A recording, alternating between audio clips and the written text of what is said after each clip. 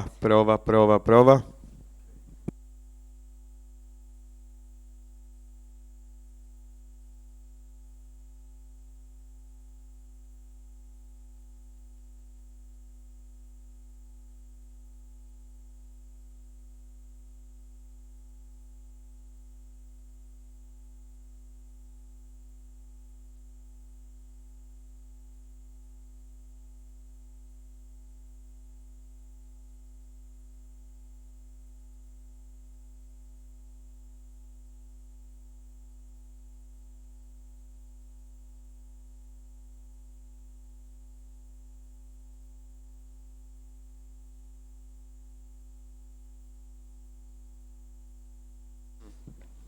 Prova 1, 2, 3.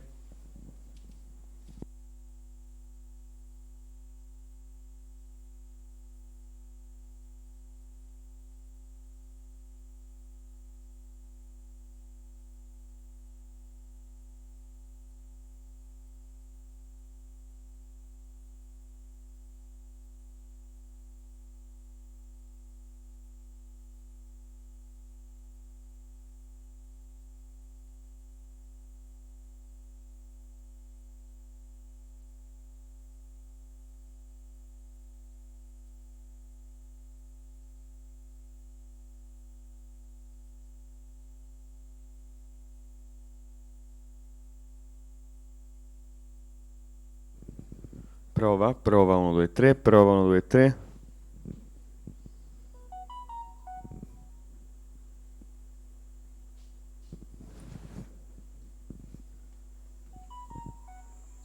Prova, prova.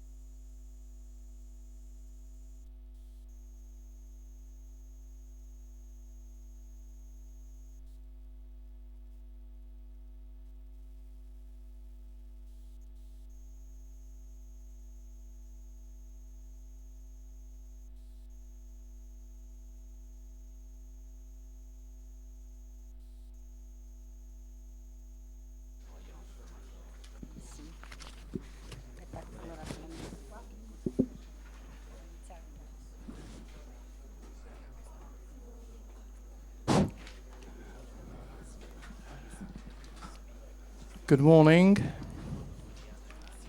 Good morning to everyone. We're starting the year 2020 with our first session of the year. And I'd like to say hello to all of you here today and following us from the through direct streaming from Turin and Verona and Milan and Rome. We have 42 registered participants, so more than the people who are sitting in this room. I'm delighted that we have this morning with us to chair this session Professor Burkhard Pilz. I do not believe I need to present Burkhard Pilz, who is one of the most experienced professors with I would say at world level. Having Burkhard Pilz here is an incredible honor for us as a chairman and also as a speaker. So thank you very much, and thank you to Professor Anna Veneziano, because as you may remember, and then you can see from the board up there, UNIDRA is a sponsor of the course. We have this privilege, and so this is closing the circle, as it were, with your presence here this morning. So I'm going to have a wonderful day myself, because I'm going to sit down and listen and learn myself. I don't have to introduce, so you can forget about me, and I'm going to hand over to Professor Pilz. Thank you. Thank you very much for that. Welcome, Carlo. Good morning, everybody. Thank you for the invitation to give me the possibility to come to Florence. Actually, when you're looking outside and enjoy some moments outside, it's wonderful to be in Florence. I can't imagine a place that's that nice at this time of the year like Florence. Anyway, I must say, and when I arrived last night, I arrived by plane and was dark already. Well, at the airport, you don't realize that you're in Italy. I mean, you hear Spanish, you hear English, you hear French, all kind of languages, just in international airport. But then when I was sitting in the taxi, and the taxi was taking me to the hotel, the way the driver was driving, there I realized I'm in Italy. And here I'm happy I'm here, to be here. Well, my function is to introduce the speaker to you. And it's an honor for me, a special pleasure for me to introduce Professor Anna Veneziano. I will tell you why it's a special pleasure for me, because since Anna Veneziano was a student, we are in contact, exchanging ideas over the CISG and the subjects, the issues related to international sale of goods. Well, it's quite some time ago that Professor Anna Veneziano was a student. Anyway, we don't go deeper into this, how many years ago that was, but no, not that many years. She has a steep career since then, and nowadays she's the Deputy Secretary of the UNIDRA. UNIDRA is one of the supporters of this seminar, and Professor of Comparative Law at the University of Toronto. And here, now she will give us some kind of introduction, first approach to you with regard to the Vienna Sales Convention. I hope that most of you have some inside knowledge of the Vienna Sales Convention, but just to sum it up and give you perhaps a systematic approach, well, Anna, the floor is yours, Anna. Thank you very much. First of all, thank you, Carlo, and thank you to the Unione Internazionale des Avocats and to the university for the invitation. It's customary to say that it's a pleasure and an honor. In this case, it's particularly heartfelt for many reasons, and one of the most important is the fact that I'm sharing the panel with so many esteemed colleagues, but especially, if I may say so, old friends. And our chair was my professor at the University of Hamburg some years ago. So this is, again, a particular pleasure. So as you know from the program, my role is introductory. So I will focus particularly on the UN Convention on Contracts for the international sale of goods, which is, as you know, also called Vienna Convention, and or CSG. Why are we focusing on this particular instrument will be, of course, clear, especially at the end of the contributions and the discussions. But let me anticipate some of the reasons why the CSG is so important. First of all, it is the law of international sale in over 90 jurisdictions in the world. I think of all geopolitical reasons, I think we have reached 92 contracting states. So it's easier to say which states have not adopted CSG, one of them being the UK. But by now we have practically the whole world on board. And secondly, and this is very important, especially for uniform law, it has been already applied and interpreted in a vast case law from different jurisdictions and easily accessible through different databases, also in English, or published in case law reasoned review. And here we have one of the main contributors of these reviews, Professor Pilz, but of course also Marco and others. So this is a second important element to take into account. Third, despite being a treaty, which is usually quite circumscribed in its scope of application, it has a wide material scope of application because it applies, as we will see, to the formation of the contract and to most of the rights and obligations of the parties and the remedies. So it also touches upon questions which are usually treated in many legal systems in the general part on contracts. And this is also why the CSG has been an extremely successful model for the general law of contracts and not just for sales in many different national systems. One of the most recent examples you may know is French law. Of course, French law has taken the CSG as a model for certain specific areas, particularly areas where the was lacking important rules, and I think some of the speakers later on will address these points. For example, the point of what happens if in a long-term contract there is a supervening circumstance and the circumstances in which the contract has been concluded have changed, and therefore what are the remedies of the parties involved? Is there something that can be done in that situation? Now, and it has also been a model for at the international level and even for the European legislation. And I think the last general point on this importance of the CSG is historical, because the CSG is the result of a legislative work which started at the beginning of the last century. It started with comparative law research and therefore also at academic level, but it was certainly not only academic, and I think this is the great value of CSG, because it already had from the start a very practical and functional approach, looking at what are the problems encountered in international sales and what could be practical solutions to them, instead of having a dogmatic approach. And actually everything started at Unidroit, and we're very proud of that. And then, of course, also for geopolitical reasons, it moved to the commission, the UN Commission for the International Trade Law, which is UNCITRAL, and it was approved in 1980.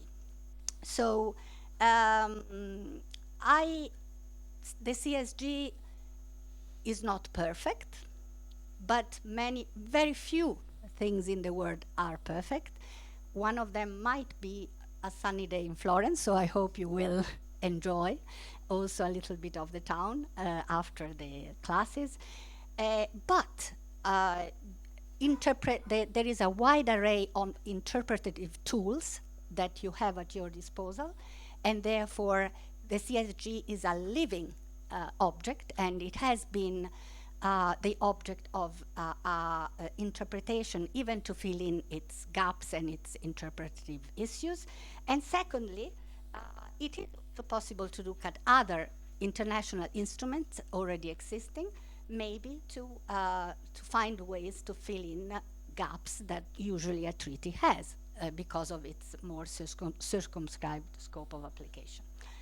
So what is the plan after all this general talk is to give a general overview of CSG, and then if we still have time and the chairman allows me to, maybe to introduce some issues in the area of formation of the contract, because it might be then useful for the other speakers to concentrate on other very litigated issues, such as, for example, conformity of goods or rights and remedies of the parties.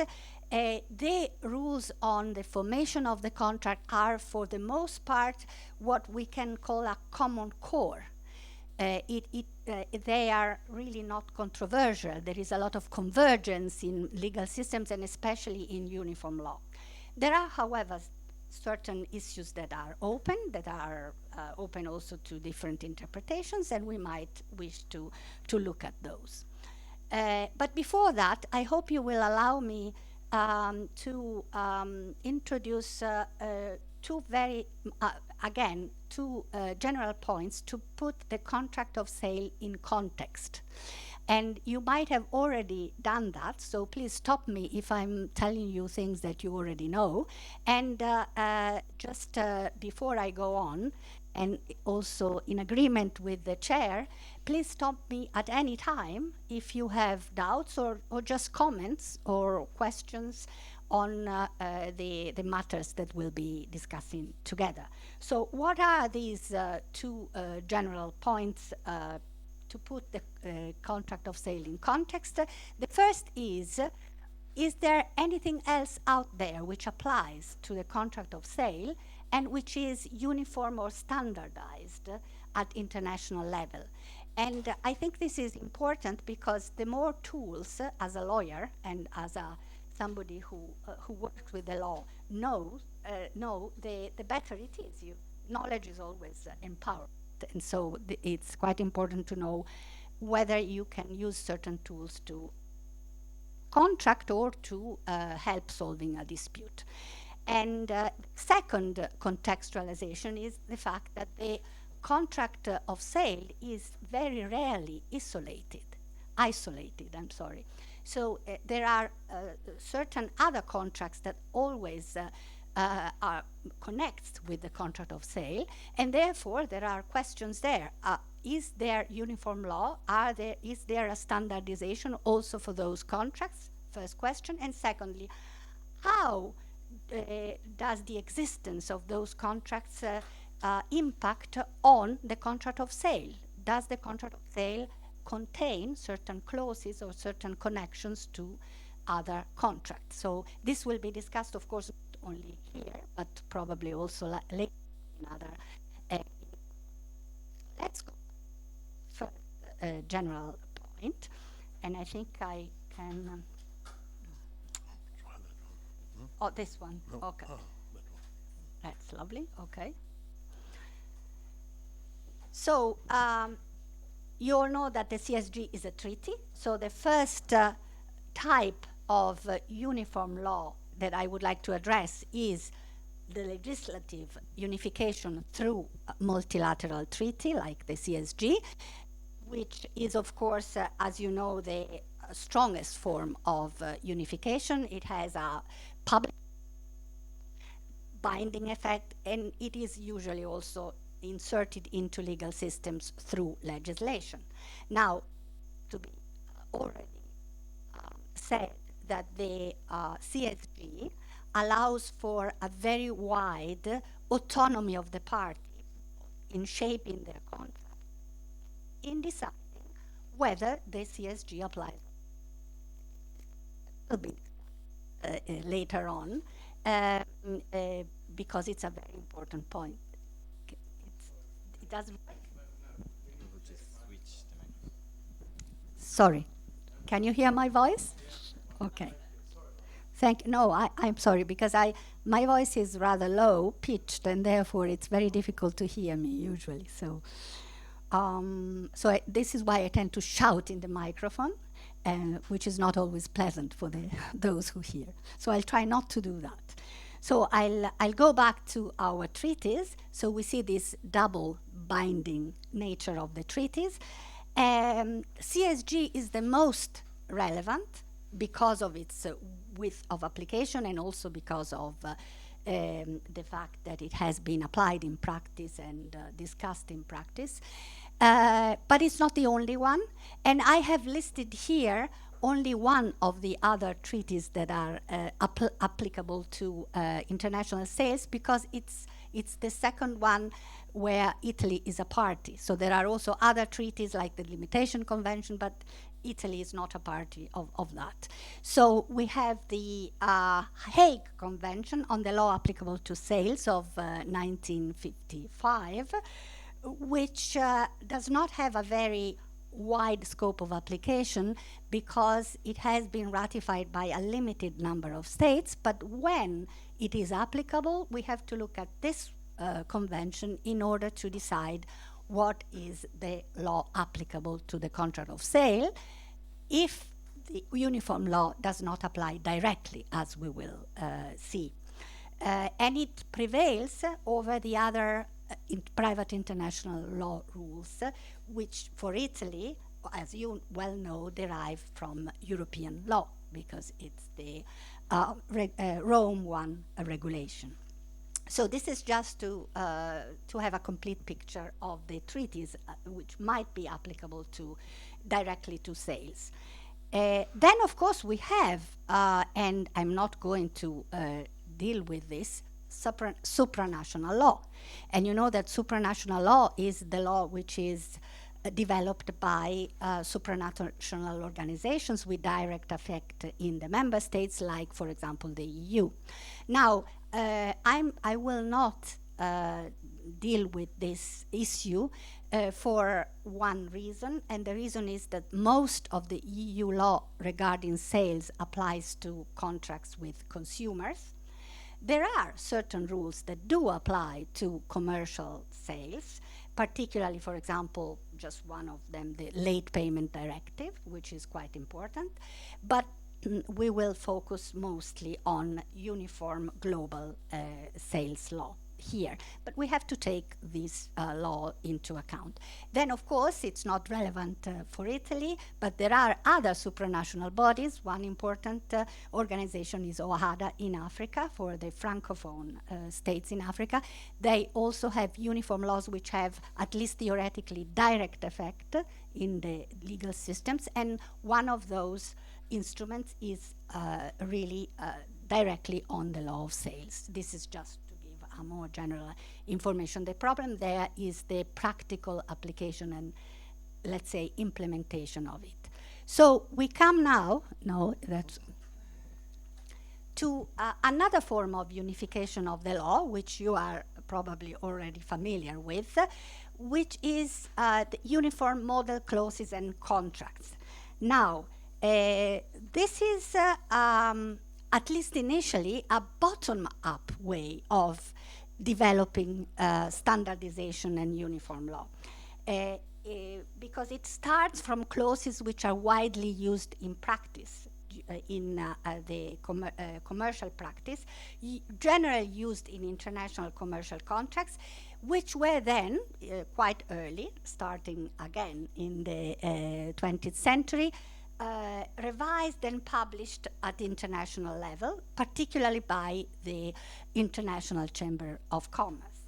Now, one of the most widely applied and known examples is the Incoterms. And as you may know, the Incoterms have a new edition, 2020, and there will be a specific discussion on the Incoterms, and Professor Pilz will do that, so I will only refer to the Incoterms only in passing in this general overview we are doing. But there are also other model clauses which are important for sales, in particular for the methods of payment and the security of the obligations of both parties.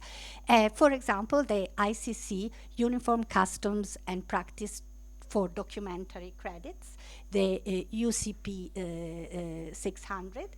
Of course, not all contracts for sales contract will have resort to this kind of documentary credit, but they are also widely used. So this is just to say we don't have only the convention coming from above and being applied, but also clauses developed by the practice and then standardized. Then we do have non-legislative instruments. Now, I have to mention them, of course, because one of the most relevant of those instruments, maybe the most relevant at global level, are the UNIDROIT principles on international commercial contracts. But I would also like to say that usually when one mentions soft law to people really dealing with contracts every day, to lawyers, then there is a moment of, we don't want to have this. We want to have hard rules, or we want to have autonomy of the parties, but that's it. Soft law is not really something that we trust in a way. And I would like to open the door for you and to put forward that this is again a tool that can be used in different ways, in many different ways, by practitioners, by lawyers, by parties, if they know about it. So it may have a lot of important positive effect.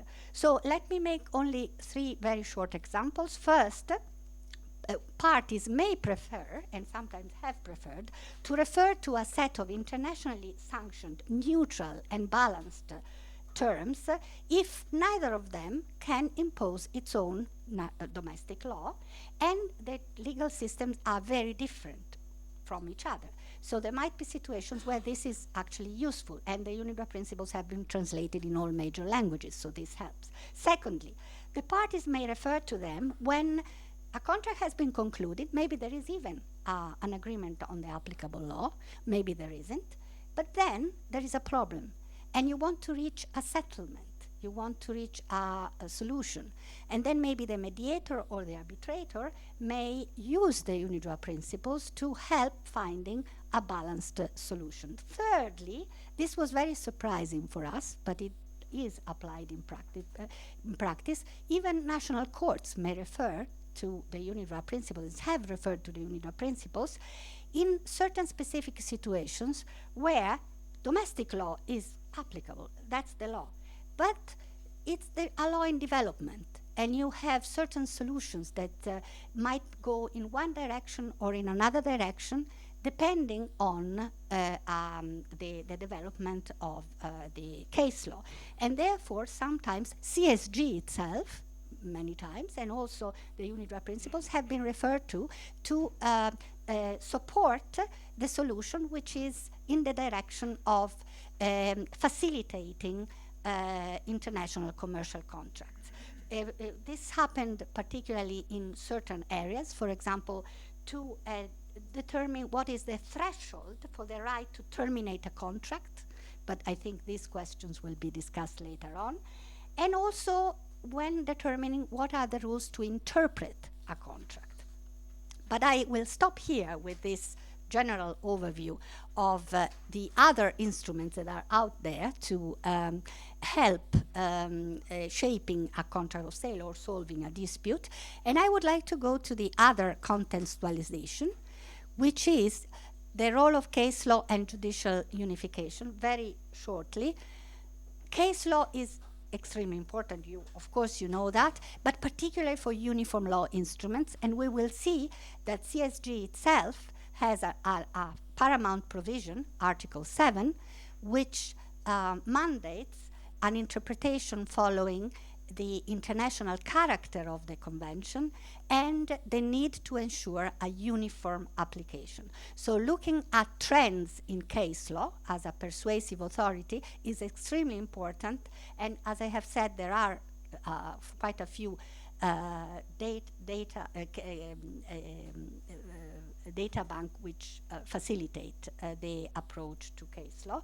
And this is probably one of the most interesting ways that uniform law can develop through a sort of contextualized practical unification. So my colleagues will give a lot of practical, I think, examples of case law going in the same direction and solving certain situations in certain ways. I will try to do that for their formation if we can come to this. Now, what are the other contracts that are particularly influential and important when you have a contract of sales? Now, first of all, there is very often the need to move the goods from one place to the other. And therefore, the international contracts for the carriage of goods are of particular importance. Now, here we have a vast array of instruments which are uniform. They usually are different from the approach taken by CSG for one reason, because they were developed for single types of carriage, of transportation. Now there are also more modern instruments trying to deal with the issue that there is a multimodal transportation, and so you have to deal with the fact that goods are carried and are transported in different ways.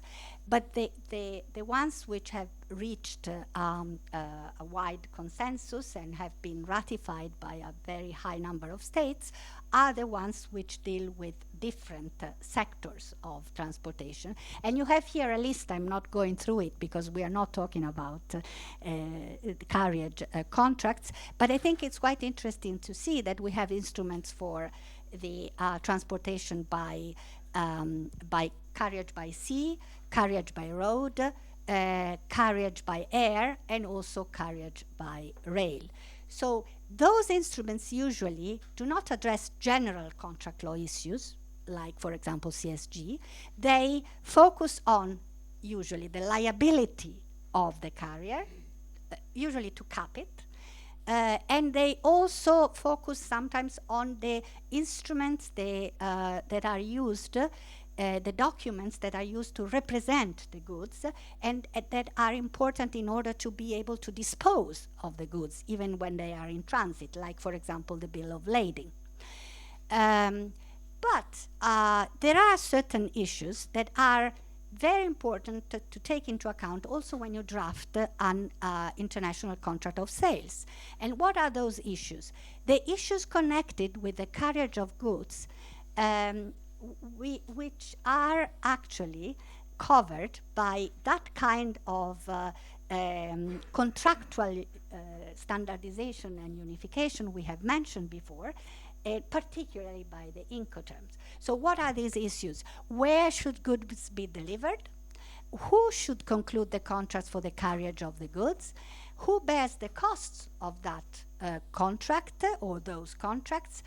The additional costs, which could be warehouses, for example, port and custom duties, and so on. They are not all of them relevant for all sales contracts, but they might be. And so there is a wide possibilities for parties to choose the relevant clause, which is standardized, as we will see. And the other important issue is the passing of the risk. I think this will be addressed later on, but it is quite an important issue in sales law particularly, and it's regulated by the Incoterms in different ways according to the choice that parties can make. Now, the passing of risk is connected to another contract, which is what I'm not very good at. Okay, insurance. So another important contract to take into account is insurance, and again, the contract of sale might contain terms mandating for one party to conclude an insurance contract.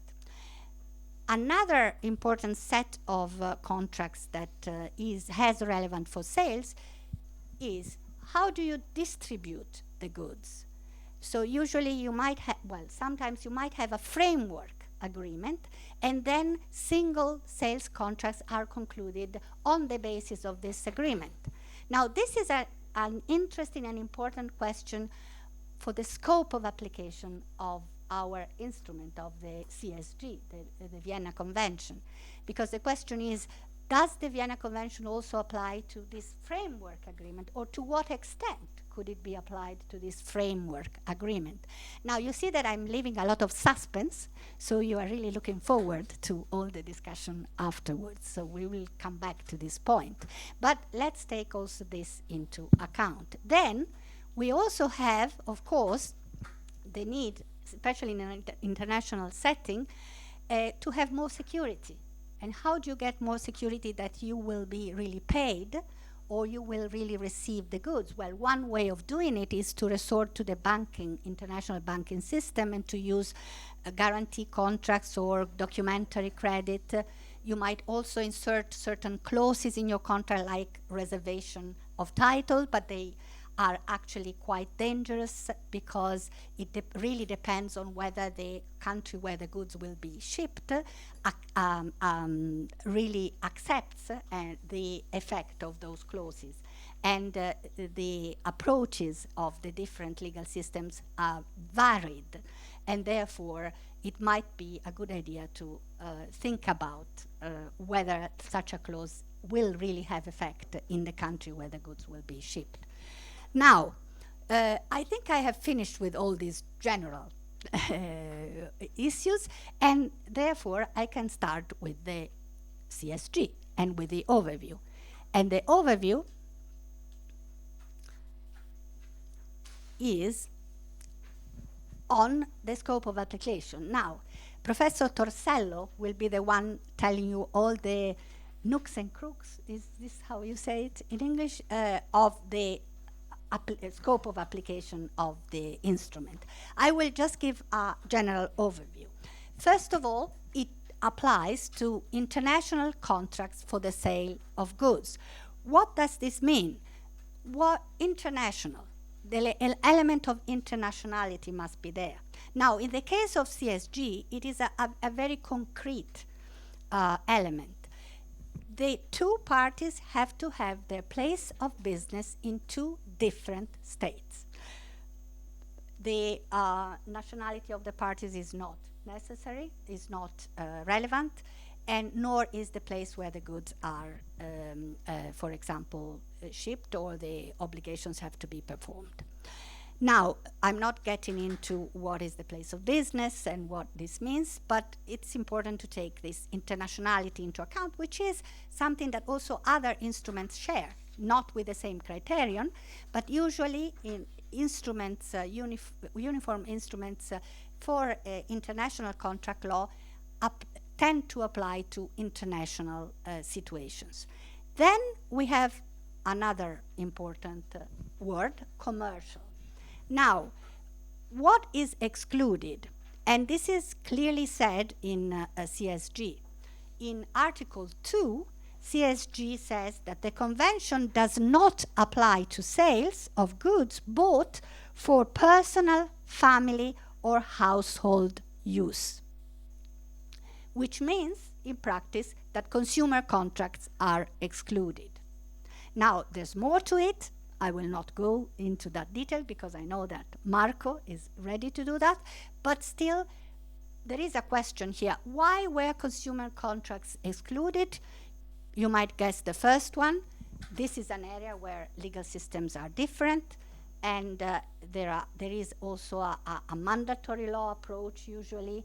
There is the need to protect the weaker party, and this is not the same what is felt when you have a commercial sale. But in the past, when CSG was approved, there was also another reason. The other reason was that usually consumer contracts were not cross-border, so they were not really international. Now, question, is this true now? It's probably not true now because of the fact that you conclude contracts through the internet and through platforms and so on. So the issue here, which might be discussed later on or might be the subject of a general discussion, is should we also in future address consumer contracts or not?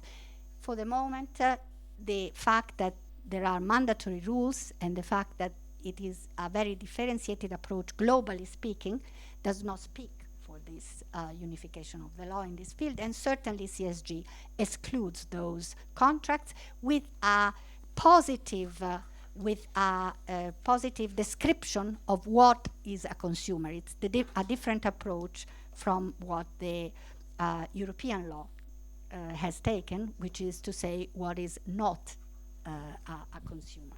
So we'll go on with the general overview. What is the meaning of goods? Now again, Marco will go into this, but it is tangible goods. There might be some discussions on certain kinds of software. There was also a case law discussion on whether standardized software can be considered a tangible good because it's actually sold, which might have changed in time because of the fact that now digital content is licensed or sold. So the question is, does CSG apply or does not apply to these situations? But still, the main bulk is tangible goods, which it's very interesting to see when you see the case law. Sometimes it's even a stereotype. So Italians sell shoes, or Dutch sell flowers, or cheese, yes. But or they import mozzarella cheese, frozen, which is, you know, an anathema for Italians, but still. There are also funnier situations like elephants or other animals. So if you look at case law on CSG, it's also very interesting to see what are the objects. But still, it's tangible goods. Now we have two issues which are consider the fact that sales may have different ways of being organized. So we have already talked about the fact that goods have to be commercialized. And so there is a distribution aspect to the sale. And the question is, does CSG apply to distribution contracts as well? So the distribution contract is a framework contract which contains many elements which do not have anything to do with the sale, like, for example, a license or a limitation, an exclusivity clause, and so on. So the case law has addressed this point, and just to anticipate some of the discussion that we will have, the main answer is that the CSG does not apply to the framework agreement, but it does apply to all the sales contracts which are concluded on the basis of the framework agreement. But it might be the case that the framework agreement contains elements which already predetermine the content of the sales contracts. So it already determines the types of goods, the quantity or the price. If this is the case, then CSG might find application according to certain parts of case law. But I leave it to a later discussion to see whether this is true or not. Now, another important point is the mixed contract issue. Now, we have an Article 3 of the Convention, which addresses these issues. And those are the issues where, for example, the party who orders the good, so the buyer, undertakes to supply a substantial part of the materials which are necessary to create,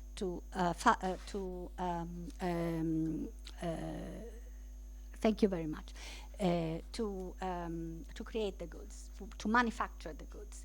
And in this case, does CSG apply or not?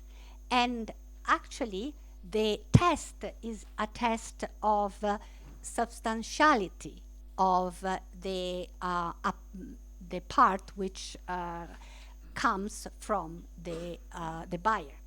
So it's an important test which you find in Article 3, which has been, however, applied in practice and also made clearer in practice, and therefore Marco will tell you everything about it. But there is a second issue, which is the issue of the party who furnishes the goods, which is actually the supplier, the seller. And the seller undertakes to sell the goods, but it might also have other obligations. And those obligations might be, for example, to install the goods, or it might be to maintain periodically the goods, or there might be even much more than that. So there again we have a test of preponderant part. So if the preponderant part of the obligation of the party who supplies is not is the supply of labor or other services, then CSG does not apply. But again, we have case law making this clearer. Then we go on and we have the actual scope of application. So what are the topics, the issues that are addressed by CSG? So a second part, there is a first part which is general provisions. Some of those general provisions are actually substantive in nature.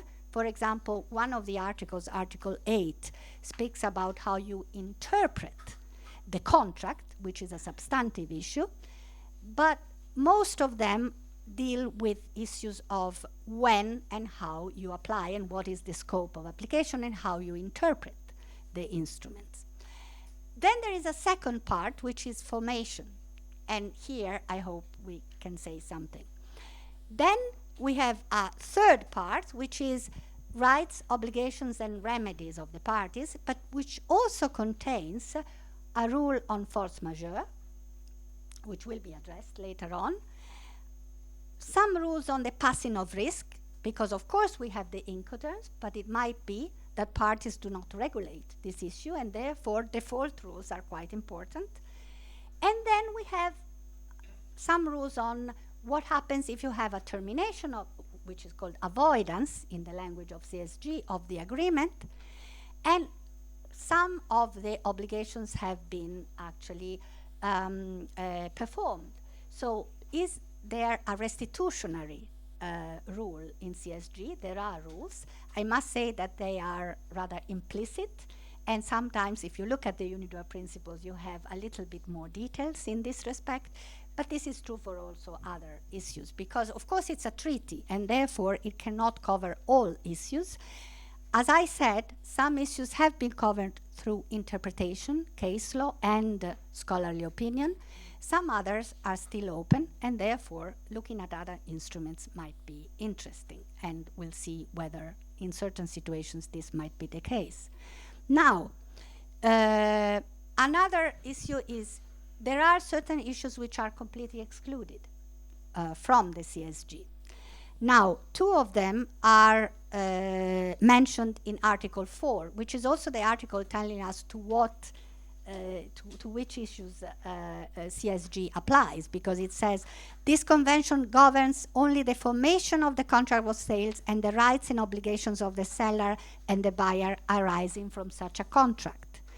But then it explicitly says that the CSG is not concerned with the validity of the contract or any of its provision or usage, except when there are rules in the CSG addressing these issues. So usually validity is excluded, while the UNIDROIT principles have a whole chapter on that.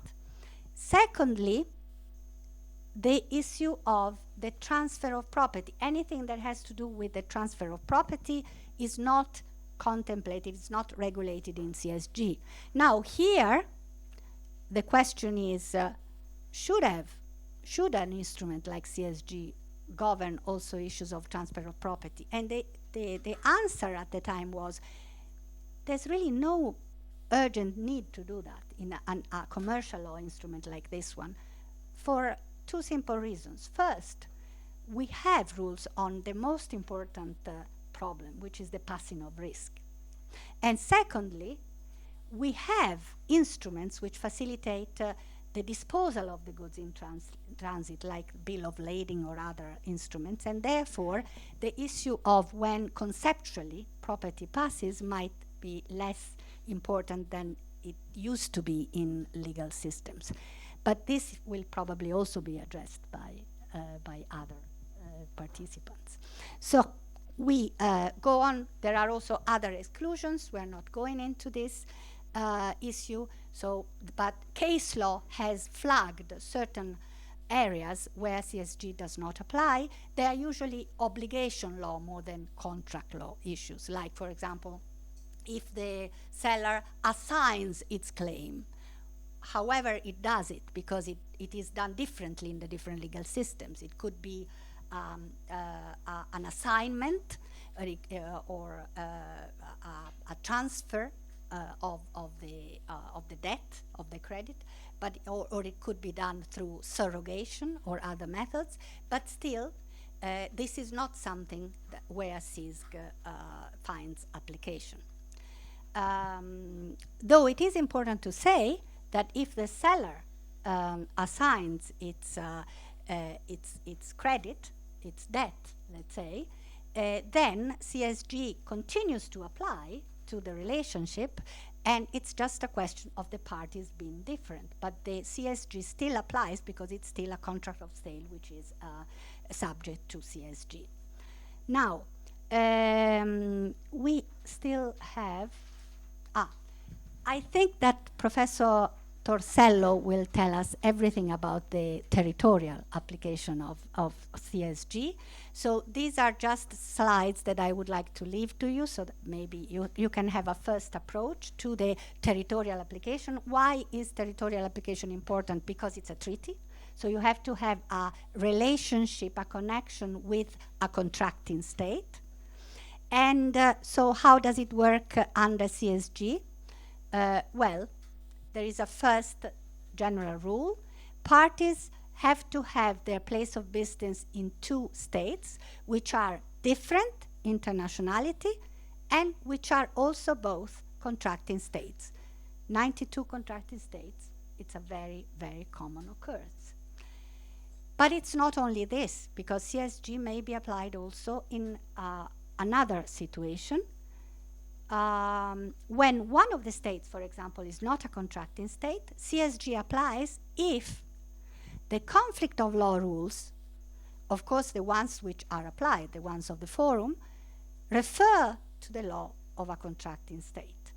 So this widens the scope of application of CSG, and we have to know that it might be applicable also when you don't think that it might be applicable. But, so this is, I'll be very quick on this. This is just to make a practical example. This is the typical situation: seller placed in Italy, buyer in Germany. It is a contract for the sale of goods. The Italian party sells shoes, which are bought by the German party. German in the sense that it has a place of business in Germany. Of course, in this case, it is a contract for the sale of goods. Is it international? Yes. Are the two country contracting states? You look at the list of contracting states on the website of UNCITRAL. Yes. I'm not going into the exclusion of the CSG, but there's no exclusion or no valid exclusion. CSG is applicable. That's direct. You don't have to go through private international law. And that's most of the cases. Then you have the situation where you have one of the few states which is not contracting, Ireland. So you have the seller selling shoes to an Irish company. So you have yes in every situation, except for the place of business in two contracting states. And then what do? You look at where you are. So you have to go to know where the dispute is solved. Let's say that it's an Italian court. Then you will apply what? You will apply the Italian rules on the private international law, on conflict of laws, which are contained in a Rome I regulation. And usually what happens there is that you apply the law of the seller, unless parties have chosen otherwise. So Italy is a contracting state, the seller is Italian, therefore CSG applies, even if the Irish party is, even if there is an Irish party.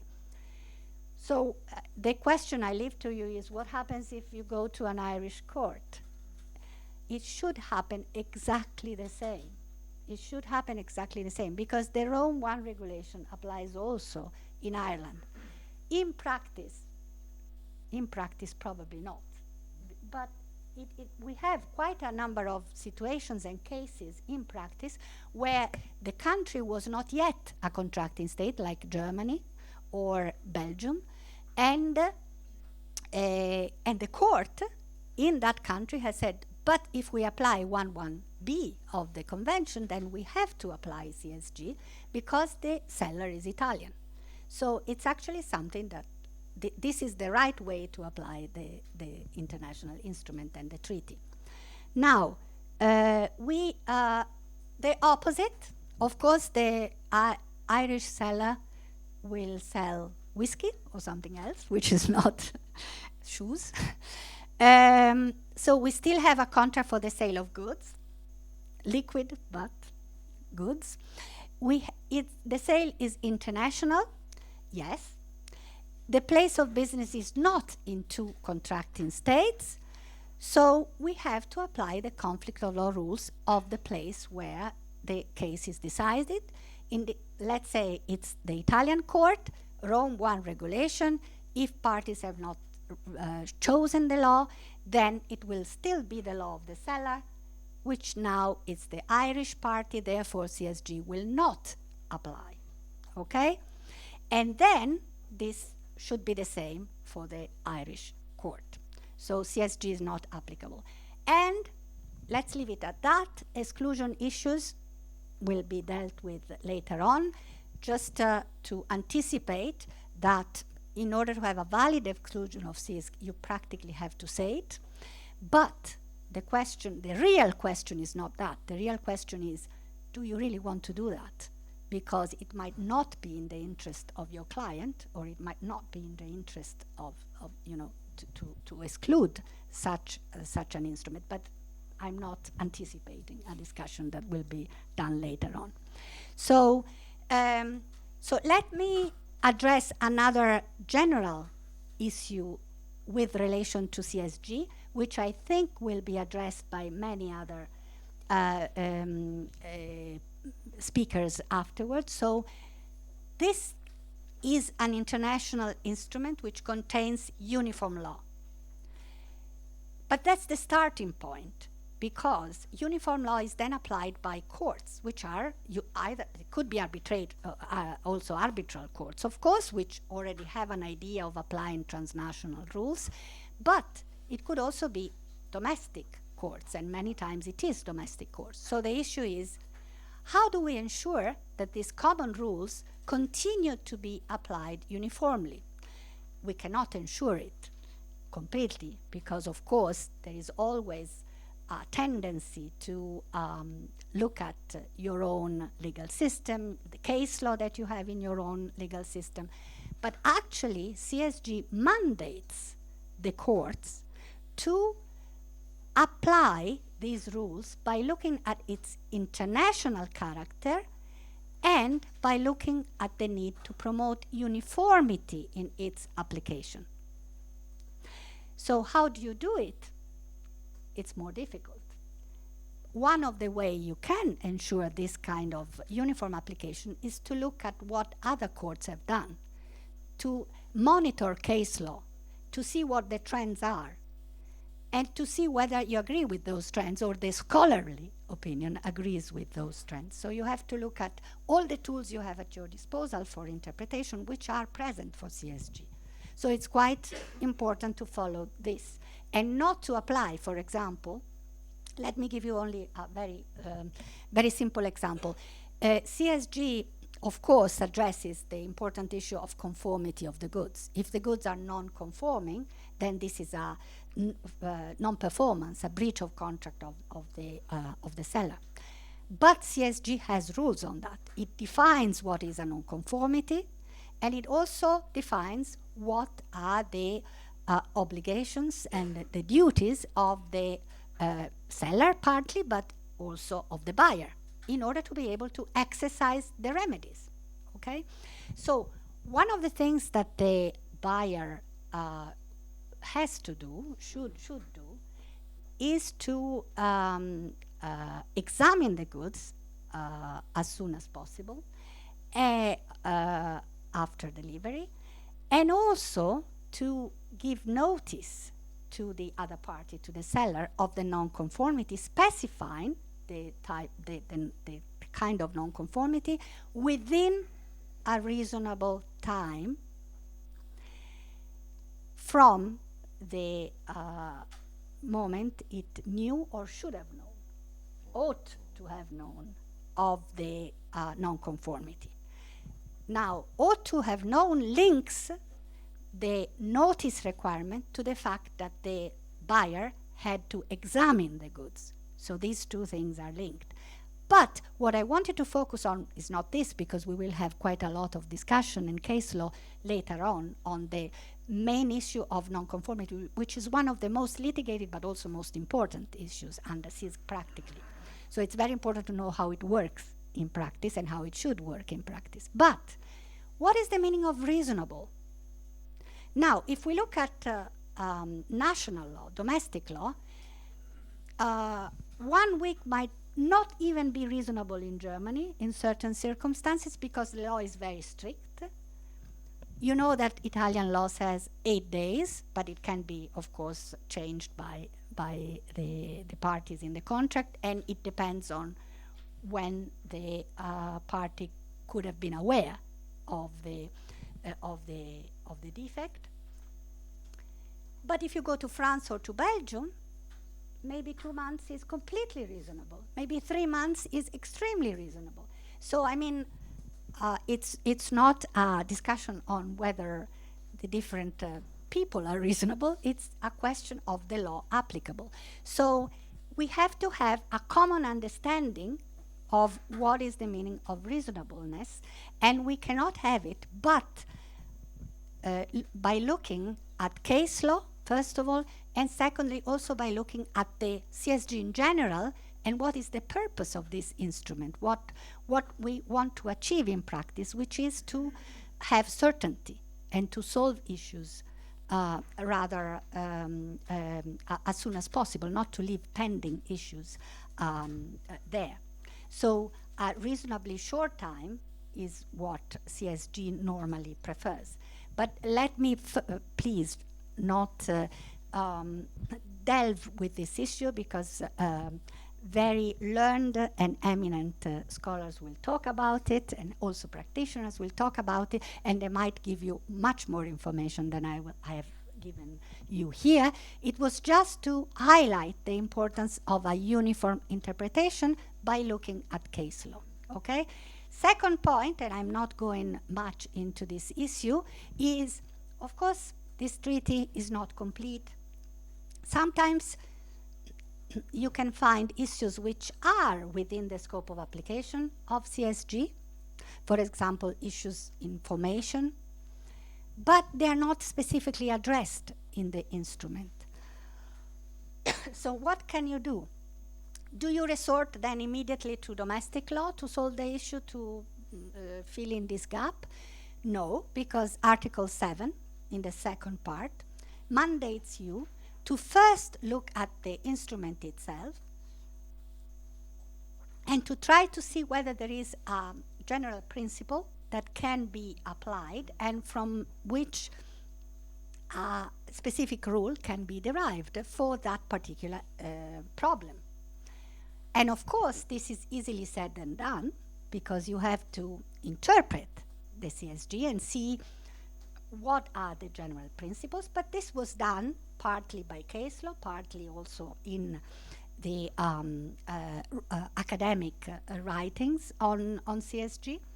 So there are certain important principles like party autonomy, for example, or like full restitution of when there is a breach that have been applied. I'm sorry, I have spoken too much. Maybe you should interrupt me and put questions or express your doubts. So, and only when no general principle can be found do you resort to domestic law, just to close the gap. And one of the things that the UNIDROIT principles might be useful for is to see whether you can help substantiating, giving more strength to the existence of a general principle in CSG, because there is a specific rule in the UNIDROIT principles dealing with that issue, which is not dealt with in CSG. So the UNIDROIT principles cannot substitute the general principles of CSG, because of course you have to look at the instrument itself, but they can help interpreting it and developing it. Now, we have reached the formation, we have reached the issue of formation of the contract.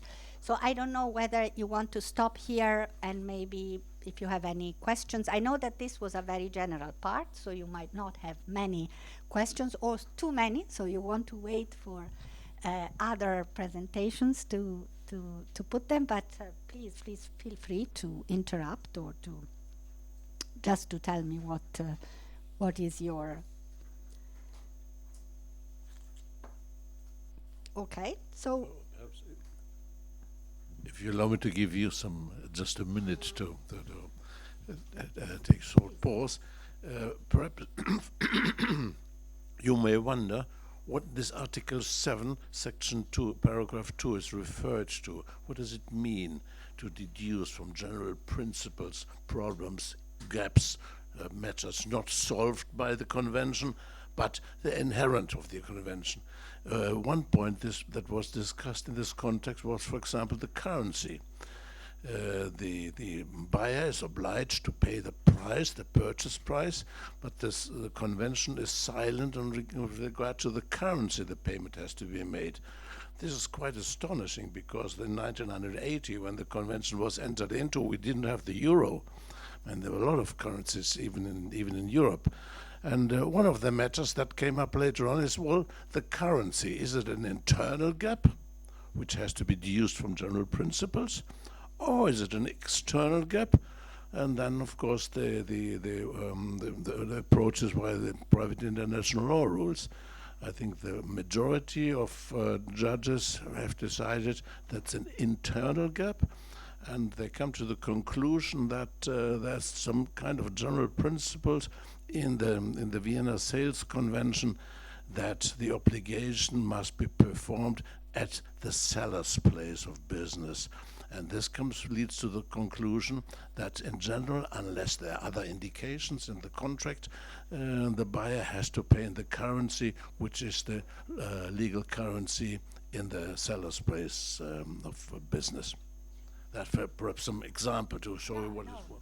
That's great. Thank you very much, because that's much more concrete. Are there any?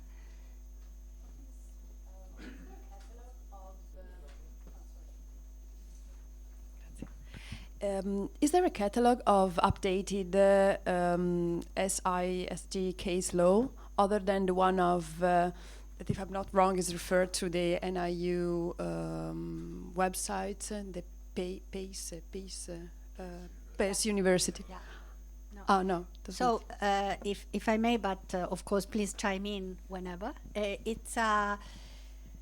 So we have different databases that we can accede.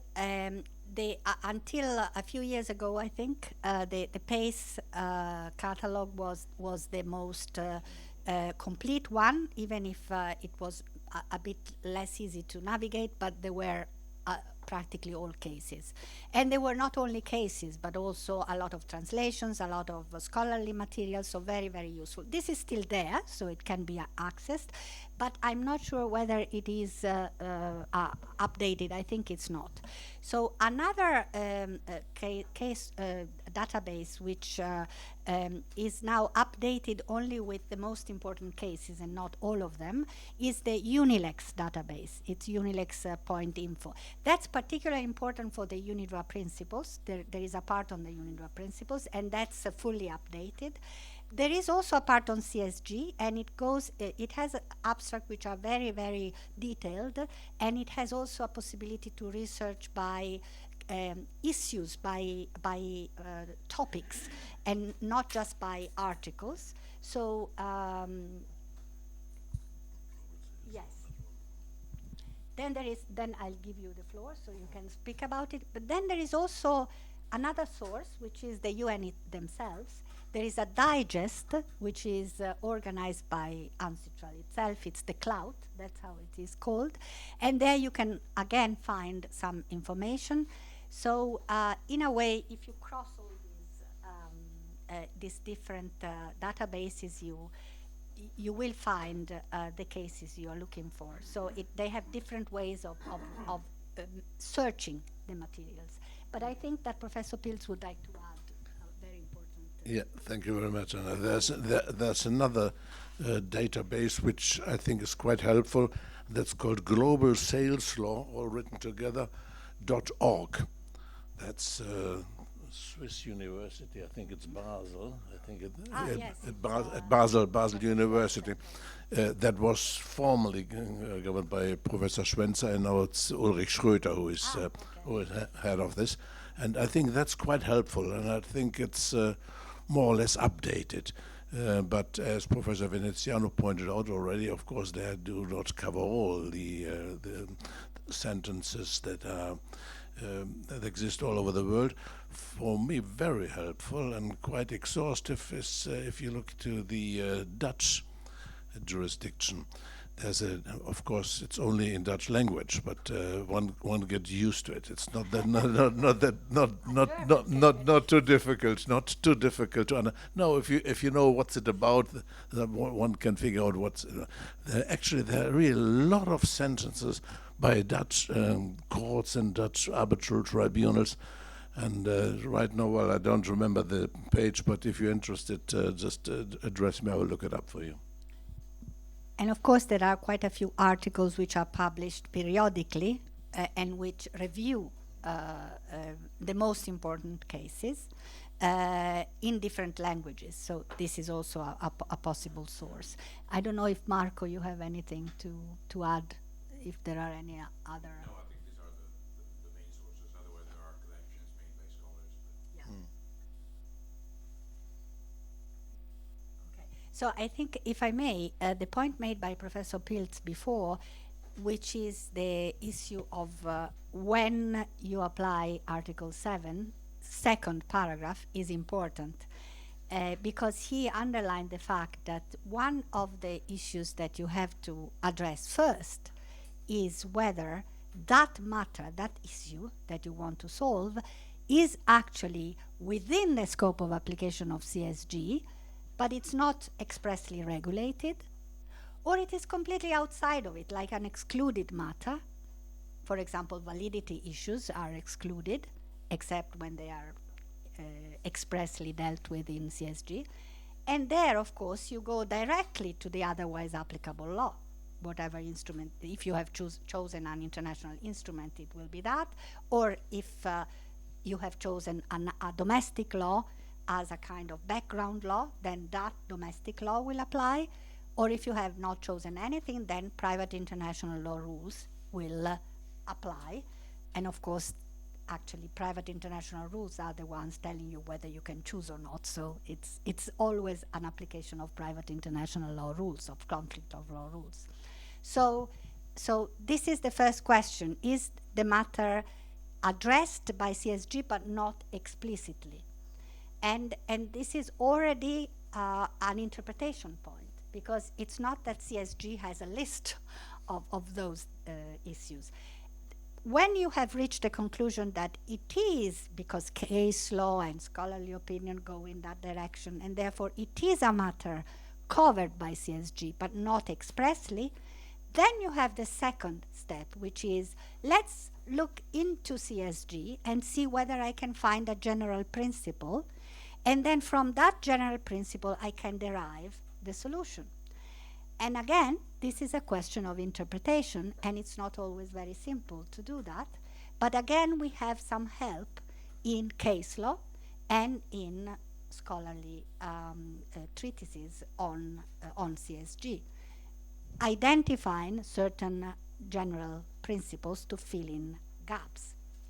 one of them is a bit, I say, controversial, but I think that many cases, many adjudicators have referred to it, is the idea that parties have to perform their obligations in good faith.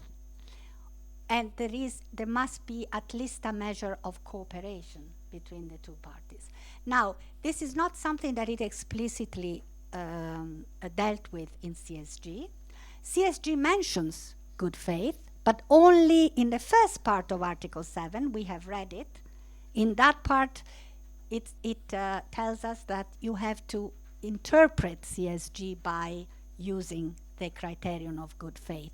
You have to interpret the instrument, the law, but it does not apply as such to the performance of the parties, to the obligations of the parties.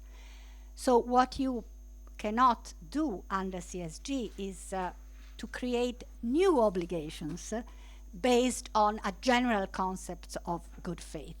But good faith has helped case law in solving certain issues.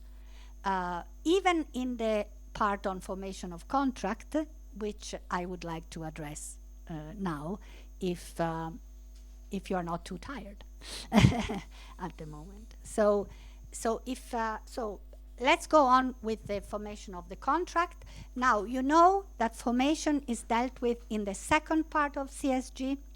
Now, the reason why there are those three parts originally was because of a practical problem that certain jurisdictions had, and especially the Scandinavian jurisdictions. They had already uniform law on the formation of the contract, and they wanted to be free to opt out of the new rules. Now, most of these jurisdictions, I think all probably, they have actually accepted CSG. So now this formation part applies also to these countries. So the possibility to opt out from this part is not really something that states have chosen. But that's one of the reasons why there was this distinction. The other reason was historical, because before the CSG, there were two uniform laws developed by UNIDROIT, and those two uniform laws were one on the formation and the other one on the rights and obligations of the parties. But now it's actually a complete instrument, and this is why I put, formation is not dealt with only in the second part in CSG, Articles 14 to 24, but it is also issues of formation of the contract are also dealt with in other parts of the instrument.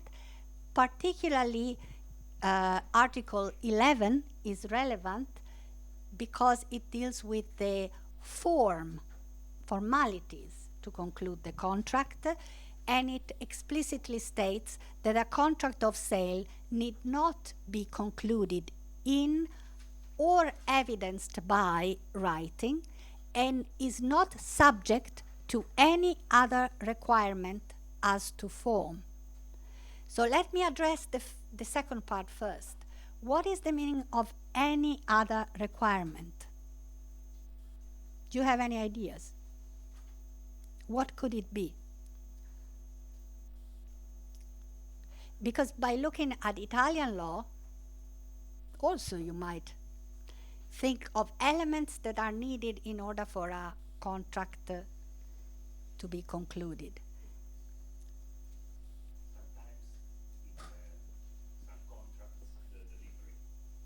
The delivery, okay, because there are types of contracts where delivery is one of the elements to conclude the contract. Usually for sales contract, this is not the case, but it might be in certain jurisdictions, and who knows. So it's certainly this element is not necessary for CSG. So delivery is not necessary for CSG to conclude the contract. But in many legal systems, you have other requirements that, for example, help understanding whether parties are really serious in concluding the agreement. So they really want to conclude an agreement. It's not just, other ways to discuss with each other. For example, in common law, consideration is used in this way.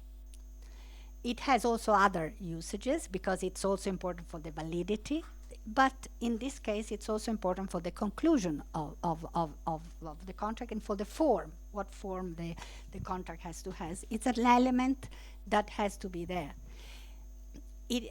Depending on the common law jurisdictions you are on, it's more or less important in commercial law, of course. But this is an element that it's not. And for example, cause or causa in other legal systems, that's also something that sometimes it's used to understand whether there is a serious idea, serious indication that you want to conclude a contract. So that's what the other requirements were. Then you have the first part, form. So you know that in some legal systems, in order to validly conclude a contract, you need to have a specific form. That's why validity is not completely excluded by CSG, because at least issues of form are regulated here. So the CSG follows a very generous approach, which is the general approach for commercial contracts, especially for mobile goods, because those are goods, it's not land, where you don't need a specific form. You don't need a contract in writing, but you don't even need a specific other kind of form. And the interesting fact, which is not connected with the formation as such, but it's connected with the interpretation of the contract or the existence or not of the contract, is evidence. So as Article 11 explicitly states that you don't need to have a written contract to prove the existence of the contract and the obligations, rights and obligations, and the terms of the contract. Now, while the first point, the form, is actually something that most legal systems do not require for sales contracts of goods, there are quite a few legal systems where form is still a requirement. For example, I think in Latin America, form is quite important. In Argentina, in other countries, and it's important not only for proving the existence of a contract or its terms, but also in order to conclude a valid contract, also as ad substantiam, as a validity requirement. First of all. Secondly, it is also the case for the United States that you have a statute of frauds, which is called like this, where the form is important, especially for the evidence, but also for the formation of the contract, for the validity of the contract. So for this reason, at the time CSG was approved, it was felt that there should be an opt-out, a possibility for states to say, well, form is so important for us that we would like to keep the requirement of forms. And that was particularly important at the time for the Soviet Union bloc, because they had planned economy, so they had to have this kind of written contract. Now, of course, things are very different in the world, and this particular exception, the opt-out, which you find in Article 12, has been gradually disapplied by states, including China, I think, most recently, because China had made this declaration, because as you know, in order to opt out of certain provisions in a treaty, you have to be allowed by the treaty, and you make a specific, in the case of CSG, it's called reservation, a reservation to the treaty. And so this reservation is actually not applied anymore, only with reference to certain states. I think probably the Latin American states, if I'm not wrong, still have it, like Argentina or, yeah, exactly. Sorry, but to add, meanwhile, Argentina has implemented a new civil and commercial code, and the civil and commercial code, the current civil and commercial code, doesn't require any formal requirements anymore. So this reservation is up in the air. This is. No, even that was discussed, was very much discussed. You know? So in the end, this exclusion, this opt-out, is more theoretical than practical. This is the main message. So the main message is form is free. It's free to conclude the contract, and it's also free to prove the contract. On this side, however, there will be a discussion later on, because I think some of the speakers will talk about merger clauses and no oral modification clauses. Now, it is possible for parties to insert in the contract certain clauses when they would like their contract not to be modified later on in a form which is different than the written form. This is a first point. And the second point is, it is possible for the parties to insert in the contract a clause whereby if you want to interpret the contract or offer evidence of the existence of the contract, you have to look only at the contract itself and at the written contract. So it's actually the merger clause which puts all written documents together, but that's the only thing you look at.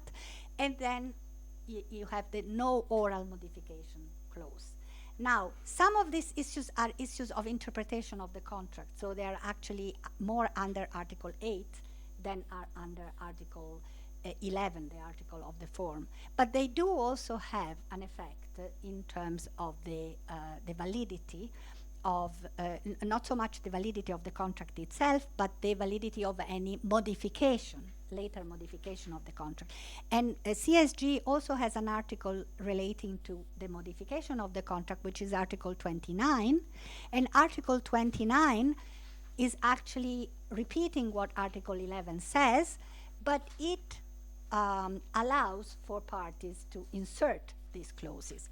But again, also the clause has to be interpreted. So if you interpret the clause, then you have to apply the more liberal criteria that you have in CSG and in Article 8 particularly. But these are issues that I think will be dealt with later on, just to open up the fact that you as a party have a lot of party autonomy within CSG to decide what you want to do in your contract. But it's very important to know what the default rules are, otherwise it's difficult to shape your contract in the right way. Now, there are also another couple of provisions which are important for the formation of the contract and its content. Article 9 of CSG refers to usages and practices established between the parties. Now, Article 9 has two different parts. The parties are bound by any usage to which they have agreed and by any practices which they have established between themselves. So this is a contractual relationship as between the parties, maybe based on previous dealings or maybe based on express or implicit agreement. Then we have a second paragraph whereby the parties are considered, unless otherwise agreed, to have impliedly made applicable to their contract or its formation a usage of which the parties knew or ought to have known, so there is an element of knowledge but also implied knowledge, and which in international trade is widely known to and regularly observed by parties to contracts of the type involved in the particular trade concerned. So you see that there are a lot of limitations here, but it practically refers to international usages which are widely recognized in practice in that particular trade sector and for that particular type of contract. So of course we have case law on that, on the issue of whether certain usages can be considered implicitly part of the contract because of Article 9.2.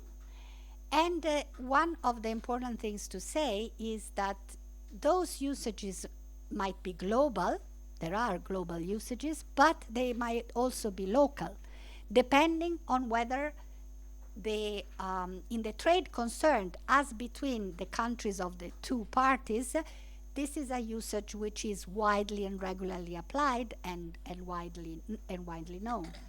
So the fact that CSG is open to usages is quite important because it actually underlines a hierarchy of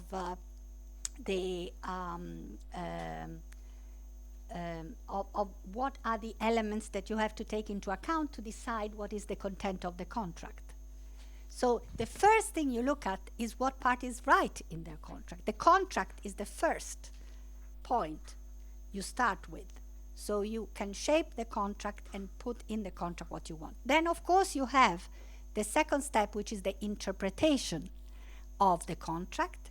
And there, CSG mandates that you can take into account all relevant circumstances, unless, of course, parties have decided otherwise, including usages if they are widely known and regularly observed in that particular trade concerned for those particular types of contracts. So this is actually quite the usages in this respect are relevant also for the formation of the contract. Now, we have another article. This is a little bit more complicated for the interpretation of CSG, but I think we have to refer to this issue. So what happens if the contract does not clearly determine the price? So there are different interpretations under CSG on this issue, because Article 14, the first article on the offer, on the formation of the contract and what the offer has to contain in order to be a valid offer, requires that the price has to be either determined or determinable in the offer itself. And then we have Article 55, which allows the adjudicator, the interpreter, to determine the price, even if there is nothing in the contract on the price, by looking at the price which is regularly used in the market, in the trade concerned in the market. So how to solve this issue, I will leave it, of course, to the discussion later on. But it is important to note that price is treated a bit differently than other elements as far as CSG is concerned, but that there is no general rule on what happens if certain terms are deliberately left open. So this is an issue, for example, that the UNIDROIT principles have addressed, and it's not expressly addressed in CSG, but you can reach a solution by interpretation. So, but we go to the formation of the contract itself, and please, I think you have the rules of the convention in front of you. So, what I would like to underline is that the main rules for the formation of the contract in CSG are not controversial. They are really a kind of common core of many legal systems. There is a lot of convergence here, at least through interpretation, and especially in uniform law and in international commercial law. So we do have a lot of not only substantive points and issues, but also terminology. The terminology is also a common core here. And CSG starts with the usual exchange of offer and acceptance. It uses the traditional terminology of offer and acceptance in order to conclude the contract.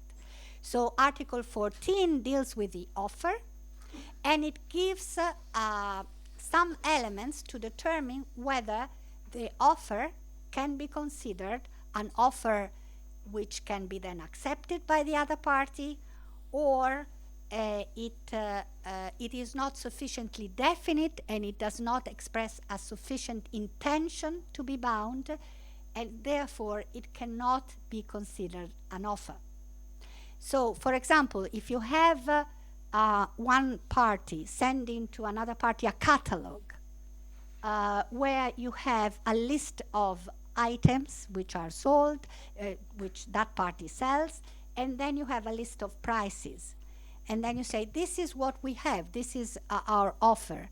So we could offer this particular item at this price, but then if you buy a certain amount, then the price may change, or we can have a different item with different characteristics at a different price.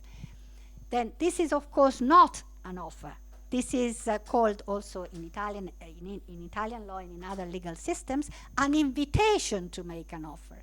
So it tries to get an offer from the other party. And then, therefore, it is not always the case that the first party beginning the exchange or the relationship is the one offering, but it could be the second one replying and, you know, selecting a certain item, a certain quantity, and a certain price. And therefore, in that case, the offer will be the second communication between the parties. So what happens when you have an offer? This is also a common core. On the other side, you have to have an acceptance. But if you only have silence or inactivity, that's not sufficient. But Article 18, which is the article dealing with the acceptance, allows for an acceptance not to be verbal. So it's not that the other party has to reply verbally to an offer in order to accept the offer. The offer could be also accepted through conduct. This is something that happens in many legal systems. It's not just conduct. You have to have other conditions around the performance.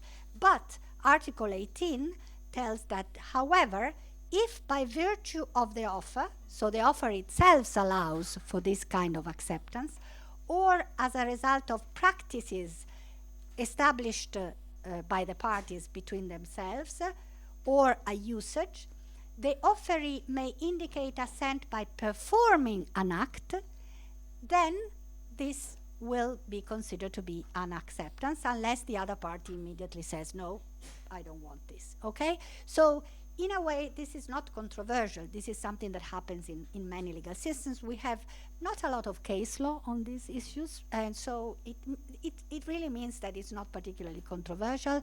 Another issue where we don't have case law is revocation of the offer, so I'm not talking about that because it's not really important in practice. Another common core is when the contract is concluded, because Article 23 deals with this issue and states that the contract is concluded at the moment when an acceptance of an offer becomes effective. When does an acceptance of an offer become effective? Well, we look at, again, Article 18, because that's the article on the acceptance. And an acceptance of an offer, second paragraph, becomes effective at the moment the indication of assent reaches the offeror, unless the other party immediately disagrees. So this is all a common core. We don't need to go much into this. There are a couple of issues where, if we still have time, there might be a little bit more of a discussion. And so let me go to them. The modified acceptance. So Article 19 is in front of you, so it's easier now to read it. And I'm sorry that I didn't put the other articles on the slides, but I think you have the text of the convention in front of you. So what is this situation? This is the situation where you have an offer from one party, so a statement which is considered to be an offer under Article 14. For example, I would like to buy, many times it's the buyer actually making the real offer. So I would like to buy 100 a pair of shoes of the type Beautiful Woman in red for a certain amount of euros, okay? So this is an offer. And then you have a reply to that offer, which might be an email or an express statement. It could also be a telephone call, of course, because there is no formality there. Oh, I think we have to put. Dobbiamo forse mettere la batteria al. No, scusi. But I go on. So my battery is almost depleted too. So I will stop in a very short time because of that. But so on the other side, we could have an answer saying, okay, done.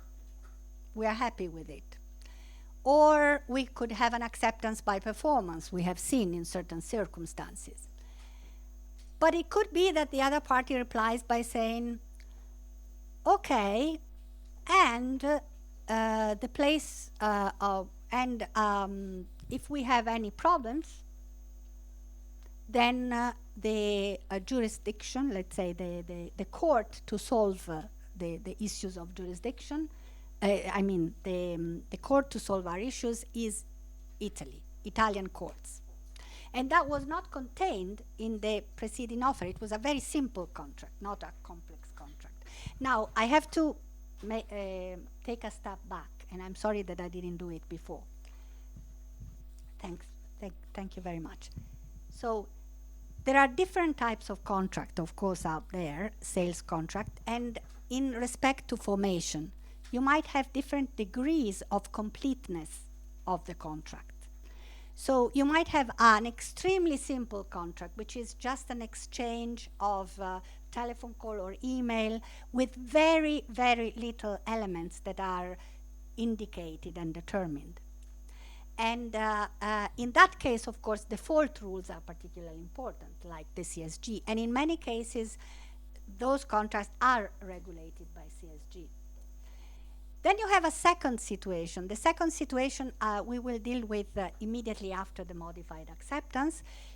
The second situation is where the parties exchange the main core of the contract, the type of good, the price, and also the quantity.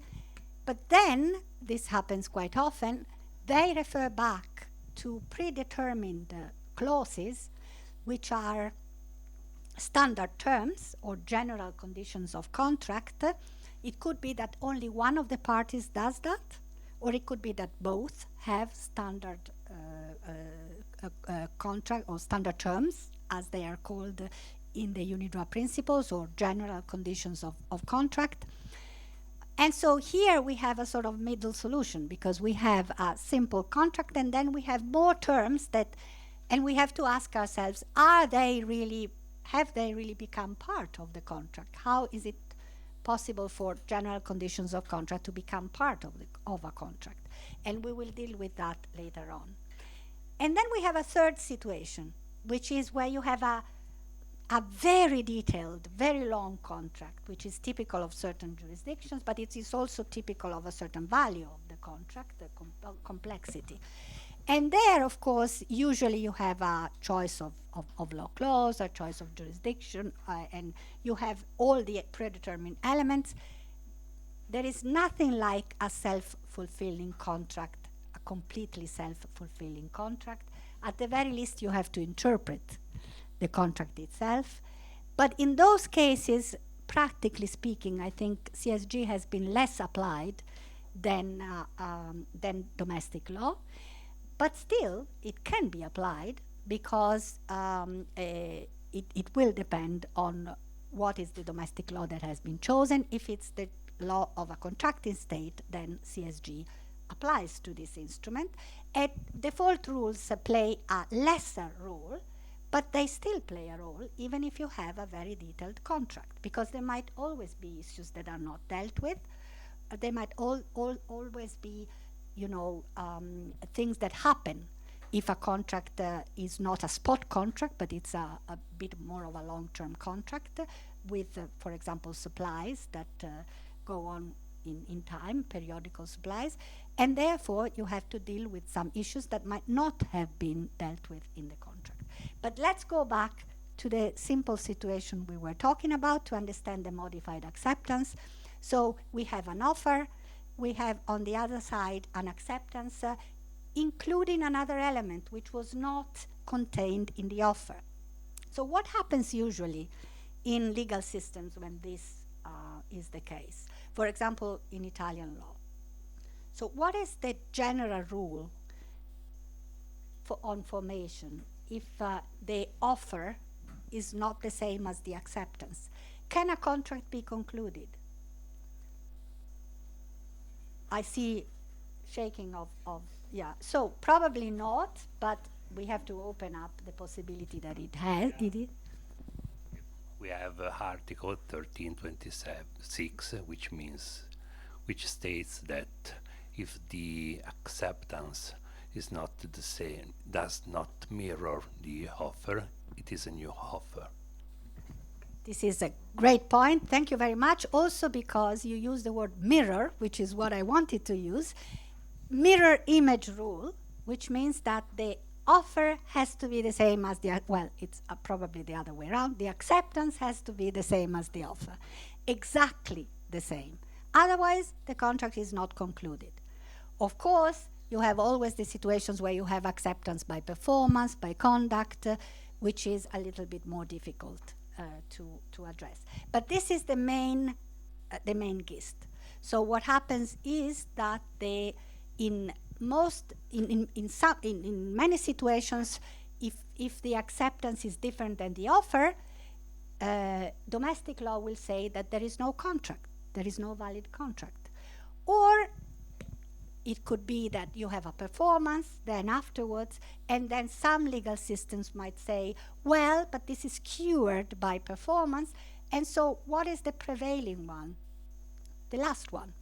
The last one which was shot, let's say, the last one which was sent, which is completely random in the end, but it is the solution, okay? So what does CSG do? What is the rule in CSG? It's a more modern rule, which was influenced a bit also by the UCC, but by the Uniform Commercial Code of the States of the United States, which is that first, the general rule, a reply to an offer which purports to be an acceptance, but contains additions, limitations, or other modifications is a rejection of the offer, what your colleague said, and constitutes a counter offer. So this is where you might still have a formation of the contract because you have a counter offer and then maybe a performance accepting the counter offer. However, and this is the important point in CSG, a reply to an offer which purports to be an acceptance but contains these additional or different terms constitutes an acceptance unless if those different or additional terms do not materially alter the terms of the offer. So what you have a situation where if the terms, the additional terms or the change in the terms is not considered to be materially changing the offer, then you still have a contract because the other party can always say, okay, no, I don't agree, can send back an objection. This is a rule which goes in favor of the contract. It would like to have a contract instead of not having it because it might be that the discrepancy is not really something that the parties wanted necessarily, and it might also be that the parties are happier to have a contract instead of not having it, even if at a different with different terms. So what happens is that in the end, in this case, the acceptance will prevail. The new term will be included. The additional term will be included, except if the other party objects.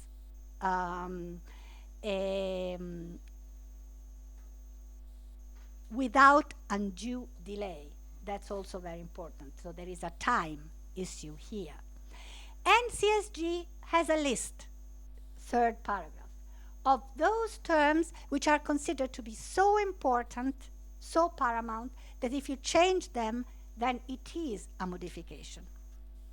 And you have them there, but you also have among other things, which means that there might be also others. And actually some case law has found ways to accept the validity of the contract even when certain of these elements had been changed, applying a general principle of good faith. So it's actually something that is subject to interpretation, but you have case law and you can see how this is dealt with. This is a much more modern rule, and it actually seems to be quite a common core again, because also the UNIDROIT principles have followed this rule. Now, do you have any doubts or questions? So I can address a last point. And here I have a problem instead of having an article, which is sometimes nicer. So let's go to the formation of the contract and the fact that one of the parties has a set of predetermined terms, of standard terms, very often the case. Now, company A, with place of business in Ruritania, is interested in buying shoes from the company B with place of business in Pangea. I invented, Ruritania is always used, but I didn't know what to say for the second one, so I just decided that we go into the prehistoric times. It sends an offer specifying the type of shoes and their price. And also the quantity that should also be there. B answers with a message which confirms the offer and contains a reference to its own general conditions of contract, standard terms. So, B standard terms contain, among other clauses, a clause limiting B's liability in case of defects of the good sold, which is quite often and quite important. A does not react to B's letter or message, and B delivers the shoes. A pays only part of the price, alleging that the shoes were defective. But B sues A to obtain the rest of the price, making reference to its own standard terms, and in particular to the clause limiting the seller's liability, and saying, because of the application of that clause, I actually am not liable for these particular defects or this amount of defects. So, how do we solve this under CSG? Now, there is no express provision in CSG on standard terms. So, standard terms are not really mentioned in CSG. There is no definition of what they are, and there are no rules on how to include them in the contract. However, we have general rules on formation of the contract. And this is exactly what happened in case law. Case law explicitly stated that in order to determine whether standard terms referred to by, in this case, one of the parties, become terms of the contract, you have to apply the general rules on the formation of the contract that we have seen. So you have to have a meeting of the mind, and you have to have a way for the other party to know of the general conditions of the contract. So you cannot have a reference, just a reference, but you have really to have the text which is sent to the other party. So that's and this is I think standard outcome of decisions under CSG.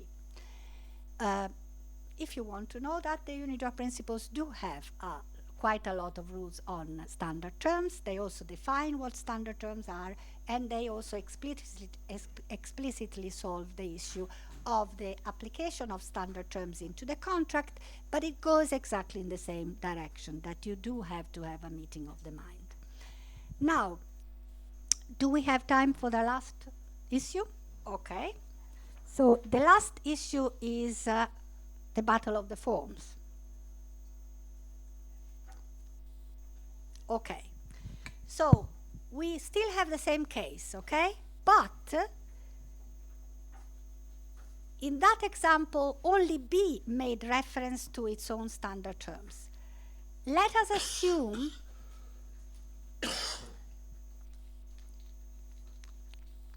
I take the opportunity of his cough to drink.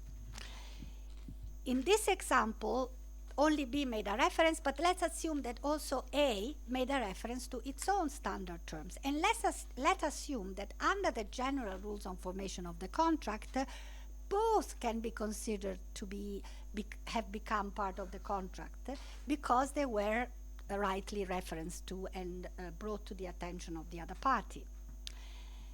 The standard terms of A are different than the standard terms of B, especially on the point of the limitation of the seller's liability, because the standard terms of A, which A is the buyer, contain a clause limiting the seller's contain a clause stating that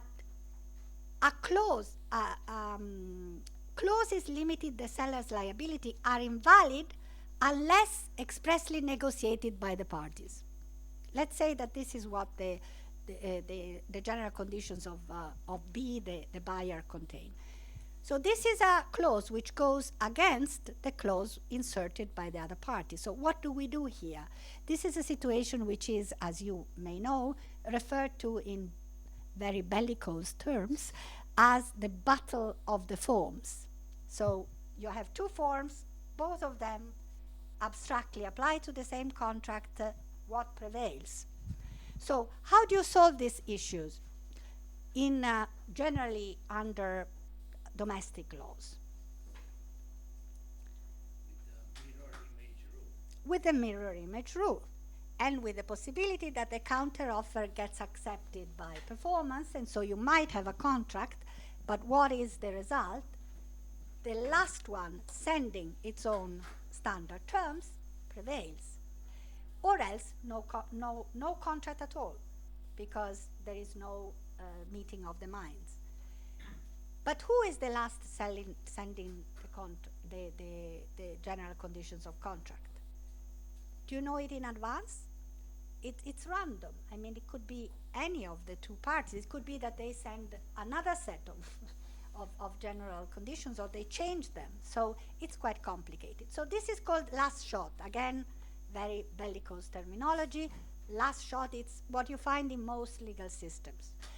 There is one, I think, the Dutch Civil Code, which has chosen the first shot, because they said it's easier to predetermine in advance. At least we know who is the first one sending.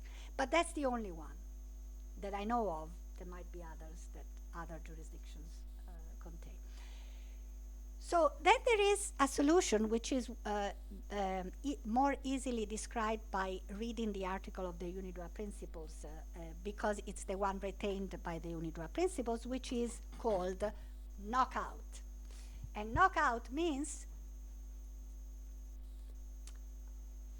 when both parties use standard terms and reach agreement, so there is a substantial agreement, except on those terms, a contract is concluded on the basis of the agreed terms and of any standard terms which are common in substance, unless one of the parties clearly indicates in advance or later and without undue delay informs the other party that it does not intend to be bound by such a contract.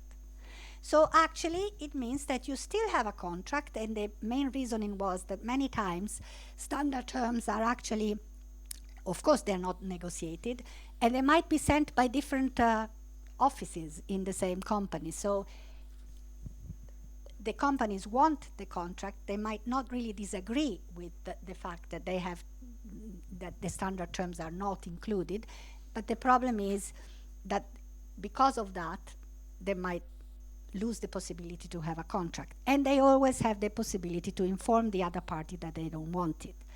So of course this can be a harsh rule, because in a way you have a contract at certain conditions, and it might be that the other party relies on the standard terms. So, but it is a rule facilitating the conclusion of the contract and solving this practical issue.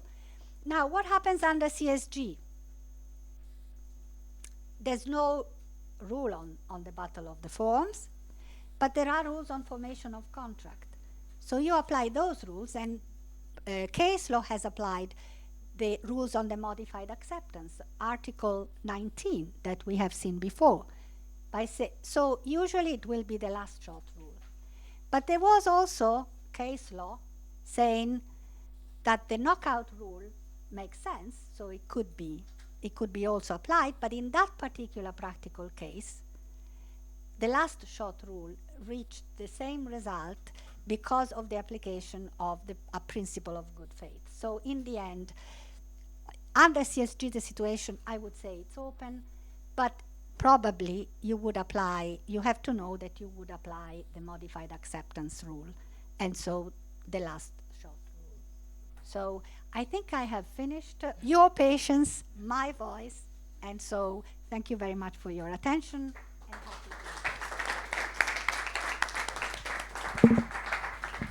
Well, thank you so much for this very transparent and systematic approach to the Vienna Sales Convention. For 2 hours I'm sitting here watching the audience.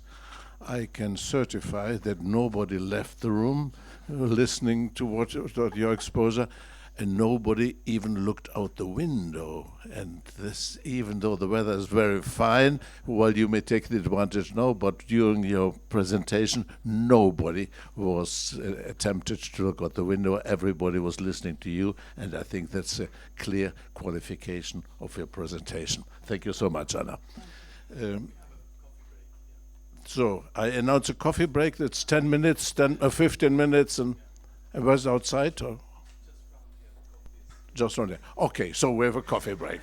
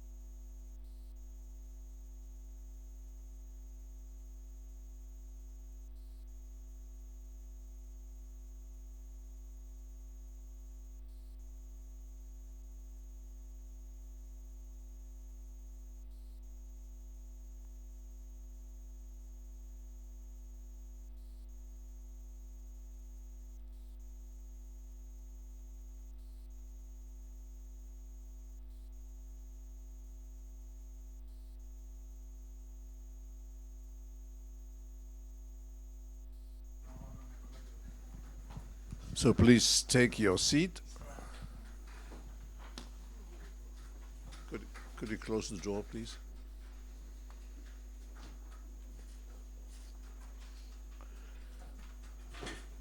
So here we are again for the second part of this morning lecture, and now it's an honor for me to present Professor Marco Torsello. He is a professor at Verona University, but teaches also in New York, if I'm well informed. And not only has it the advantage of being a professor of profound theoretical knowledge of the Vienna Sales Convention and matters related to international sales, he also acts as arbitrator, and this gives another sphere of experience with regards to international matters. So I'm quite sure what we will get to know, we're informed right now, will be quite interesting, both from the scholarly as from the practical point of view. Marco, the floor is yours. Thank you very much. If you can hear me, I probably will not use the okay.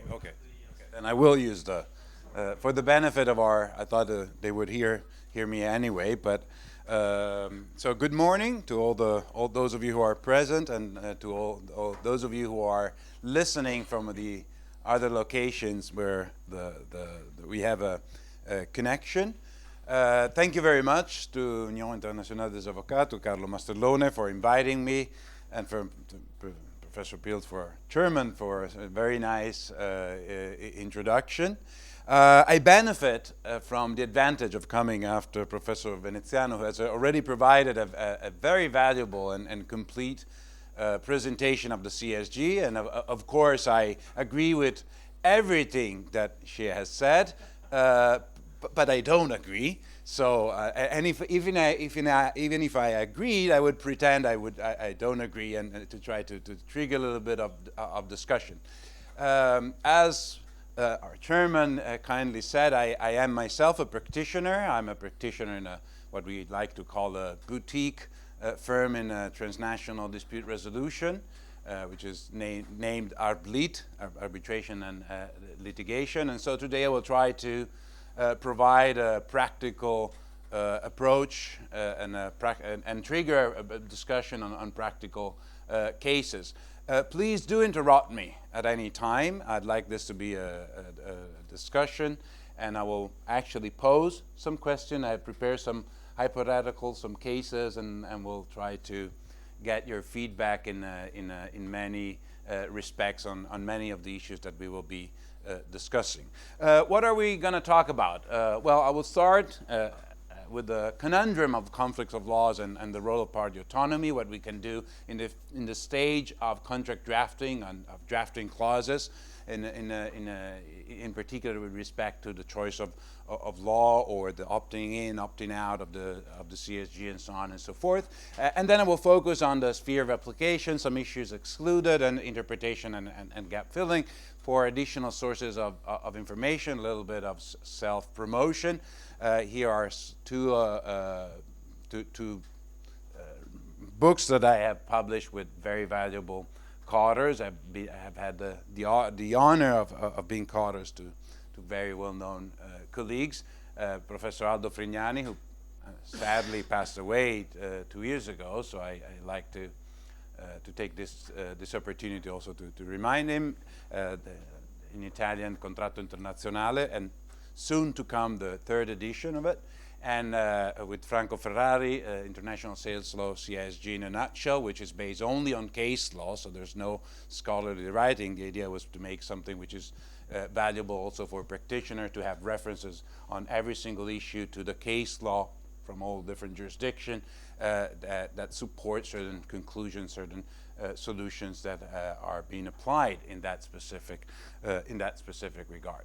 Now, that said, and start with the self-promotion, let's go into the materials and the cases. The conundrum of conflict of law. What is the problem of conflict of law? Is it really problematic, or is it, to what extent is it necessary to favor, to look with relief to the fact that there is a significant amount of uniform law existing. To some extent it is. Of course, there is the opposite view, which is, well, regulatory competition is a good thing. It's good that we have different legal systems that try to ameliorate their legislation, and we can opt for different laws. We can choose English law because it's a good law for business or whatever other solution. There is also the fact and the argument that conflict of law is problematic in another way. It's difficult to predict what is the law applicable. And that has to do with the dynamic and the mechanism of application of conflict of law, especially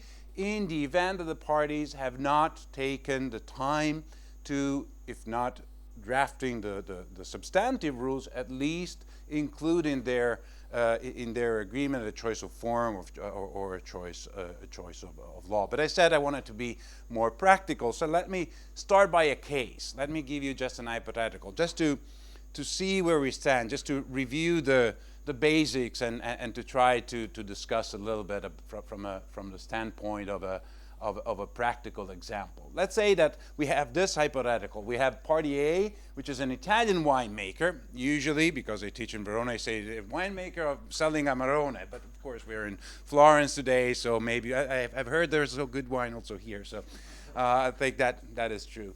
And it's selling wine at a wine fair in Hamburg. I don't know if there is a wine fair. I know there is a fair, various fairs, but I'm not sure. But let's assume there is. Drinkers. Yeah, well. But let's say that there is a wine fair in Hamburg, and we'll see in a moment why in a wine fair in Hamburg.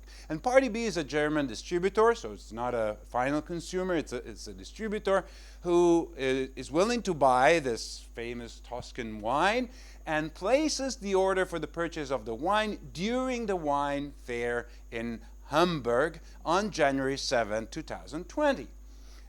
Delivery is due on March 15, so in about a month, a little more than a month, 2 months. Question, apparently a very simple question. Who's the owner of the wine today?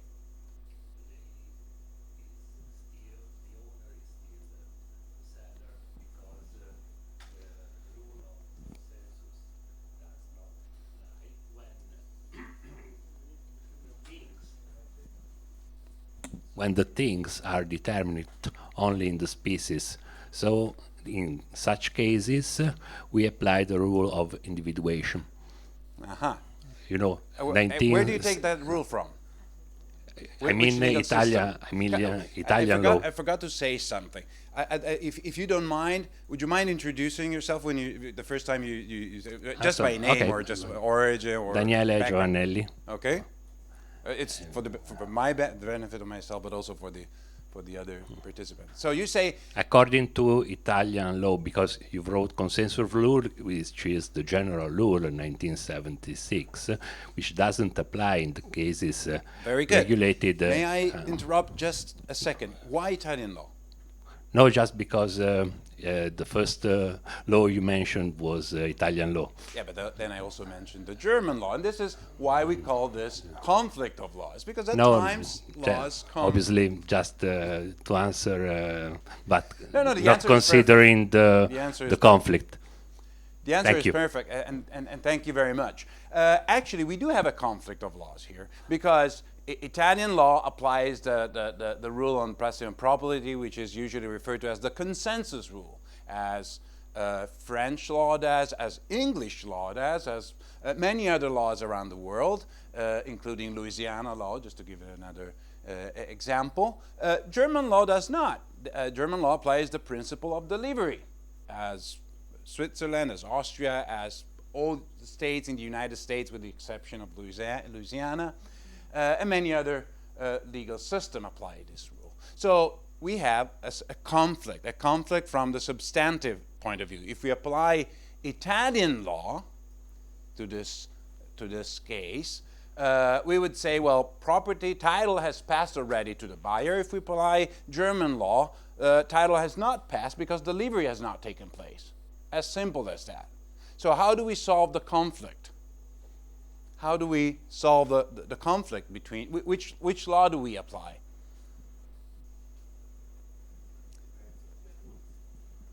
It depends on the court. Why does it depend on the court? I'll restate the answers. Your name? Matteo from? From Pisa. Matteo from Pisa says it depends from the court. And Matteo is correct. Matteo is absolutely right. Why does it depend on the court? Depends on who is the first who Forum running. Is that what you're implying? Yeah, I love forum running. I'm a litigator. So that is why. So what court would you run to? Why? What court would you run what to? did you run to? Probably German court. A German court. Oh, interesting. Now, what law would German court apply? The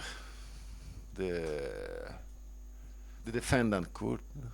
No, the defendant law. Sorry, now, I'm sorry. This is the this is, and I mean,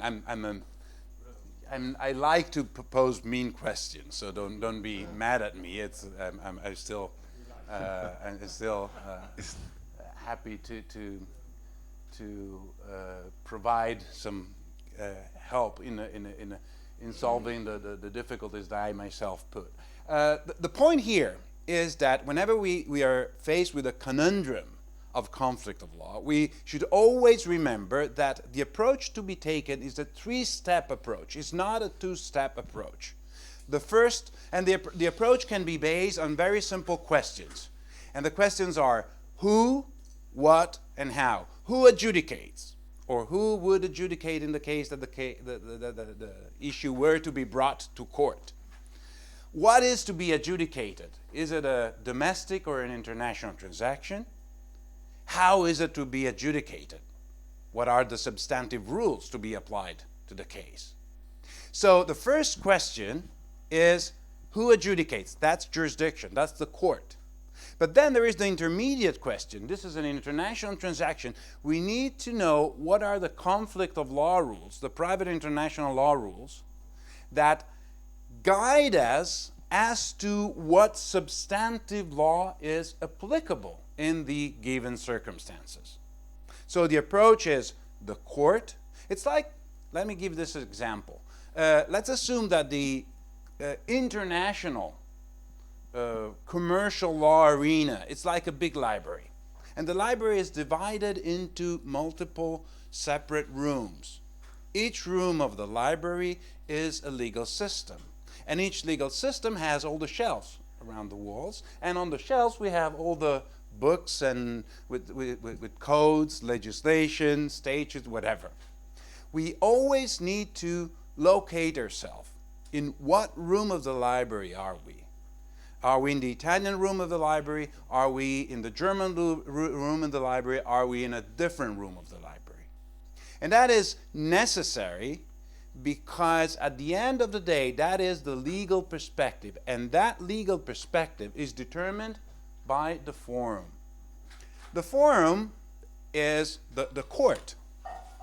And the court may be guided, may be instructed to say, well, you know that what? On this specific issue, you have to go and move to another room of the library and take from that room of the library the law that you will be applying to the case. And that is private international law, conflict of laws.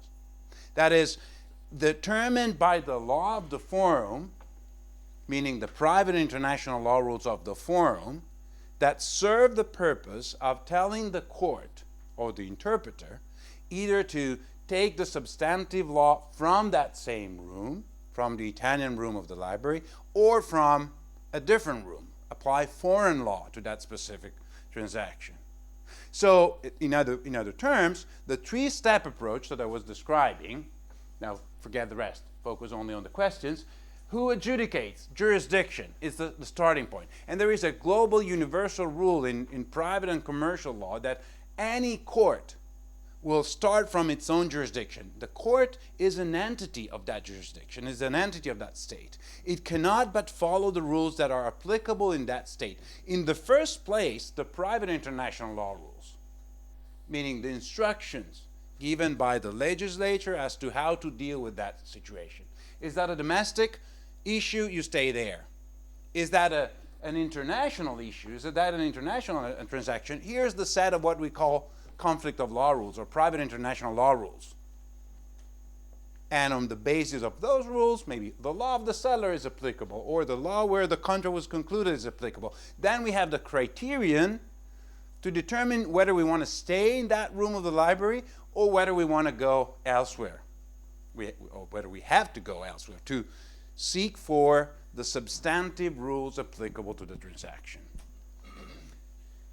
And of course, the rules in all these three stages, who, what, how, can be the domestic rules of each jurisdiction, domestic rules on jurisdiction, domestic private international law rules, domestic rules on sales. But they can, at different stages, be harmonized or unified. They can be harmonized or unified at the regional level, European level, or at the global level. And here, for reference, you have, of course, at the substantive level, you have the CISG, which is what we are going to be discussing about. And you have also the unifying instruments, which are relevant at the level of regional and global unification. Now, what we notice here is that we are in a relatively... Yep. Mike? Questa lucina laser perché io ho avuto diversi problemi con l'elettrosmog e sono allergica anche alla luce laser, non posso proprio vederla. Okay, no problem. I'll just use this to switch the slides, no problem.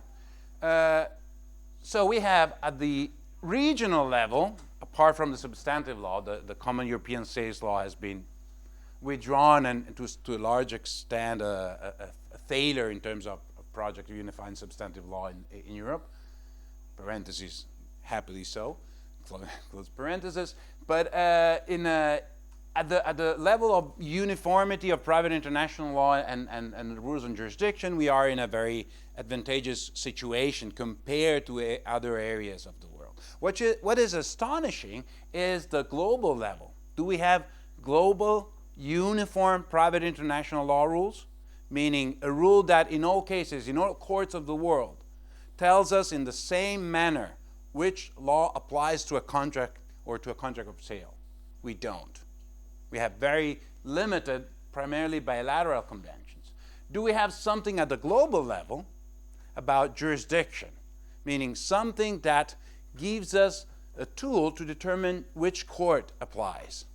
We have very little again. Well, of course, we have the New York Convention on recognition and enforcement of foreign arbitral awards. And that's why arbitration is so popular in global international commerce. We now have something, which is the Hague Convention of 2005 on choice of court agreements, which has been ratified by the EU on behalf of the member states. But for the moment, it applies only between EU member states and third country states, which for the moment are only Mexico, Singapore, and Macedonia. However, the UK has already signed that convention. That convention will become the instrument between EU member states and the UK after Brexit takes effect. So it may be, and China has signed and may be ratifying the convention soon, which will probably trigger also the ratification by the United States. So in the maybe not very far future, this instrument may become a very valuable instrument to make court litigation competitive to international arbitration at the global level.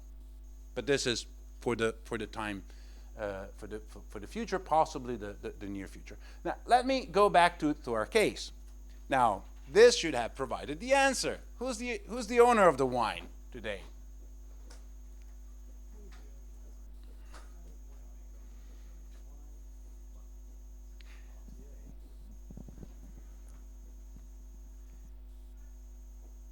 Of course, in order to answer the question, we need to determine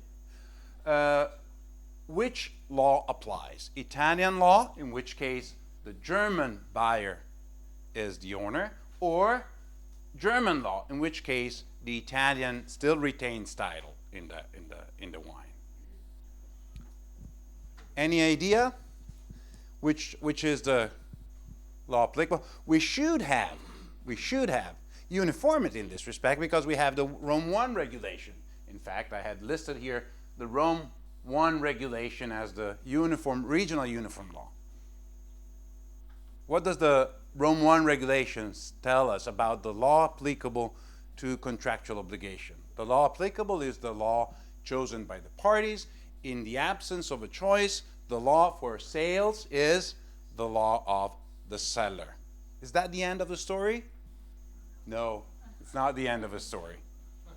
It's not the end of the story. First of all, we have the CSG. One should say, well, which one should I look first? CSG or the Rome I regulation? And the answer here is easy, but not very valuable. It's the CSG first, but as Professor Veneziano told us, that this is one of the issues excluded from the CSG. So we have to go back to private international law. So is that the end of the story? No, because there's Article 25 of the Rome I regulation. If you have the Rome I regulation at hand, you can take a look at the provision, but the provision is very simple. The provision tells us that the regulation is without prejudice to pre-existing convention of which member states were parties, and subparagraph 2 tells us that this is excluded only if the pre-existing convention is the convention only between member states, but there is one convention which has been mentioned at the very beginning of Professor Veneziano's presentation, which is the 1955 Hague Convention, which has been ratified by France, by Italy, but also by Switzerland, so by member states and non-member states. And the Italian Supreme Court has consistently and correctly held several times that in Italy, the private international law rules applicable on sales are not the Rome I regulation, but the Hague Convention of 1955. So a lot of differences, not many differences, only a slight difference, because also the 1955 Hague Convention tells us that the law applicable is the law chosen by the parties. In the absence of a choice is the law of the seller, and so far so good, same as Rome I regulation, but add something. Unless the seller received the order in the country of the buyer. Okay? The fair hypothetical.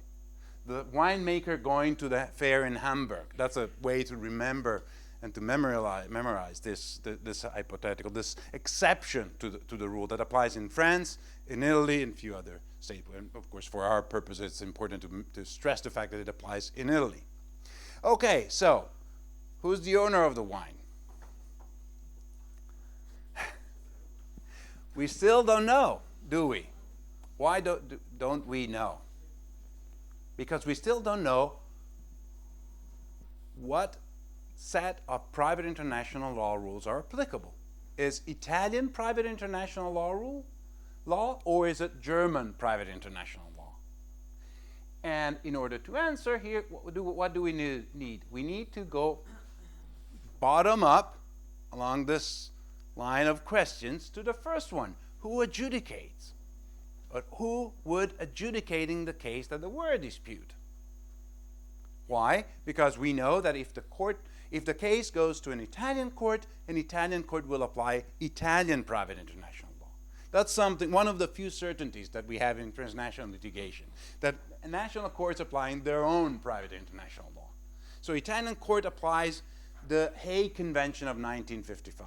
The German court applies the Rome I regulation. Okay? So, can we now answer the question, who's the owner of the wine? No. Why? Because we don't know which court has jurisdiction. Why don't we know? Don't we have uniform rules on jurisdiction in Europe? Without exception, without pre-existing conventions, because anyway, the Brussels 1 bis regulation 1215 of 2012, has a universal scope and no exception. Yes, But the problem is the rule. The basic rule is the forum of the defendant rule. There is also special ground for jurisdiction, place of delivery. But even if we were to focus only on the forum of the defendant, we would not but be led to conclude that this is a very sound and reasonable rule from a procedural perspective. You want to sue me? Okay, fine, come to my state. But from a transactional perspective, this is a nightmare. Why? Because prior to the institution of proceedings in one of the two jurisdictions involved, we don't know whether it will be the seller suing the buyer because of the alleged failure to pay the purchase price, or the buyer suing the seller because of the alleged non-conformity of the goods. We don't know which court has jurisdiction. Luckily, in Europe, at the very least, we have a rule on lis pendens that once the case is pending somewhere, we know that other courts will have to stay the proceedings, and this prevents the parallel proceedings phenomenon, which is instead very common in global litigation. But nevertheless, from a transactional point of view, this is a problem because the only possible answer, now imagine yourself sitting with the client in front of you, and the client comes there to say, sorry, can you tell me, this is my situation, I'm the wine producer, am I still the owner of the wine? And your only possible answer is, well, you know, it depends. It depends if we sue them in Germany or they sue us in Italy. And the answer, of course, will be, the reaction will be, sorry, very nice what you're saying, but I'm not willing to sue anyone. That's not what I'm looking for. I'm just looking for a very simple answer to a very simple question. Am I the owner of this wine? And from a legal point of view, the only correct possible answer is, it depends. Now, you know the client will probably not be back. So this is the conundrum. This is the problem with conflicts of laws, and the problem arises not from conflicts of laws itself, because nowadays, to a large extent, at least in Europe, it's unified. But it stems from the fact that conflicts of law itself depends on jurisdictional aspects, and not entering into the additional problem of overriding mandatory rules and limits to the possibility of choosing the law and limits to the possibility of choosing the court. So in any event, what is of interest to point for our purpose, and because at the end of the day we're here to talk about the CSG and international sales, is that, well, either we rely on unification of the law, either we rely on the fact that in the course of time, these instruments and additional new instruments will provide a functioning and coherent set of instruments that will allow a more effective dispute resolution mechanism, a mechanism for determining the law applicable. Or the alternative is we need to rely in the first place to our capacity, and I'm talking to lawyers here, our capacity as advisors of the clients to make a wise use of party autonomy. And party autonomy can be used at all three different levels that I have pointed out. Of course, let's try that. Let's say that we have a goal, and the goal is to cause the seller, or the winemaker, to remain for as long as possible the owner of the wine in this case. And we want to use our freedom of contract. What do? Professor Veneziano mentioned that before. We include in the contract an ROT, retention of title clause. As simple as that. We say, well, and I usually call it the grammar rule, because my grandmother always told me, you're never owner of something until you've paid it in full. So not only the lever, even later on, the seller remains the owner of the goods until the buyer has paid the price in title. Interestingly, no legal system, with possibly one exception, has that as the default rule, which probably would be, from a commercial point of view, very sensible and wise. The only one that I know of is South Africa that has that rule as the default rule.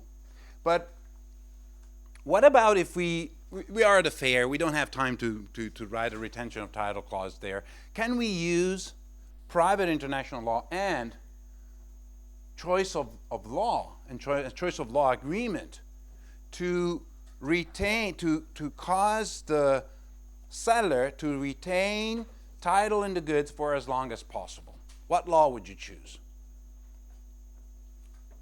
Your name? Guido from? Guido from Florence. Very good, Guido. Absolutely correct. You choose German law. Any alternative? To make it more, do I really want to choose German law? I mean, my counterpart is German. Maybe he knows some trick, and you could choose the Forum of Germany. Very good. We'll come to the forum in a second. Let's stick to the choice of law. You can choose German law, or you could choose New York law, or Swiss law. You can choose the law of any jurisdiction that has the delivery principle as the rule. And that is a way to use choice of law effectively to the benefit of the client. Now, how many of us have actually done that effectively and constantly in our practice? Don't be shy. I'll agree with you that almost no one does it. The interesting factor is that, not in Italy to the extent that I'm aware of that, but in other jurisdictions we start having cases of professional malpractice, liability of lawyers because of the failure to advise their client on the fact that the choice of a foreign law would have been more advantage, or the other way around, the choice of Italian law was to the detriment of the client. And one could have many examples of situations where choosing a foreign law would have been more advantageous to the client. So let's monitor that situation, because it may evolve in a way that for lawyers it might be interesting to be fully aware of. Okay, now what's your name? Tommaso. What about the forum? Let's say that you couldn't agree on a choice of law. Can you cause the seller to retain title for as long as possible by choosing the forum?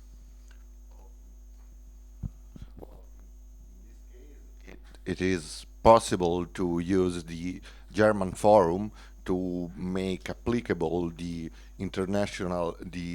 private international law of Germany without choosing a law applicable by contract.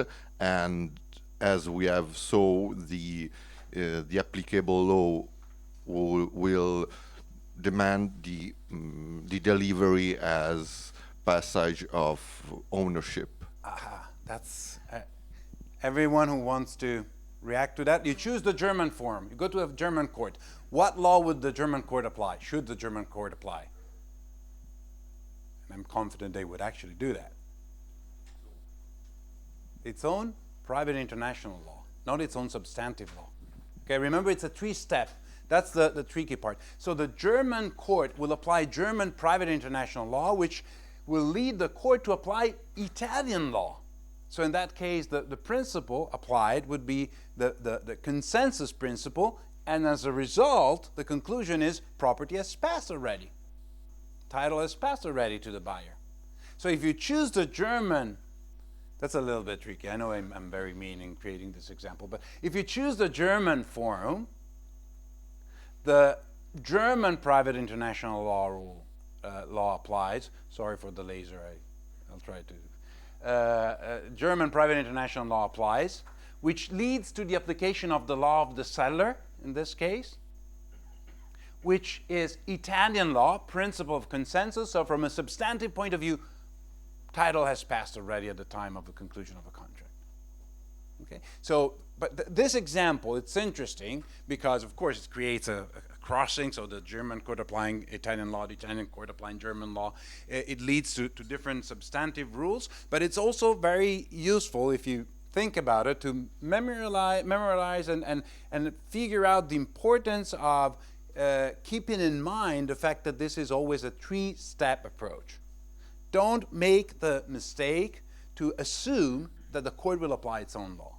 of course, the courts tend to be a little biased, and they feel more comfortable applying their law, but they would do that if they have a way, a legitimate way to do that. But if they don't, because private international law instructs that the most appropriate, the most closely connected rule is a different one, they will have to apply foreign law.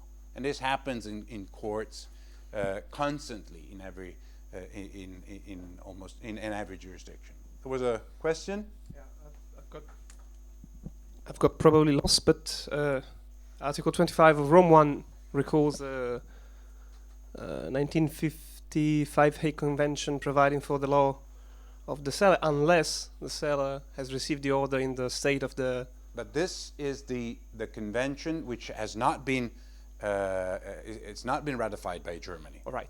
So it has been ratified. So it's important for Italians to know, because it is it provides the private international law for sales in Italy, applicable by Italian courts, but not by German courts. And this is actually exactly the problem here, that we have two different sets of private international law rules depending on which court is called upon to adjudicate the dispute. And of course, this is relatively rare within Europe. It's not at all rare if we looked at a similar situation globally, because then we have no global instruments unifying private international law rules for contracts. We only have principles, another instrument of soft law, the Hague Principle on Choice of Law in International Commercial Contracts, which was adopted in 2015, but that is a soft law instrument, actually, with the exception of Paraguay, which has adopted as its internal law, but it's the only case that we can make. So, private international law and conflict of law, it's a conundrum in that aspect. It's complicated. We can solve some of the problem with party autonomy. Yep. We have a question from Verona, Yep. from Luigi Sergi, regarding the previous example. And the question is, but in this case, we assume that the order placed by the buyer has been accepted by the seller, isn't it? Yes, we are assuming that the hypothetical is simply that the parties met at a conference, at the fair in Hamburg, and the order was placed and accepted. So they concluded the contract. We can even imagine that there is an order form filled in and signed by the parties. But it's a very simple order form, so there is no retention of title, no rule on the passing of property, no choice of forum, and no choice of law. So we have to look into the default rules. The alternative is, well, maybe the parties are a little bit more sophisticated, then they make a good use of party autonomy, and by using party autonomy at all three levels, they introduce some element of certainty, because, of course, obviously, if there is a retention of title clause, but also if we choose the law, and even if we choose the forum, we actually determine the starting point of the three-step analysis, and that is sufficient to at least guide us with certainty to the final conclusion as to the substantive law. At the end, this is what is of interest to us. We are substantive lawyers in the first place. These are additional information that serve the purpose of coming to the final conclusion, which is what the client needs, is the substantive law, the rule that has to be followed, the rule to abide by. Now, do we really use jurisdictional clauses or arbitration clauses for the purpose of determining substantive law? That's a little bit more tricky. Many more reasons and many more considerations have an impact on the choice of a jurisdiction. But what is important is not to be aware of any need to use the choice of court agreement to determine the substantive law, but to be aware that this may happen, that if we choose a certain forum, that will influence the approach in finding the default gap-filling rule.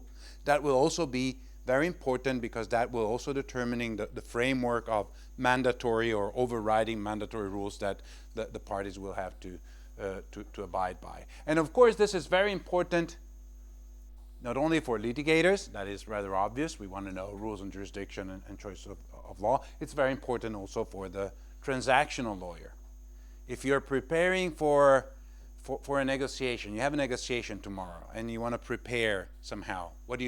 You review all the file, you look at the provisions which are applicable, you look at the substantive law, but can you really look at the substantive law, at the default rules?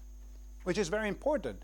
It's what allows a lawyer at the stage of a negotiation to be prepared to say yes or no if the other lawyers say, well, let's leave this clause blank and we'll decide later, which never happens. We all know at the end we get to the end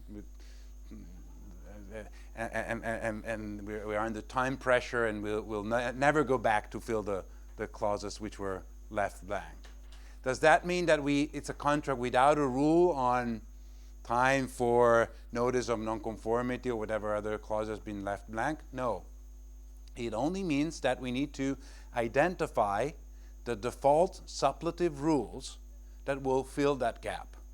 If we are in a purely domestic environment, that's relatively easy. If we are in a cross-border environment, the answer depends on the three-step conflictualist analysis. Because we don't know at the outset whether Italian law or German law applies to that contract. And that is one reason why I usually say, well, it's kind of strange that at the end, where in a contract do we find a choice of forum and choice of court? At the end. The midnight clauses. Who got there any earlier than 4 or 5 o'clock in the morning? Never. So it's midnight, it's a very optimistic view. Anyway, they're discussed at the end of the negotiation, which is completely crazy. It means that we have negotiated the entire contract beforehand without knowing what is the framework, what is the background, what is the set of default rules which are applicable in the event that we're leaving a gap, or there's something which is not covered, or even we are not able to really restate what are the mandatory rules that will prevent our freedom of contract to be exercised in full. So that said, isn't it relieving to know that in sales we have a uniform law that prevents us from resorting to private international law? It is. Although I will tell you that it's not entirely true that we can forget about the conflictualist approach. We will have gaps, we will have issues that are not covered, we have situations where this convention does not apply. So private international law, it's here to stay for a long time. Second question, is private international law anyway, or the conflictualist approach, which gives relevance to the forum in the first place, is that irrelevant anyway, or is that somehow playing a role? It is playing a role, because what we're talking about here, when we're talking about CISG, is not Lex Mercatoria, is not a national set of global sales law without a connection to the nationality of the states. It's a treaty between states. It's applicable only to the extent that states are willing that treaty to be applicable. And theoretically speaking, we cannot deny or overlook entirely the possibility that states, or some states at one point, will withdraw from the convention. There are states that are withdrawing from the European Union, for example, so it may also be possible something like this. Not very likely, probably, but this is important to stress the point that we are within the conflictualist approach, and that the binding force of a treaty stems from the sovereignty of the states.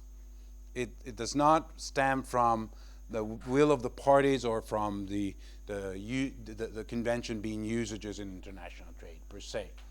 So the starting point, and this slide is meant to somehow provide a sort of guidance as to through the application of the convention. The starting point is A or B. Where is the forum located? Somehow we still have the three-step approach. Where is the forum located? Is it international? Can the the substantive rules be applied, and what are the substantive rules applicable.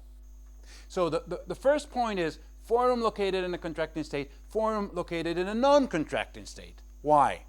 Think of the example that I was making before, the library, the rooms of the library. In the first place, we want to know in what room of the library we are. And do we find on the shelf the CISG, or do we not find the CISG? Because if we don't find the CSG, obviously we have to deal differently with the issue. The only way that we can be guided into taking and reading into and possibly applying the CSG is if we are in a forum located in a contracting state. And now, as was said before, there are more than 90 contracting states. So a significant number. It's a very common occurrence that the forum would be located in a contracting state. But be aware, for instance, that if you keep on using the choice of forum, choosing the Court of London, which is very common in practice, especially in some sectors, you will be locating your jurisdiction in a non-contracting state. Okay? And then we have all the other steps that we will look into a little bit more detail. First requirement, we are assuming now that we are in situation A, forum located in a contracting state. The contract must be an international one. The CISG creates a second level, a two-tier mechanism in its jurisdiction which has adopted the CSG. The CSG becomes the national law of contracting states for international sales. So we are in the Italian room of the library, we still find the law of sales in the civil code. That's the lower level for domestic sales. And then we have a parallel upper level for international sales, which is the CSG. That is Italian law. Okay? Remember this, because this will become useful when we discuss some of the cases. So the convention applies to contracts between parties whose places of business are in different states. Very easy. Much easier than the previous 64 convention, that the predecessor of the CSG, which had a more complicated, also objective criteria of internationality. Now here, internationality is based on a subjective element. Parties have their places of business in different states, irrespective of whether they are contracting states or not. That's irrelevant for internationality. Internationality is only based on the place of business of the parties. The only issue here is, what is a place of business?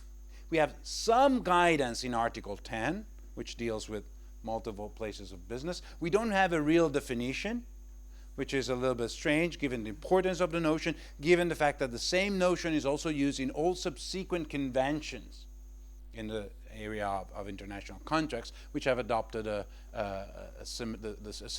identical language, the identical notion. But case law is very straightforward in that respect. There is a need for some organization, some elements of organization of people and assets.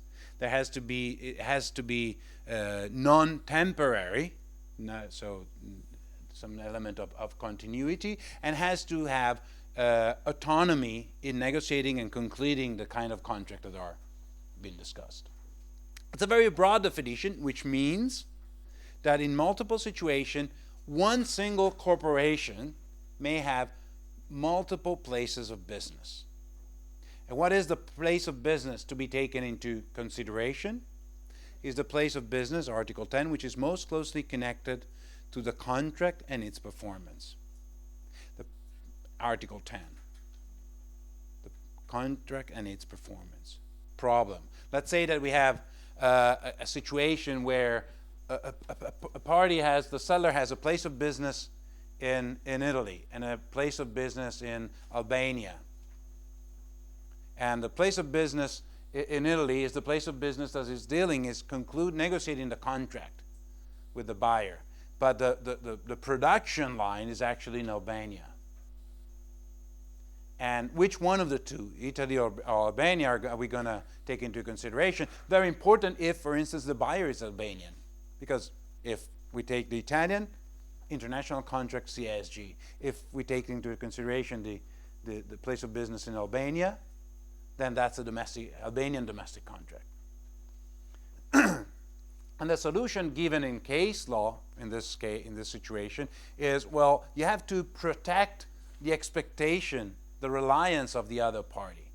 So what is more relevant, of course, is the party that will, the place of business that is connected to the performance. That's where you want to go if there is a defect in the good, for curing the good, for substitution of the goods, for other remedies. But that is only provided that the other party was aware that the contract would be performed by another place of business. Otherwise, what prevails is the predictability for the other party, and then what is predictable is, well, I know that I was negotiating and discussing with the place of business, with a people base in Italy. And so that would be the relevant place of business. The other aspect, which also follows up on one of the issues put forward by Professor Veneziano, is related to the fact that internationality must be apparent. And therefore, this leads to the possibility of disapplying the internationality if that is not apparent. But internationality per se is not sufficient. Internationality is a prerequisite. There is internationality, applicability. And applicability requires some connection between the transaction and at least one contracting state. What kind of transaction?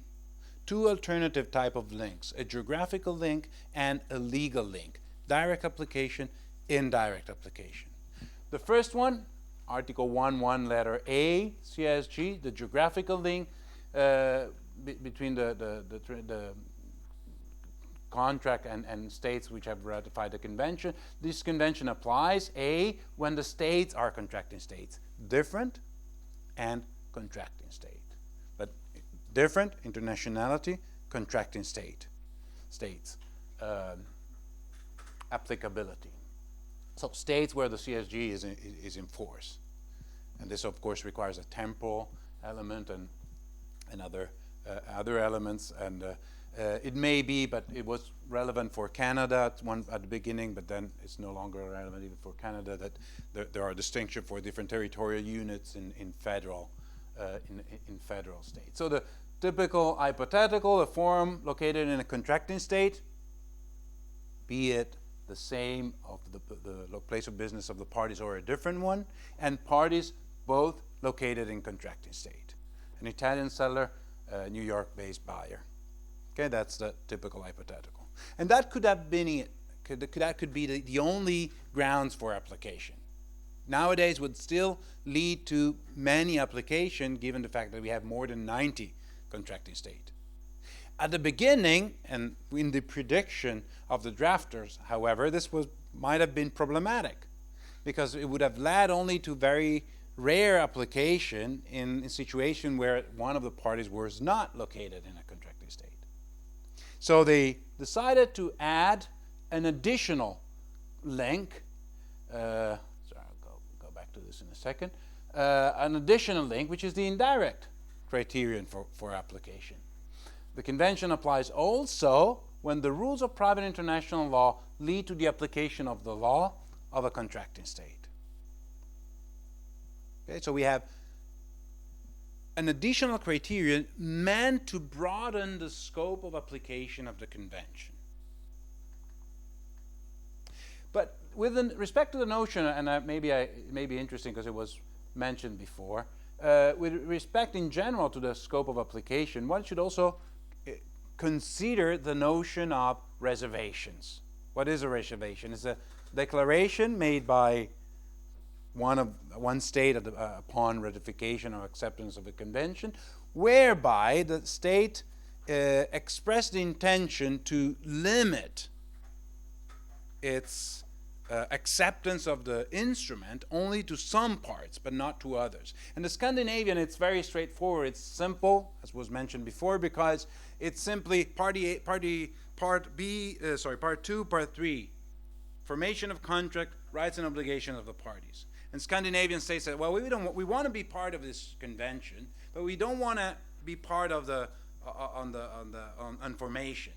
And therefore they expressed a reservation that led to the known applicability of the convention, actually, to have an impact on the status of contracting state of parties based in the Scandinavian state. So in this situation, with a Finnish seller, one would have concluded that this Finland, the Finnish party, for the purpose of contract formation, because the reservation only impacted on part 2, the Finnish party was based on a known contracting state. And this is useful because it gives us guidance as to what reservations are, and we'll see that there are other reservations that are more complicated in practice. This one, the reservation on formal requirements, which was mentioned before, it's even more complicated, and other reservations are more complicated. So what is the impact here? Finland has declared that Part 2 on contract formation is not part of the text that they have in their text of the CSG. So if we are in that situation, Finland is to be regarded as a non-contracting state. If the issue is an issue of avoidance for breach of contract, then Part 3 is part of the text adopted by Finland, then Finland is to be regarded as a contracting state. Indirect application. Convention applies when the rules of private international law lead to the application of the law of a contracting state. Is this really private international law, or is it something different?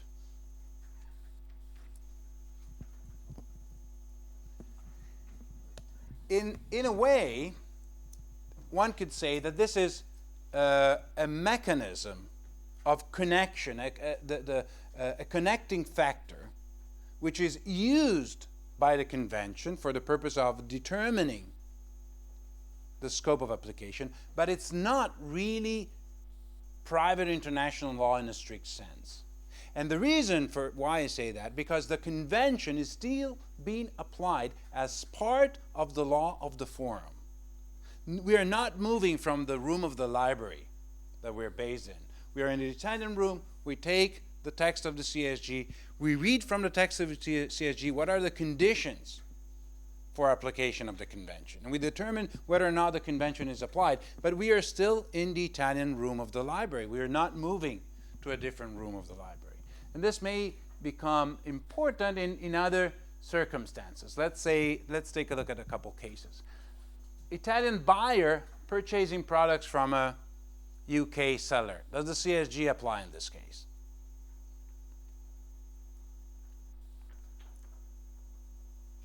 Let me go very quickly back to this slide. Here you have the process. Is the forum located in a contracting state? That's the first question in all cases. Is the contract an international one? Is the direct application criterion met?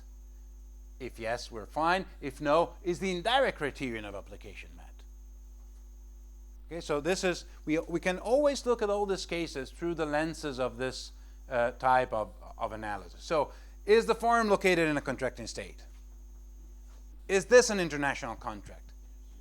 Is the CSG applicable as through the direct application criterion? When both parties are located in contracting state. UK is a non-contracting state, so no. Does this exclude the applicability? No, not necessarily. The CSG would still be applicable if the private international law rules of the forum led to the law of a contracting state. Is that the case? Yes, only. Well, I know that's tricky. Only if the order was received in the country of the buyer, right? The exception in the Hague Convention. But if the order is not received, the order is through an exchange, an offer and acceptance sent by, from one place to the other, the usual rule, the law applicable would be the law of the UK, and so the answer would be no in this case. Okay?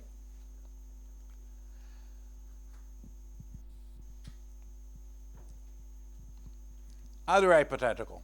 Italian court. Now this might be, sounds a little bit strange to have a choice, maybe it's a choice of court for Italian law.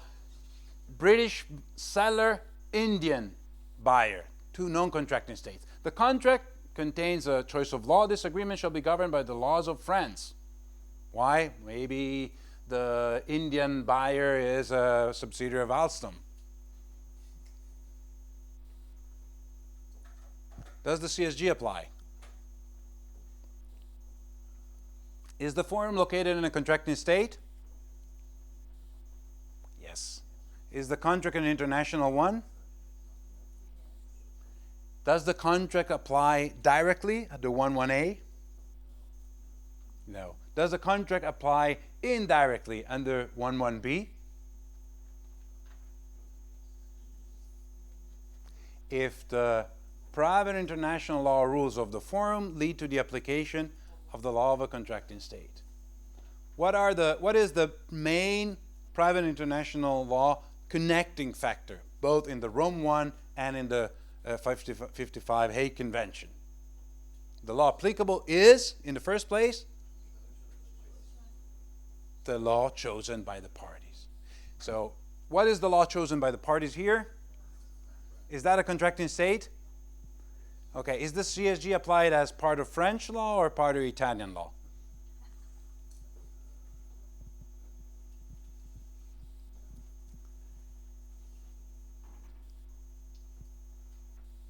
Did we ever move from the Italian room of the library?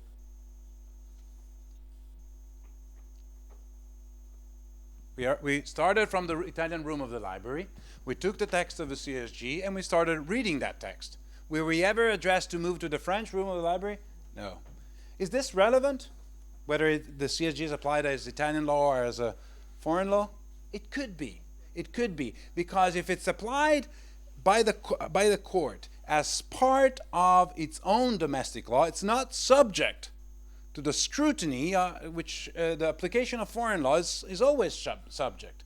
And in some cases, and maybe it's a little bit less within the EU, but in Islamic countries this may be very relevant, for instance, with respect to Article 78 on interest, which may be regarded as being contrary to the Sharia law, and therefore saying, well, but this is applied as part of the law of the forum, or this is applied as part of foreign law, may be very important in terms of compatibility with public policy. So it may be important to determine whether the convention is applied as part of the law of the forum or part of a foreign law. Okay, is this creating complications? Okay, now we go to the complication. Article 95 reservation. What happened? Well, I told you already that the drafter were wise enough to say, well, you know, we should broaden the scope of application of the CSG, and therefore we should introduce the indirect criterion for application by resorting to private international law rules as a mechanism that create a legal link between the contract and at least one contracting state. But then some states say, no, we don't like this. We think that, the CSG is the second best. So we apply it only if the CSG is common to both parties. And this, at the time of the discussion, were primarily the socialist countries, but then also other countries have adopted this kind of reservation. Here's the list: Armenia, China, Laos, Democratic Republic, Saint Vincent and the Grenadines, Singapore, Slovakia, United States. Of course, the most relevant one are Saint Vincent and the Grenadines, but also China and the United States may be important in international commercial practice. What is the text of this reservation? Any state may declare at the time of the deposit of its instrument of ratification, acceptance, approval, or accession that it will not be bound by subparagraph 1b of Article 1 of this convention. It somehow, and this reservation was introduced in Vienna during the diplomatic conference, last minute amendment, not very well thought through probably, maybe, we don't know, we assume. Anyway, it's very problematic. And let's see why it's very problematic. Court in New York. New York seller selling goods to UK buyer. Does the CSG apply in this case?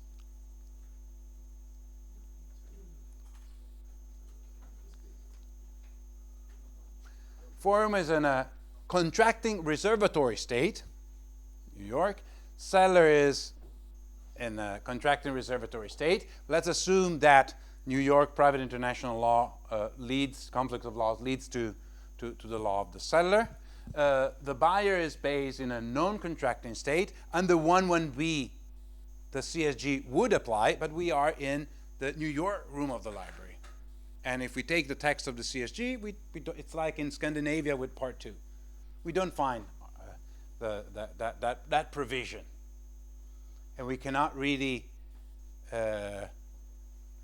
apply the convention under 1.1b in this before a New York court.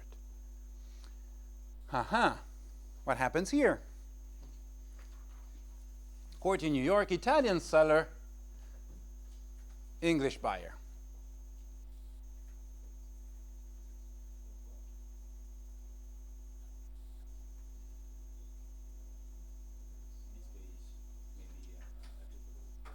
Is it applicable? What about the reservation? What about the reservation here?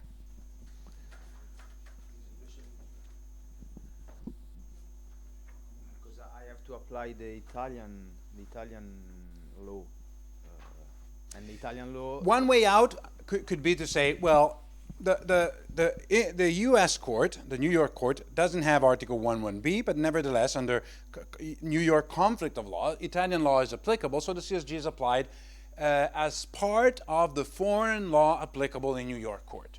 That could be a way out, which is probably the way that the court in New York would apply. There's also another different approach which is possible, which is to say, well, the reservation takes effect only and was meant only to address this kind of situation. The idea, the reason why the US declared a reservation was to avoid the second best, the first best being not Italian law, but New York law. So the reservation should apply only to the effect that the reservation leads to the application of the domestic law of the forum, which makes sense. For a New York court, the New York court is probably more equipped and used to apply New York law, but between the CSG and Italian law, probably the New York court is probably more familiar, at least nowadays, to the CSG as per se, not the CSG as part of foreign law. But in any event, this will still have the distinction that I was making before, public policy compatibility issue, but the outcome is, by and large, the same. What about this situation? Court of Paris, New York seller, Indian buyer.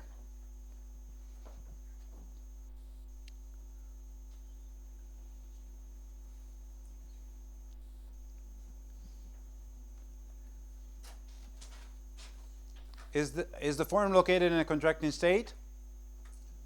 Yes. Is the contract an international one? Can the CSG apply under 1.1a? No, because India is a non-contracting state. Can the CSG apply under 1.1b? Do we have Article 1.1b in the text we're reading?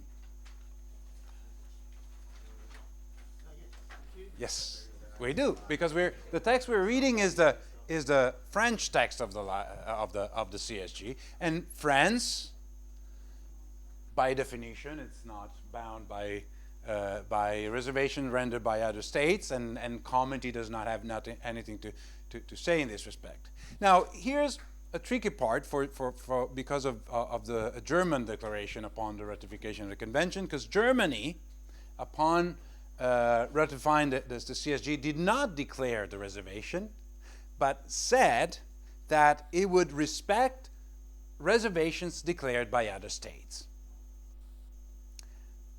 what about that declaration? So if here we had a German court rather than the French court, one could conclude, well, the German court, and probably German court would do that, has to respect the American reservation. It may be argued, I did that, but at the conference where Professor Basdo didn't agree with me, but it may be that this is an invalid reservation from a public international law perspective, because it creates a new reservation which is not allowed by the convention itself. And Professor Veneziano already told us that reservations are possible only to the extent that the convention allows for that reservation.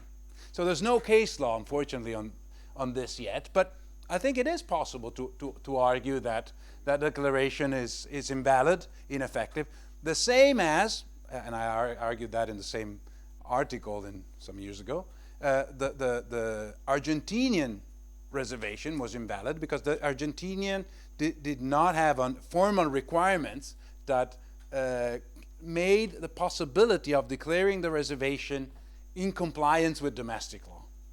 And so they somehow introduced only for international contracts a substantive requirement, formal requirement, which did not exist and does not exist in domestic law. Whereas the provision in Article 12 and 96 requires, as a prerequisite, that domestic law of that state has a substantive formal requirement. What about this hypothetical? Court in New York, Singapore seller, another different reservatory state. Indian buyer again.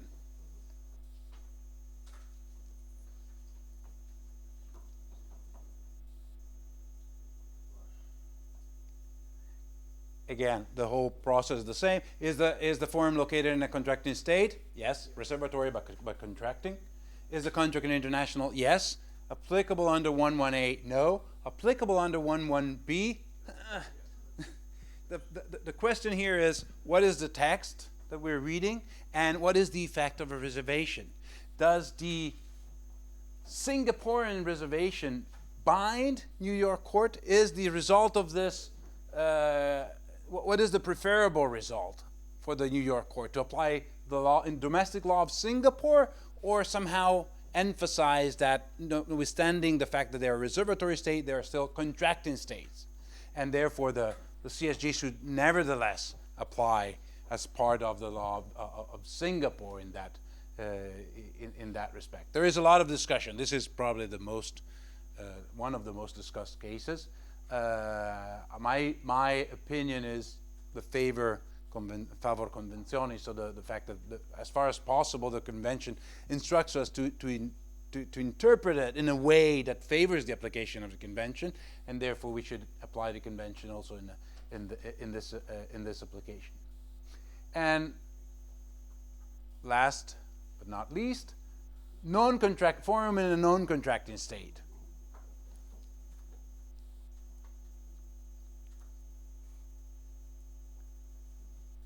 Here, of course, the whole question, the answer depends on the private international law. What the private international law of the court.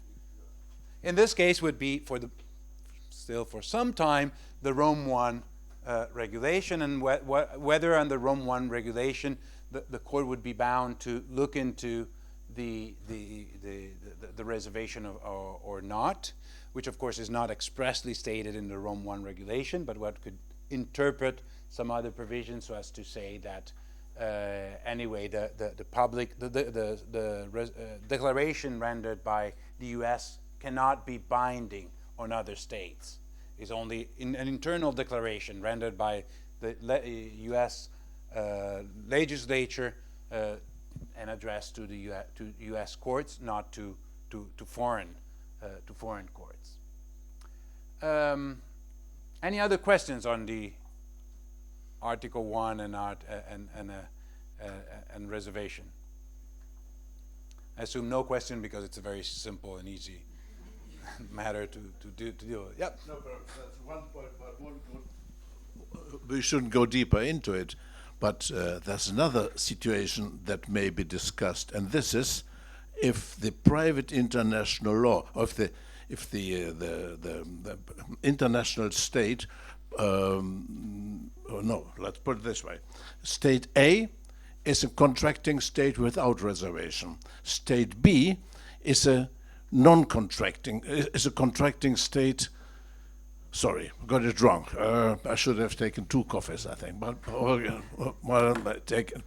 if the private international law, the situation, if the private international law leads to a state which have reserved Article 95, now we had the situation that the state where we apply the private international law had made this reservation. But what is the situation if the state where the private international law points to has put this reservation? Does it apply even though or not? The situation would be, for example, if a German court would be addressed with the case, let's assume an Indonesian seller sells to the United States, and according to Indonesian private international law, United States law applies. Okay, so that implies Yeah. also an issue of renvoi. Yeah, and I wouldn't go deeper into it, but just want to mention there are a lot of different issues related to this situation. Anyway, I thought happily in practice they don't arise all the time. Not very frequently. But this, of course, is all to confirm. This is all to confirm the fact that, as you can see, private international law is not relevant when you have uniform law, which of course in fact it comes back from the window, even if we kick it out of the main door in many different manners. Now, the other negative requirement for the applicability of the convention is that parties have not excluded the convention. And sadly enough, but I think we have to acknowledge this is a very frequent occurrence. Parties, especially sophisticated parties, especially in some jurisdictions, in common law jurisdiction in particular, regularly opt out of the CSG. Because they think that their contract is self-sufficient, or because they think that their own law is either better or at the very least more familiar to them, and they have the contractual strength to impose their own law. And this has been for a long time the case in the United States. Now that they find themselves at times in a situation where Chinese impose Chinese law, they start to appreciate the CSG a little bit more, but maybe this will, in the course of time, change a little bit the attitude. But so far, we have to acknowledge the fact that the CSG applies primarily in relatively low value type of transaction. In the very high value, where there's a lot of negotiation and a lot of drafting, parties tend to opt out of the CSG. But the opting out itself may be a little bit tricky, and especially if we are counsel or we are assisting the party which has less bargaining power in the negotiation. It may be interesting to know that consistently, courts throughout all jurisdiction have been very strict in looking into the opting out clauses. So the option, the possibility is stated in Article 6, the parties may exclude the application of this convention, or subject to Article 12. I'll come to that in a second, because maybe it might be interesting to say a few more words, derogate from or vary the effects of any of its provision. Now, of course, an express exclusion, the CSG, this contract shall not be subject to the 1980 United Nations Convention on Contract for the International Sale of Goods. That is a very clear statement. There's not much to say about that. Okay? But what about this other examples? And an implicit exclusion is possible, but has to be looked at with great care and is not to be given for granted that it's there. This agreement shall be governed by the law of New York. Does this exclude the CSG in favor of the application of the UCC, the New York UCC, New York Commercial Code? No, although we must say that probably in the intention of the parties, or at least of one party, the intention was probably to lead to the application of New York Commercial Code. But New York courts, so that's very important to say, have consistently stated that the CSG is part of New York law. And therefore, this is the kind of provision that does not have the effect of excluding the CSG. So if you have a strong party insisting, no, we want New York law to apply here, say, fine, that's right, New York law applies, and you will know that it's the CSG. This agreement shall be governed by the common law of the state of New York. One could argue this is a little bit different, but again, courts in New York have said, well, the common law includes also is subject to statutory law and therefore to the CSG. This agreement shall be governed by English law.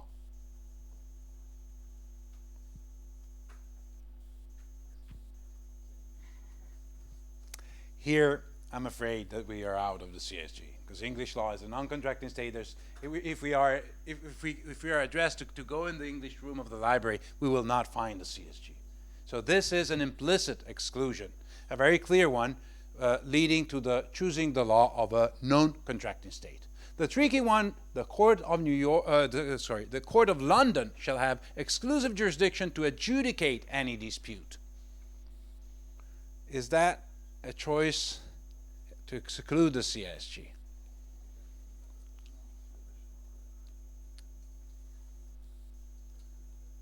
The underlying question is, can the choice of court imply a choice of law leading to the domestic law of the court in the absence of a different choice of law? And there are very different traditions in this respect, but now there are, and of course after Brexit probably the old tradition will come to the surface again. But even under the Rome I regulation, not in the provisions but in the recitals, which are not binding but provide some guidance, there is a statement that clearly says, well, the choice of court may be an indication that may allow the presumption that the parties implicitly chose also the law of that state. And this is the traditional common law approach. So after Brexit, we can expect English court to say, no, this is clearly a choice of our court, which implies also our law. And therefore, this will probably be, at least in London, a mechanism that will be interpreted as an implicit exclusion of the CISG. So the other way around, what about if the court in London, which we have now seen in our choice of forum, is competent? Does the CSG apply in this case?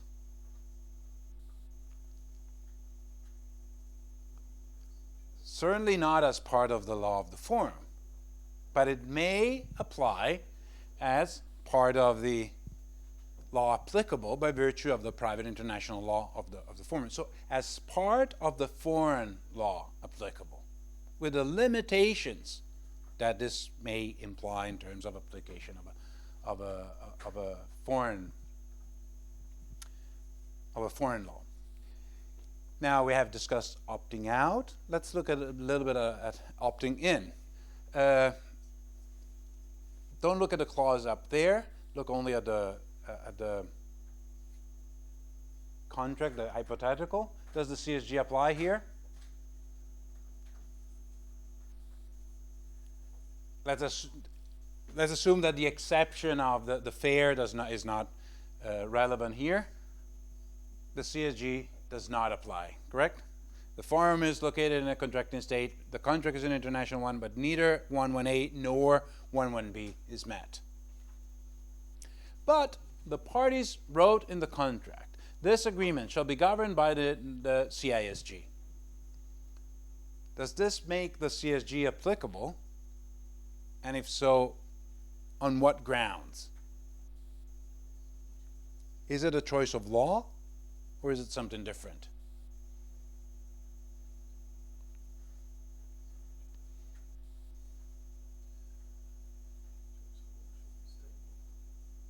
A choice of law should be state law. There was a long discussion, a long delay in the adoption of the Rome I regulation because of the possibility of making also rules of law or other collections of principles, the unit of principles, a possible choice of law. The answer, the final outcome of this discussion and debate was that in courts based in Europe, in member states, a choice of law is only the choice of a state law. The choice of Sharia law, the choice of Hebrew law, just to mention a couple of famous cases, is not a choice of law. And the choice of an international convention, which is not per se applicable, is not a choice of law. It's an incorporation by reference. It's exercise of freedom of contract by the parties, which is nevertheless subject to all the mandatory rules which are from the law which is otherwise applicable. And in this case, it is English law which is otherwise applicable.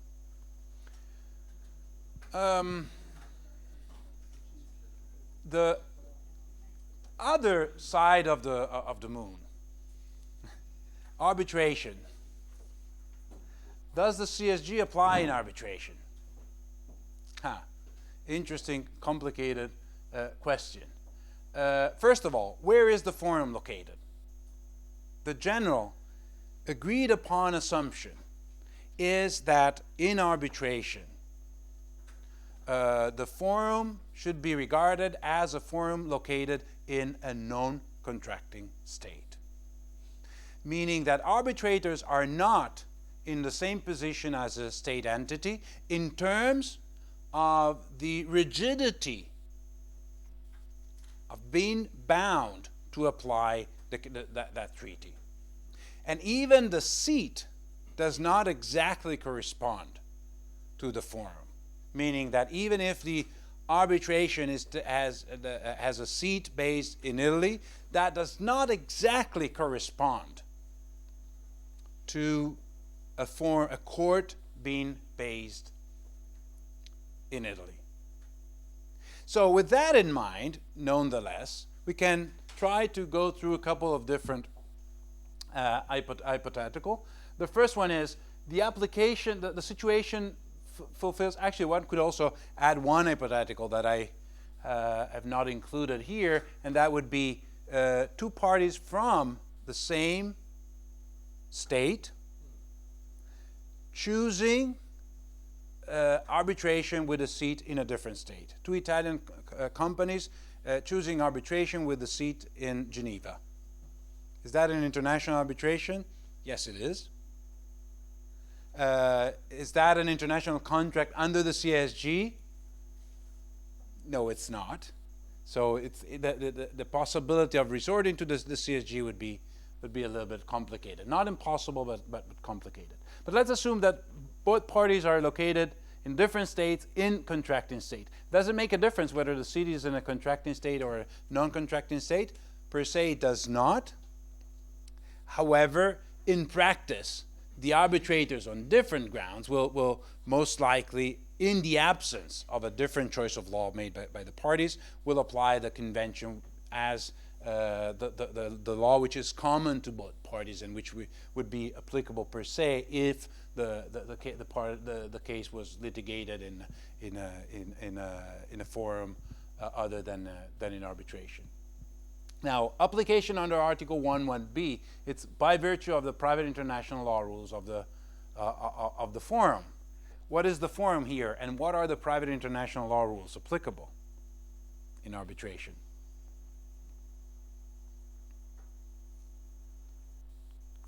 Of course, it depends. It may depend on the seat of arbitration. Article 28 of the Model Law. Do you know what the Model Law is in a Model Law of International Commercial Arbitration?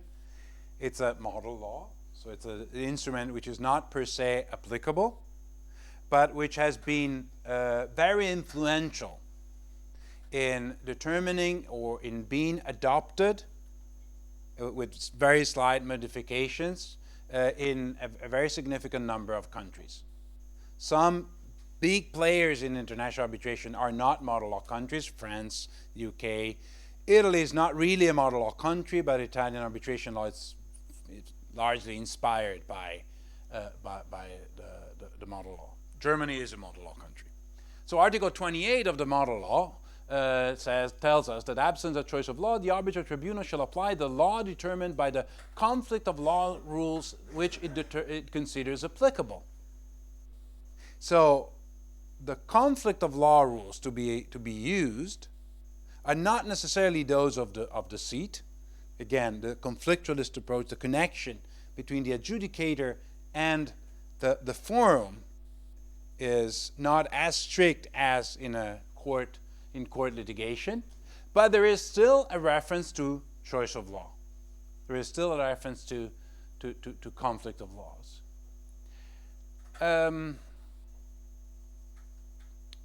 What about if the contracts are not covered by the CSG because of the contract being concluded beforehand? There is famous case law for cases in contracts concluded in 79 or azione materie or territorially or for any other reasons.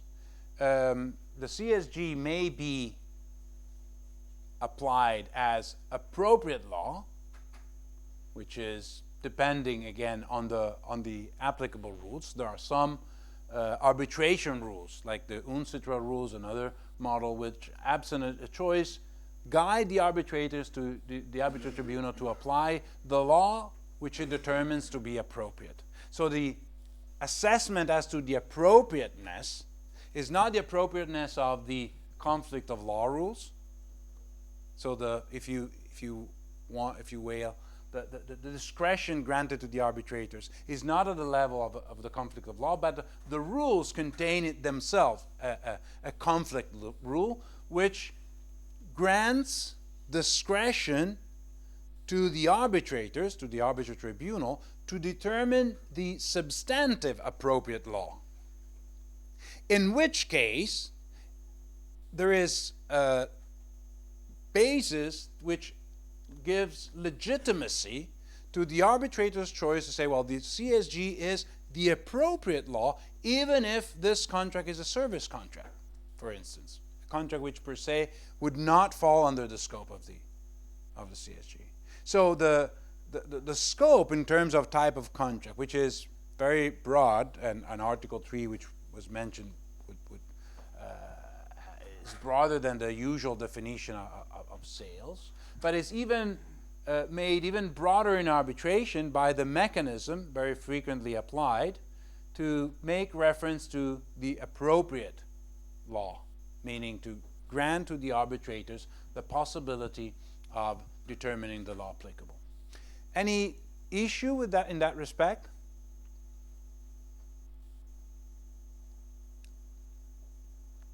Think what we just said before about the choice of even in court, the choice of the CSG.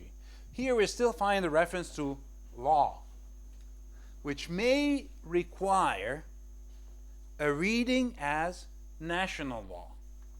So, and this is one of the reasons why it's at times complicated and difficult to be selective and be sophisticated in choosing the arbitration rules. Look at the difference between Article 35 of the UNCITRAL rules and Article 21 of the ICC rules. An identical rule is also in the SIAC arbitration rules, the Singapore International Arbitration Court, another situation.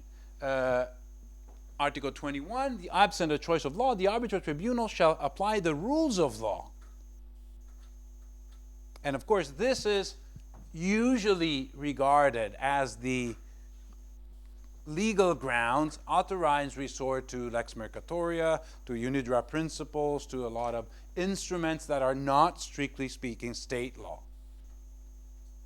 And so, whereas under the Article 35 of the UNCITRAL rule, one could argue, wait a second, you cannot apply the CSG. You could apply the CSG by broadening the scope of application to contracts which are not covered, but you cannot apply it unless it is the law applicable, meaning it's part of the state law that somehow you find to be applicable as arbitral tribunal. Under the ICC arbitration rules, you would be able, and there are arbitral awards that have done that, you would be able to extend the application of the CSG also in a situation where, from a territorial perspective, the CSG would not apply. So even in a situation where, for instance, both parties are located in non-contracting states. Now, of course, this poses and very often in arbitration, all the issues come at the end, not at the beginning. Grounds for the setting aside and grounds for refusal of recognition and enforcement. Grounds for the setting aside of an arbitral award applying the CSG in situation where allegedly should not have been applied. How do we make an assessment in that respect? The setting aside is always connected, at least in New York Convention states, which however means almost all the states in the world nowadays, on the domestic law of the seat. Okay, so you have to look into domestic law of the seat to determine whether there are grounds for the setting aside of the arbitral award. One issue which may be of interest, and although I said I agree with everything that Professor Veneziano said, there might be one issue with respect to which I may want to add something which slightly deviates, but of course she's the one who's right. And that is on formal requirements. Formal requirements is still a very tricky and relevant aspect. And to confirm that, the latest ratification, South Korea, which is not yet in force, because it will enter in force in April 1st this year in South Korea. But South Korea is yet again another contracting state which has made declared a reservation on formal requirements, meaning making formal requirements binding. And the others are the Russian Federation, Argentina, Chile, Ukraine, a few other states. Now the problem is that Article 12 and Article 96 say that when any party, quote, any party has made a reservation, then the formal requirements should apply. So although most of the court decisions that have dealt with the reservation have read this reservation in a way that emphasizes or looks into which law is applicable, and have applied the reservation only if the law applicable was the law of the reservatory state, the language of this reservation seems to suggest, wait a second, if I'm making a reservation, I look at this as a public policy issue, as an overriding mandatory rule. Because in the reservatory state, the writing requirements are applicable if any party, if you look at Article 12 and Article 96, you'll see this. If any party has its place of business in a reservatory state. Which means that for courts in reservatory states, this is public policy. The contract must be in writing. Any amendment to the contract must be in writing. Otherwise, it's not relevant whether the law of a non-reservatory state is applicable. What is relevant is the law of the forum, which is the usual mechanism of public policy and overriding mandatory rules. If that is the case, can they set aside an award which was rendered on the grounds that the informality rule would apply in the case? I think that would be an issue open to some discussion. I think that the party would have a case for the annulment, knowing that the numbers of awards that are annulled in general in most jurisdictions is very, very limited. May I interrupt just to say that I completely agree. I'm sorry if what I said. No, I said I was making a follow-up, not a. I completely agree that it's the forum actually, so it's that it would apply. Then of course if you have another forum. I was pretending there was a disagreement because I see it's almost 1:30 and I wanted to wake up a little bit the audience by suggesting that we had some slight disagreement, but thank you for... And of course, the grounds for refusal recognition are those are to be looked into in the light of the jurisdiction where the recognition and enforcement of the award is being sought. So it's Article 5 of the New York Convention, and then you have to look into the invalidity of the arbitration agreement, 5.1a, and this, again, the formal requirements may become relevant. Inarbitrability would take us very far away in this context. But then we also have Article 5.2b, contrary to public policy. Then again, that could be an issue in other respects. I have not really dealt with the scope of application in terms of the notion of sales, and I apologize for that, but I don't think it makes sense to start at my watch is 27 at a completely new topic, so I'll just leave it here and open it for some question if there are any, or free the audience and for lunch if there are no further questions. So you're invited to step in. Questions? Additional remarks?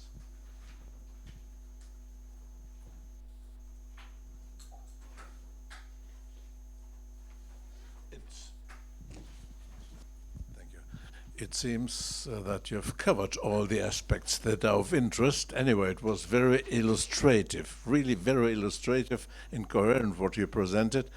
Everybody seems to be satisfied, no doubts anymore. And or confused. Well, it doesn't leave the impression that the audience is confused. No, at all. They seem to be quite satisfied. But I think we're all looking for lunch now. And the lunch break will be 1 hour, Carlo? 1 hour. So in 1 hour again we meet here. Can we leave items, computers, things like that? You may leave. They will be locked. Or there will be somebody will remain here. Okay, fine. So thanks a lot.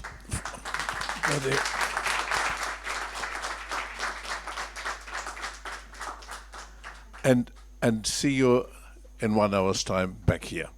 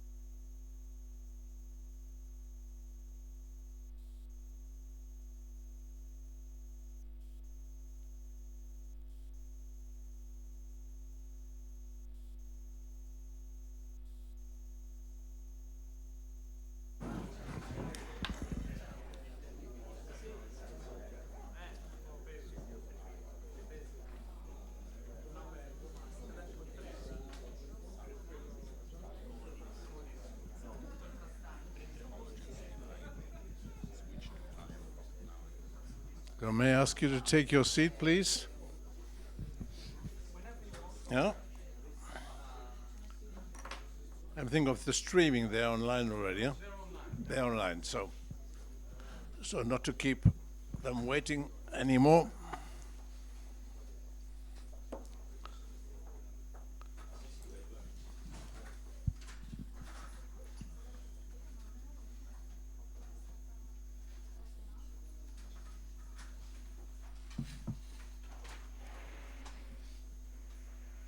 So, ladies and gentlemen, here we are again. I hope you had a good lunch or at least some recess to prepare for the second half of this day. And after having heard in this morning approaches about the systematic of the Vienna Sales Convention and the ideas behind it, now we're approaching another step, and now we'll discuss how the Vienna Sales Convention is applied in practice. What is the situation of the courts? How do they interpret the Vienna Sales Convention? Well, in this presentation will be done to us by Fabio Liguri. He's sitting next to me, and I'm presenting him. He is practicing lawyer in Milano. Just got some short information about him because, as you realize, we arrived quite late, but some information I received. He was working with Professor Bonnell. Professor Bonnell is well known to you. He's in Rome with the Unidroit Institute, and one product of the institute is the Unilex collection of court sentences regarding the Vienna Sales Convention. And Fabio Liguri is also one of the editors of the Unilex. So I think no better person to present to you to give you some inside view of how the judges looked at the Vienna Sales Convention, how it was applied in practice. The floor is yours, Fabio. I think I need to. Well, thank you first of all to Professor Pils for such an incredible presentation, which I hope is well deserved in terms of who better suited to present the cases on the Vienna Sales Convention. The cases, and of course a special thanks to Carlo Mastellone and the University of Florence for hosting this event, and the Union Internazionale des Avocats. I don't know if the voice is loud enough. Okay, thank you.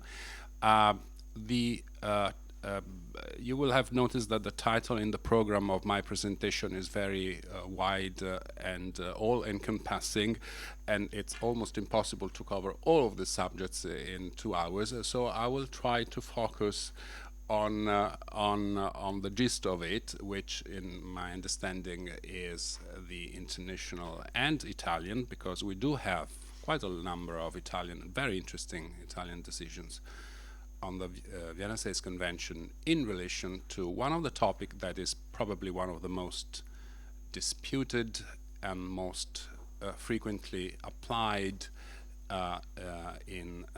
before the courts, national and courts and arbitral tribunals, and that is, of course, the issue of the non-conformity of the goods. You will see here a list of the main topics that I intend to address today in the time allowed, and this will come up later on every time that I change the subject matter, so that you have an understanding of where we are. The first topic is, in general terms, the obligations of the buyer. The buyer's obligations, of course, relate, well, not only to payment of the price, which is not a disputed matter from our perspective at this stage, but of course is the duty to take into delivery the goods, to examine them, and in case of defects to give notice on non-conformity. I will touch very briefly on the taking delivery of the goods, which is governed by Article 6 of the Convention.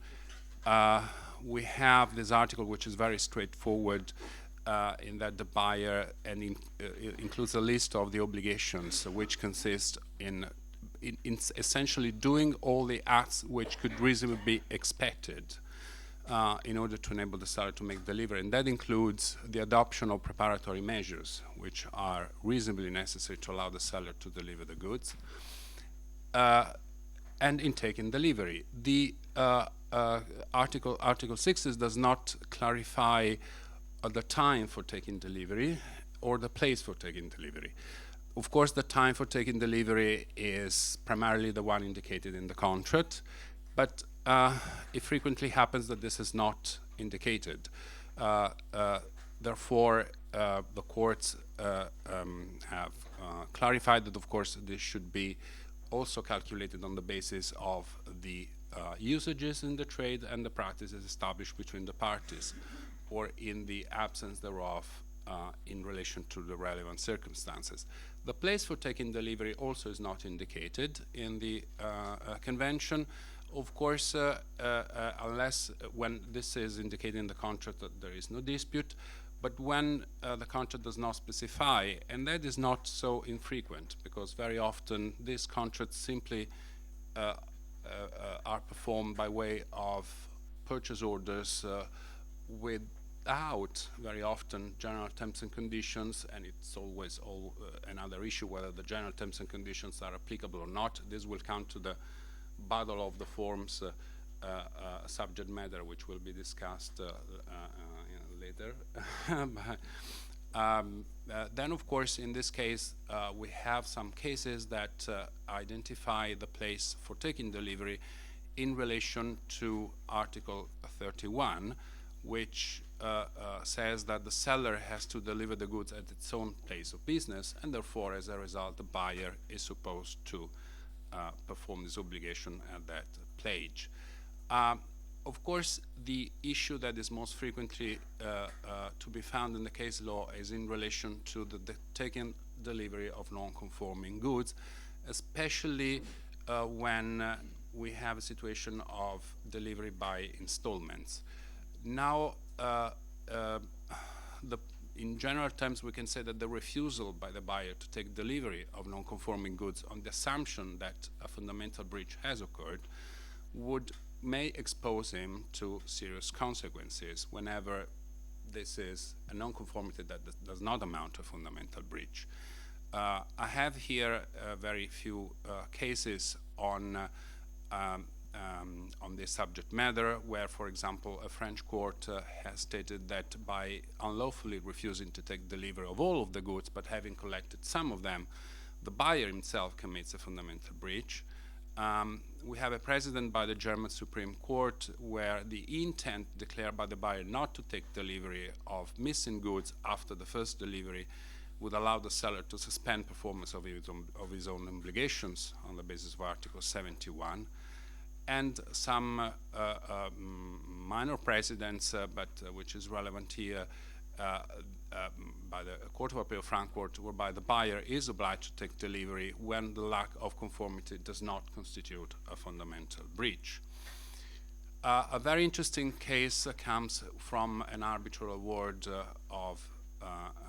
in Austria, where a lack of conformity of the first installment amounted to a fundamental breach of contract. The situation where we have a fundamental breach of contract, which is governed by Article 25, will be discussed, I understand, later in the program. This is part of the remedies by the buyer, so I will not focus on this. But in accordance with this case, in the event of a lack of conformity of the first installments, it is possible that it is highly probably actually that such a breach would occur also with respect to future installments. Now, in this particular case, the buyer had failed to give timely notice of non-conformity. However, according to the tribunal, he would maintain the right to declare the contract avoided for future installments in accordance with Article 73. Now, of course, the main topic of today's discussion is around Articles 38 and 39, which you see here on the screen. We will discuss them extensively right now. by starting, of course, with Article 38. I would first of all point out that the time that is available to the buyer is divided, after taking delivery of the goods, is divided in two periods. The first one is for the examination of the goods, the second one is for reporting any defects. As you've seen, the convention deliberately does not set specific terms in this regard, as you would have, for example, in the Italian civil code or in the sales law of domestic sales law of most jurisdictions. In fact, Article 38.1 simply establishes that the examination of the goods must take place within as short a period as is practicable in the circumstances. And Article 39 requires that the notice of nonconformity should be given within a reasonable time after the buyer has discovered or ought to have discovered the defects, and also that their nature be specified.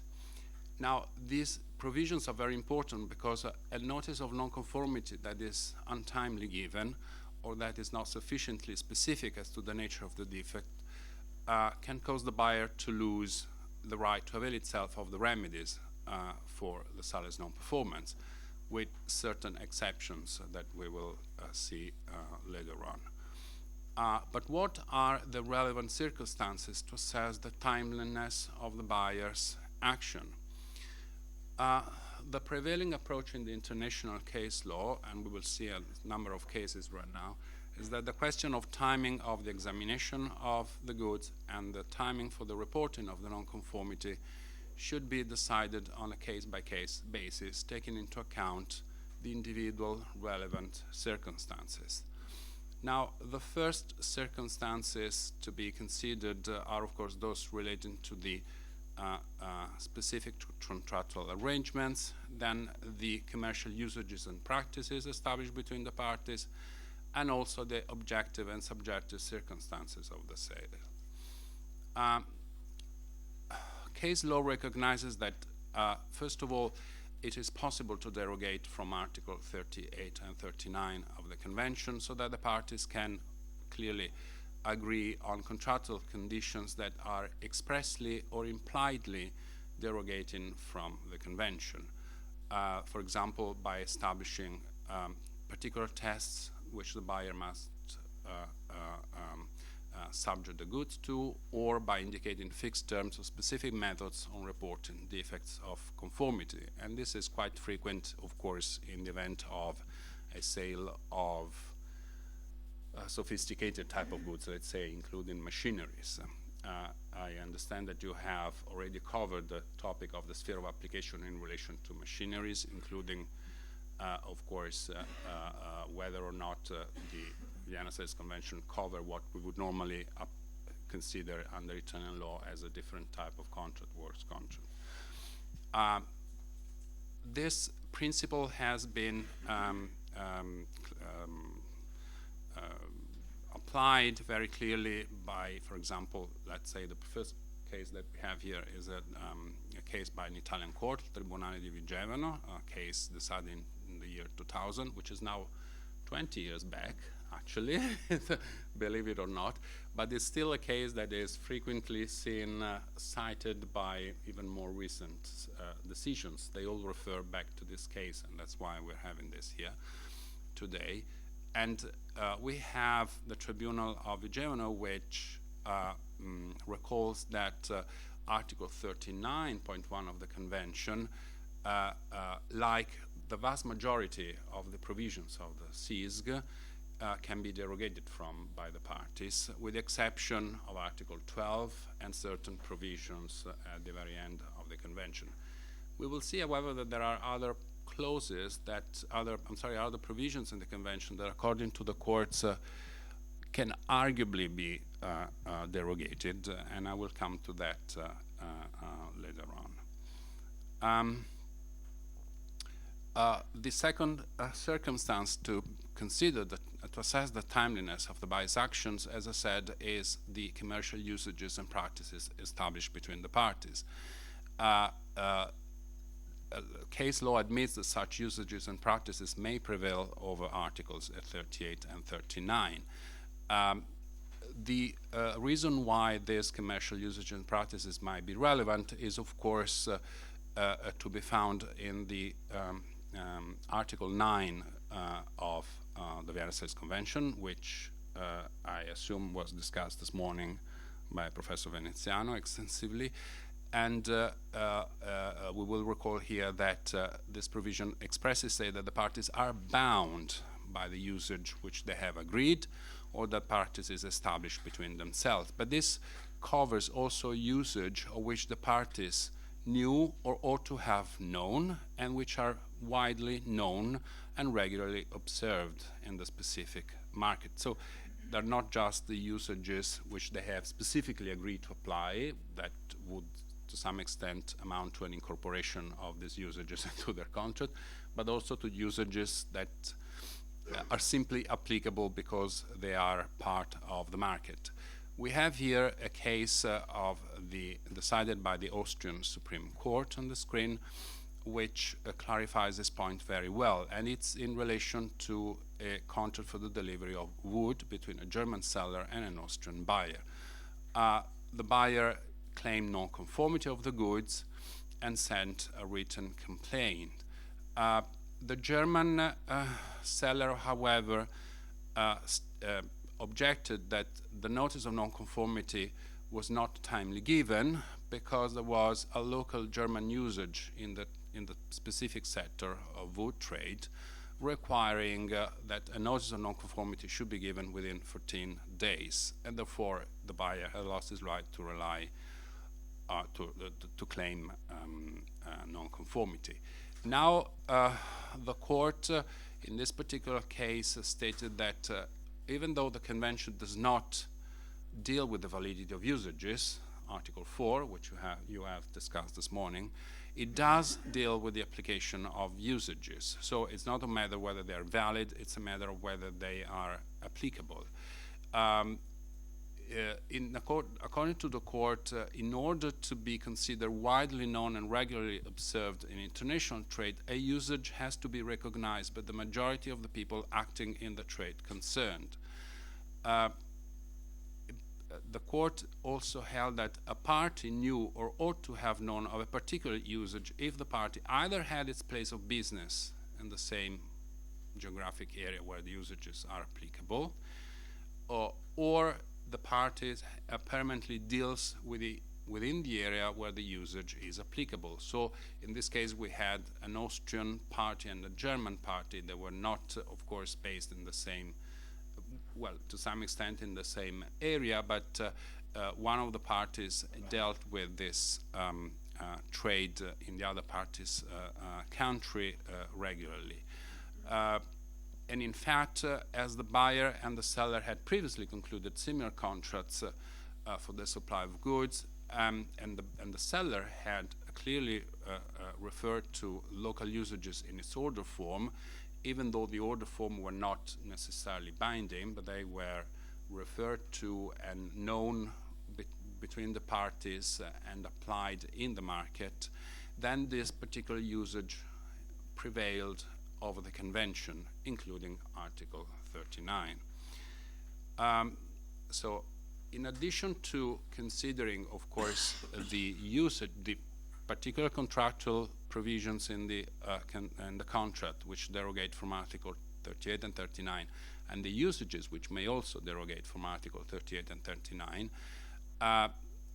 there are a number of cases which identify the circumstances which need to be taken into account to assess whether the buyer's notice of non-conformity was given timely.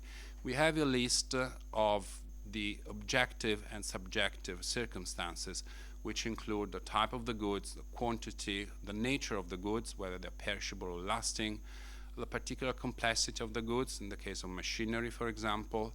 The method of packaging and transportation of the goods is also relevant. Of course, even more relevant is the type of examination to which the good must be subjected, and of course the type of defects, whether it's an obvious or latent defect. Among the subjective circumstances to be taken into account, we have that, as identified by the courts, one can mentioned the professional nature of the buyer, including the buyer's expert qualifications in the field, and the size of the buyer's business. We have now a few cases that discuss this point, and the first one is by the Austrian Supreme Court, where the court held that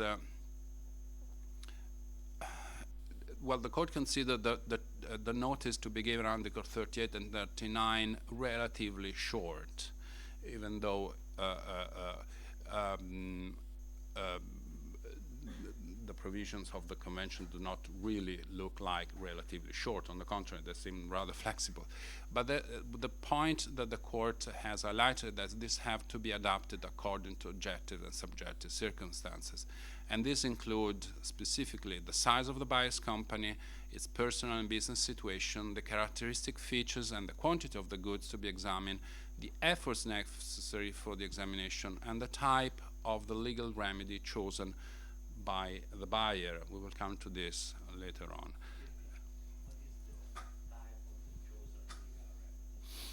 Well, when the buyer receives non-conforming goods, the buyer has, under the convention, the possibility of resorting to a certain number of remedies, which of course depend on whether the notice of non-conformity was given timely or untimely. Assuming that the notice is timely given, the buyer has a number of remedies, such as, for example, request replacements of substitution of the goods, terminating the contract for fundamental breach, or repair of the goods, of course, or when this is not possible because the notice is untimely, asking for a reduction of the price, and of course damages. So that depends on whether, in other words, the remedy invoked by buyer is aimed at preserving the contract or terminating the contract. And we will see that this also is very important, because as a result of the buyer's action, also the seller has its own remedy, which can propose a replacement of the good or other remedies. So given in the light of this particular circumstance, which is the type of remedy invoked by the parties, in accordance with the Supreme Court of Austria, one should consider whether the notice of non-conformity was timely given and was sufficiently specific. Another example, which is indicative of this, which clarifies this point further, is a case by the Supreme Court of France, 2014, and that relates to a contract between a Dutch seller and a French buyer in relation to Christmas trees. Christmas has just passed, and of course we all understand that as the Supreme Court considered, it was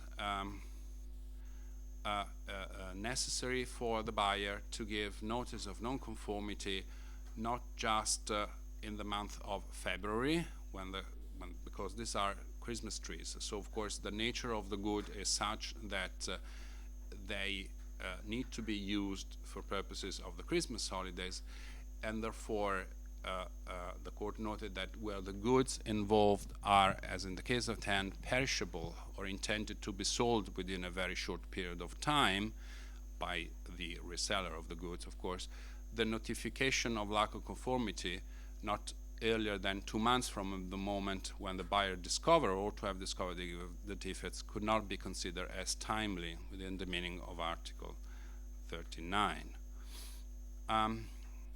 Again, the Austrian Supreme Court in another case here discussed the circumstance, the time limit for notification of the lack of conformity, holding that the circumstances of the case need to be considered, in particular the business and private situation of the buyer, again the nature of the goods, the volume of delivery, and the kind of remedy.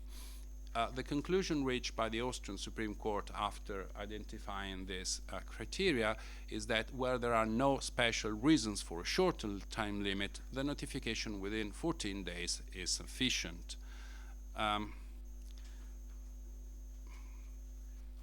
Now we will address this point further later on. For now, we will focus on the methods for examining the goods and the timing for examination of the goods, which is, of course, the first rule under Article 38. International case law recognizes that in the case of perishable or seasonal goods, such as food or fashion products, or Christmas trees, as we've seen before, or whether there is a risk that the goods are confused with those of other suppliers of similar goods, then the buyer is required to examine the goods immediately upon delivery and to report any defects in extremely short period of time.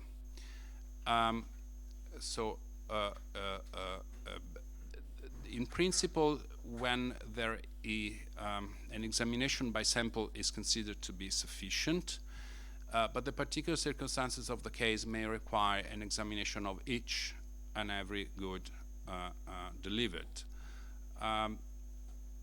Another topic that is frequently addressed by the courts is the notice of non-conformity and examination of the goods in relation to the sale by installment. In the cases of sales with delivery by installment, each consignment of goods should be examined separately, according to the courts, so that the buyer notifies any defect found without waiting for the delivery of all the goods at the end of the contract. In principle, the buyer has the obligation to subjecting the goods to reasonable examination that is appropriate to the circumstances. I have identified here what you would say as the general principle that comes from case law. We'll see later on some other cases on this. The buyer may, of course, lose the right to rely on a lack of conformity when he could have discovered defects through a normal examination. But he retains the right in the event that the defects can only be detected through a special examination, which is not required to carry out under normal circumstances.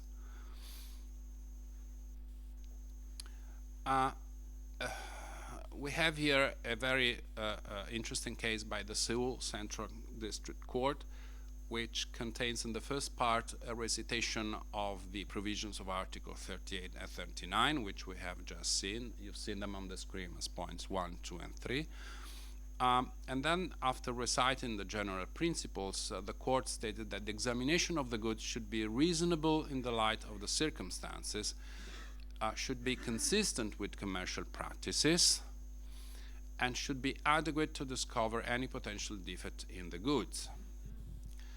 In this particular case, the defendant had given notice of non-conformity more than 10 months after receiving the goods, which the court considered to be untimely. But we will see that this is not always the case, because there are decisions that consider even a longer period to be completely reasonable. As regards, again, the examination methods and timing, the principles are well identified by decision of the Austrian Supreme Court, and this relates to the sale of tracking shoes. Believe it or not, the vast majority of cases on the Vienna Central Convention deal with shoes, and and the vast majority of cases deal with sellers, which are Italian, of course. So, and that is why shoes are so popular under the Vienna Sales Convention. In this case, the seller delivered the shoes to a third party, a Scandinavian company, in partial deliveries. The Supreme Court of Austria stated that in the case of several partial deliveries to a third person, the examination period required by Article 38 starts to run separately for each delivery, and starts at the arrival of the goods at the place of delivery with the third person. Therefore, the buyer is obliged to examine the goods either through a middleman or to have them examined by a third party. Again, the Austrian Supreme Court noted that in relation to the duration of the period to examine the goods, insofar as no specific circumstances suggest otherwise, a period of approximately 14 days for examination and notice should be considered reasonable. This is quite an old case, 1999, but is still frequently cited in the case law. As for the manner of the examination, the court found that in the absence of specific agreements between the parties, the manner of examination can be inferred from the trade usages and from the practices established between the parties. Even though an expensive examination cannot be expected by the buyer, examination has yet to be thorough, professional, and appropriately diligent. So the burden on the buyer is quite extensive. One of the leading courts in the on the subject matter of examination methods and timing is, of course, the German Supreme Court. There are a number of cases dealt with by the German Federal Supreme Court. I have selected here one which is very often cited in other cases, and that relates to the sale of oil and spices, which turn out to have been irradiated after processing and sale to a customer. In this case, the buyer gave notice 2 months after receiving the results of an expert examination concerning the irradiation of the goods. That was notely was untimely. According to the Supreme Court of Germany, even though the reasonable time to give notice of nonconformity only started to run from the expert examination conducted by the buyer, and this because it was not possible to discover the irradiation of the goods for the defects with a routine examination at delivery or during processing, the buyer had waited yet too long to give notice to the seller. Again, as we have seen, when the goods are perishable ones, such as food products, in this case, in this Dutch case, from an Italian manufacturer of pasta, according to the court, when the goods involved are perishable, the buyer should have examined them immediately after delivery. The buyer should also have informed the seller of the customer complaints as soon as it received them, without delaying notification until an examination conducted by an expert appointed by the buyer certified the poor quality of the products. So sometimes the expert examination is not the buyer should not wait for the result of an expert examination to give notice. Now, to assess whether the notice of nonconformity is given within a reasonable time, the circumstances of the case have to be taken into account, and in international case law, it is frequently noted that these circumstances include the experience of the buyer.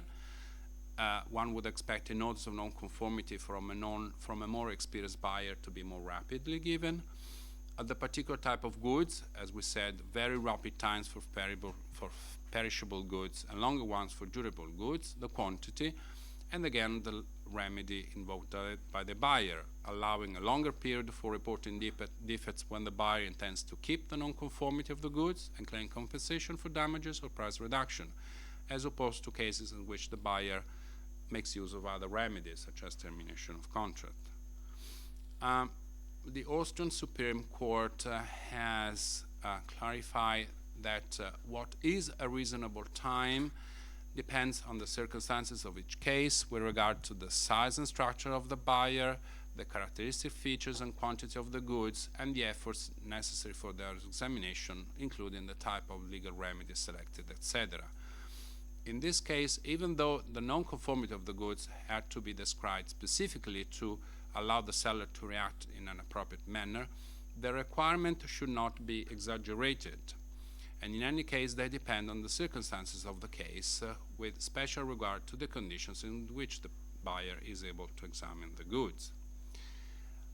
Now, of course, other cases point out that the timing of the notice of nonconformity should be assessed also taking into account the purposes of Article 39. And the aim of Article 39 is to put the seller in the position of having the information necessary to promptly react to the buyer's notice, so as to allow him to evaluate whether to subject the goods to its own examination or to remedy its breach in accordance with Article 48. Sometimes the question of the seller's explicit or implicit waiver on the law report of the defect is raised, and this happens quite frequently with the German and the Austrian courts. For example, in a case decided by the Austrian Supreme Court, which involved the sale of CPUs, computer, which turned out to be imitation, the court concluded the seller had implicitly waived its right to rely on the late notice of nonconformity given by the buyer, because it had taken back the goods and had agreed to exchange them without making its own examination. Now, despite the sharing of this general principle, the courts apply in the various jurisdictions Article 38 and 39, reaching different and sometimes rather divergent conclusions. We have here, I have tried to summarize them into cases, the tardy notice cases, where some courts consider a notice of nonconformity given between, depending on the circumstances, 16 days and 24 months after delivery to be tardy in the circumstances, while other cases, for other courts, a notice of nonconformity given between 7 days and 7 months after delivery is tardy. On the other hand, there are courts that have assessed that the circumstances of the case are such that it is considered to be timely a notice of nonconformity given even 1 month after delivery, and in some cases 4 weeks from when the buyer ought to have discovered the defects. We have a very interesting case, oh, I'm sorry, this should go, by the Tribunale di Bolzano in 2009, which you have here on the screen in Italian, which clarifies again that Article 39 is considered to be a clausola generale, general clause of the Convention, to be decided on a case-by-case basis.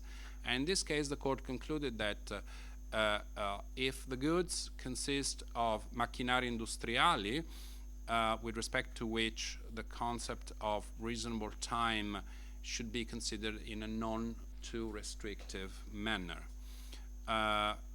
As a result, the court concluded that a notice of nonconformity given 4 months after delivery was to be considered timely. This is quite, I think, the very generous type of decision. But, however, the court has taken into account the relevant factors and concluded that 4 times is reasonable. Now, on which ground you would appeal this decision, if you have to? That's the point. Now, the point is also that we have, let's say, a tendency between the states to consider this timeline differently based on the local laws. There are certain courts in some states where the internal laws require the buyer to comply with shorter terms that have developed precedents also on the previous convention on the sale of goods, which show or have shown in the past, such as, for example, the German courts before the, a certain tendency to apply Articles 38 and 39 in a stricter way, but this was before a decision by the German court which has considered 1 month to be a reasonable period of time. We will see it right now. While other courts in other jurisdictions where simply do not dispute this point because, and this is the case, for example, of certain US courts, where the internal domestic law does not require does not provide for a specific term to notify defects, but rather consider that defects simply require the buyer to report defects before accepting the goods. Of course, the provisions of Article 38 and 39 should be considered in the light of Article 7 of the Convention, which requires the more or less restrictive references otherwise applying the domestic level to be overcome and to seek a conclusion that is more taking into account the international nature of the commercial relationships and the general principles on which the Convention is based. This principle is well taken by several courts, which expressly recognize that must assess the timeliness and the specificity requirement in the need to promote uniformity in the application of CISC.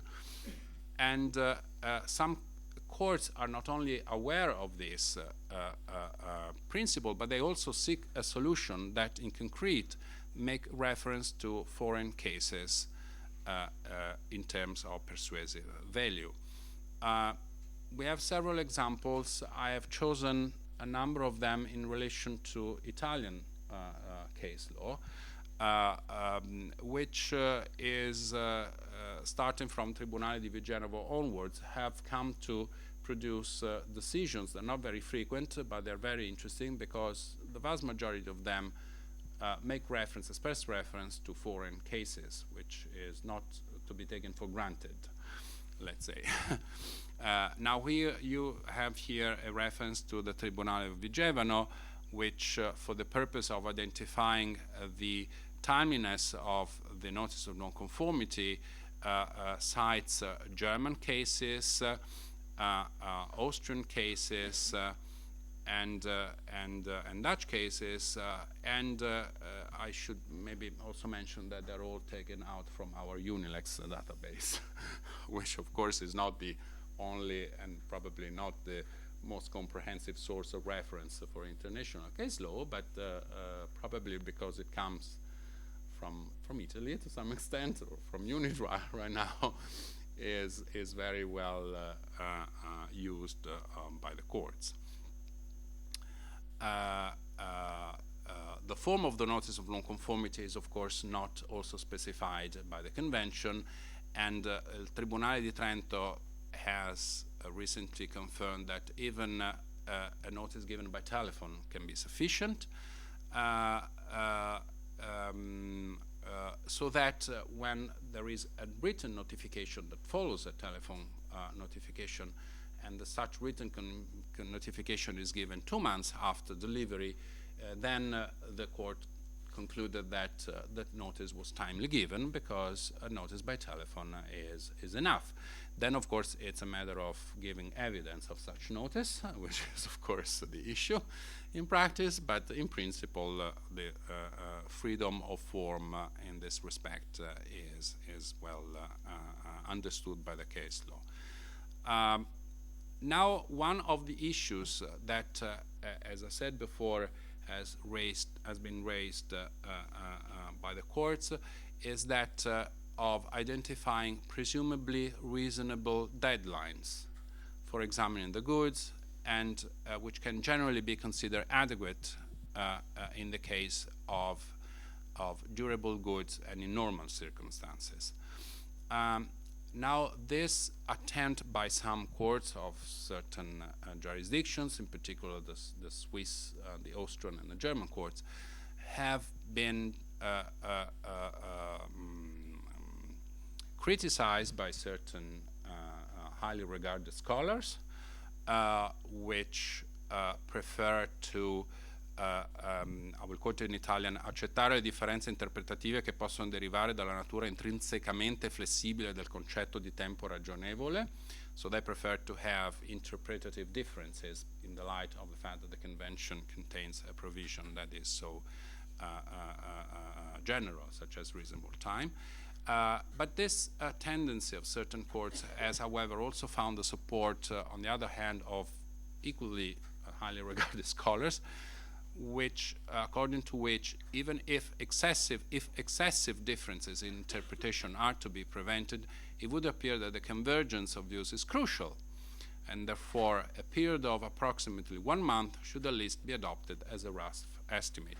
Now, this conclusion is taken on the basis of certain precedents. As we've seen before, the Austrian Supreme Court has stated in a number of decisions that from a general point of view, unless the circumstances require a shorter or a lengthened period of time, a notice of non-conformity should be given within 14 days is to be considered to be given in a reasonable time.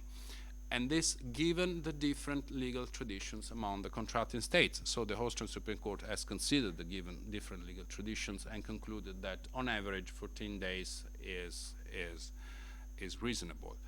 The Court of Appeal of Lucerna in Switzerland has even considered expressly that in order to perform a uniform interpretation of the Convention, it is necessary to strike a balance between certain legal systems, such as the German legal system on one hand, and the Anglo-American Dutch legal systems on the other hand. And the court stated that in view of the fact that in the former legal system, Germany, the notice for time is generally quite short, 8 days after delivery of the defects, after discovery of the defects, while in the other two, notices may be given within a longer period of time, even several months. The court decided that 1 month after delivery was a good compromise. This solution was also adopted in a decision of 1999, which is still cited as a precedent by several courts, by the German Supreme Court, in a case that was rather complex, but in the end the court considered that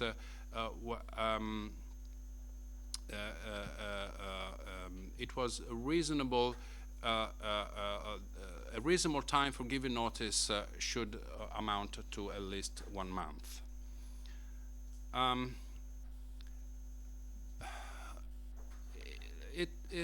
Very interesting, a very recent case by the Tribunale di Reggio Emilia has concluded that according to the prevailing case law, and they cite a number of foreign precedents, you will see them right now, a period of 1 to 2 months is to be regarded as sufficient to examine the goods and inform the sellers of any non-conformity, except when special circumstances are given. So even this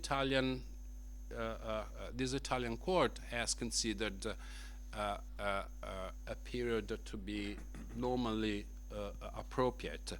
But the court has come to this conclusion on the basis, as we've seen here, of specific cases expressly cited by the court in its decision. I regret that this is in Italian, but as you can see, the court considered, there's a footnote in this decision which quotes a number of cases into relation to which discuss when the examination of the goods should take place and the notice of non-conformity should take place. So the Italian court is citing a decision by the Netherlands in 2002, decision by the Netherlands court, which concluded that a reasonable time should be considered in the light of the circumstances. And then other decisions by the German courts, the Belgian courts and the Swiss courts, which also discuss this point. Finally, the same Italian court concluded that the period of 1 month or at the maximum 2 months, depending on the particular circumstances, is to be considered adequate, congruo. And this conclusion was reached by the court, again, on the basis of precedents. So, citing the District Court of Stuttgart, the German Federal Supreme Court, the Austrian Supreme Court, and an appellate court in Germany. So it is very interesting that this Italian court has resorted to so many precedents to arrive at a conclusion that is not exactly the same as the one indicated by the German Supreme Court or the Austrian Supreme Court, that is not the identification of a generally accepted term, unless special circumstances require otherwise, but it still concludes that a very long period of time, such as 1 month or even 2, is considered to be adequate. And this is, again, also not as generous as the 4 months of the previous decision, but still, well, probably in line with international case law, but still very interesting. Article 39 also deals with a 2-year term whereby the buyer loses the right to claim non-conformity if he does not give a notice to the seller at the latest within 2 years from the date on which the goods were actually delivered to him, unless this is in contrast with a duration of a warranty term. Here, whereas Article 39.1 makes reference to a very flexible definition of reasonable term, which, as we've seen, the courts have come to interpret in very different ways, but with probably a tendency to be rather generous on the buyer, at least in some jurisdictions. On the other hand, the term provided for by Article 39.2, the 2-year term, is fixed and can be even detected ex officio by the judge. Now, the buyer can make use of this more extended term when the lack of conformity could not be identified following the examination of the goods appropriate to the circumstances, and the buyer was therefore able to discover the defect only later. Article 39.2 also apply when the buyer has a reasonable justification, in accordance with Article 45, for failing to give notice of non-conformity within the terms provided for by Article 39.1. The 2-year term is fixed, and the buyer cannot avail himself of the lame remedies listed in Article 45, and not even to claim damages. This term of 2 years starts to run from the date of delivery of the goods, even when the risk or the ownership of the goods have passed on the buyer at a different time. Let's see how this provision was applied by the courts. Now, the Austrian Supreme Court has discussed this point in 2007 in a case related to the sale of laminated glass. The appellate court had considered that the claim for damages were precluded by the fact that no notice was given between 2 years. However, it left to the Supreme Court to decide whether the time limit in Article 39.2 is applicable with respect to claims for damages based on contractual relationships and hidden defects. The Supreme Court of Austria concluded that, well, it discussed Article 40, but we will come to this later on.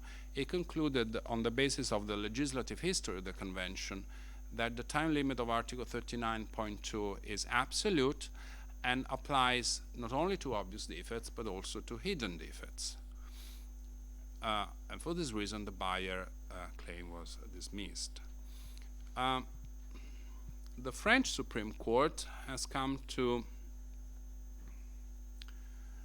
a similar conclusion in 2009 in a sale involving ceramic floor tiles, which had been resold to a final customer. The case is quite complex, but what is interesting, and you have here again one of the abstracts I have not mentioned, well, I think I mentioned at the beginning that all of the cases that we see projected on the screen are either full text in Italian or abstracts in English taken from the Unilex database.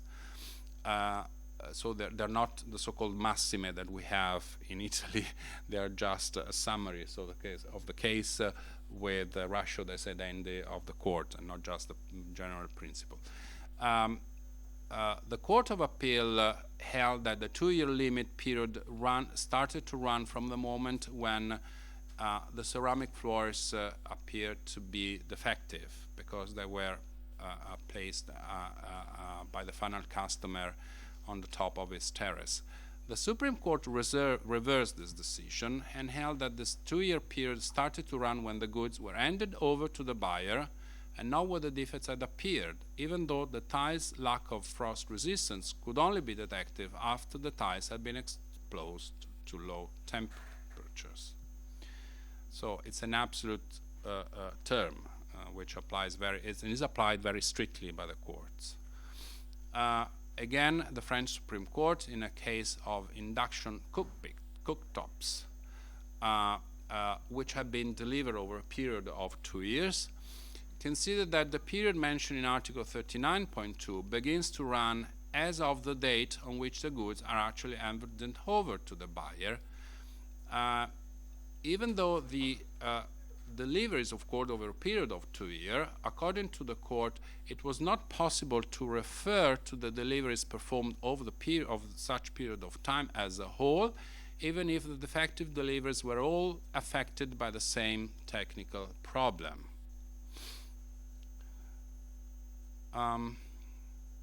Of course, as I said before, the 2-year term should be considered also in the light of any contractual warranty.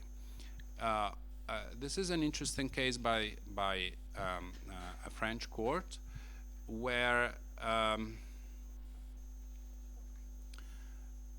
the buyer had, in accordance to the court, the buyer had lost its right to invoke the right of conformity, in that it had notified the seller of the defects only 3 years after it had knowledge thereof. According to the court, the buyer had failed to give notice within a reasonable time on account of the fact that the parties had agreed on a 10-year contractual warranty. The time limit provided by Article 13.1 for notifying defects should not, in fact, be confused with the duration of the contractual warranty. One of the topics that is frequently discussed in the case law is the relationship between the deadline for reporting defects and the limitation period.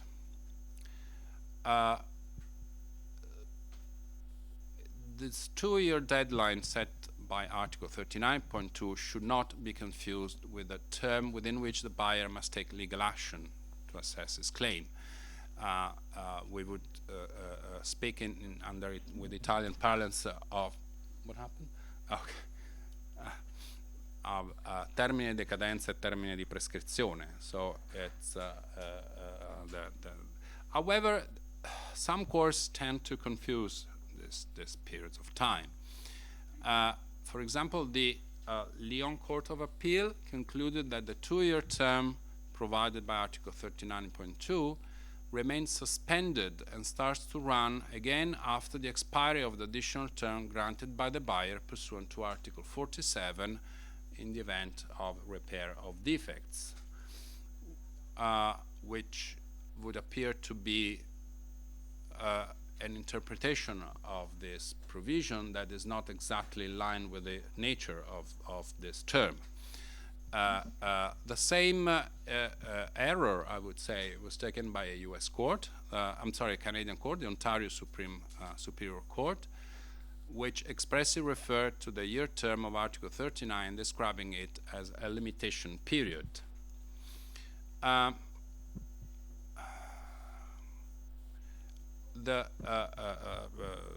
are grateful to the French Supreme Court that in 2009 has clarified this point, overturning a decision by the lower court, and clarifying that the 2-year term provided by Article 39 constitutes a term for reporting conforming defects and not a term for exercising the action against the other party. The Tribunale di Bolzano in Italy in 2009 has discussed this point in a decision that comes to a conclusion that can be considered to be acceptable, but starts from an introduction that is, so to say, subject to interpretation. In fact, the court in this case rejected an objection raised by one of the parties in relation to Article 1495 of the Italian Civil Code, and as the Italian court noted that the lack of provision in the Vienna Sales Convention on the limitation period should not be considered as an external gap of the convention to be solved on the basis of the law applicable by virtue of the rules of private international law. So it's not a gap to be filled by applying the rules of private international law. In fact, according to the court, the provision of Article 39.2, that is the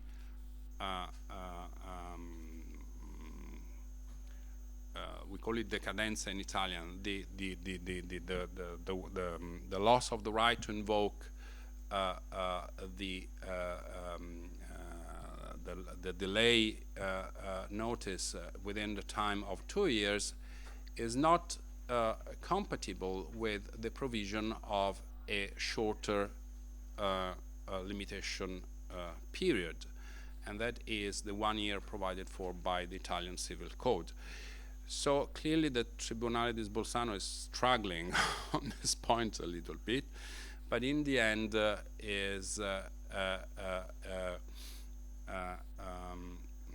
it raises the point that the convention does not deal with the conflict between the 2-year term provided by Article 39 and the limitation period. Now, the prevailing view in the case law is that, of course, whenever the Convention of New York of 1974 on the limitation period in the international sale of movable goods applies, then the question of the relationship within the 2 year of the Vienna Sales Convention is easily solved, because under the New York Convention, the statute of limitation applicable in the cases of lack of conformity is 4 years.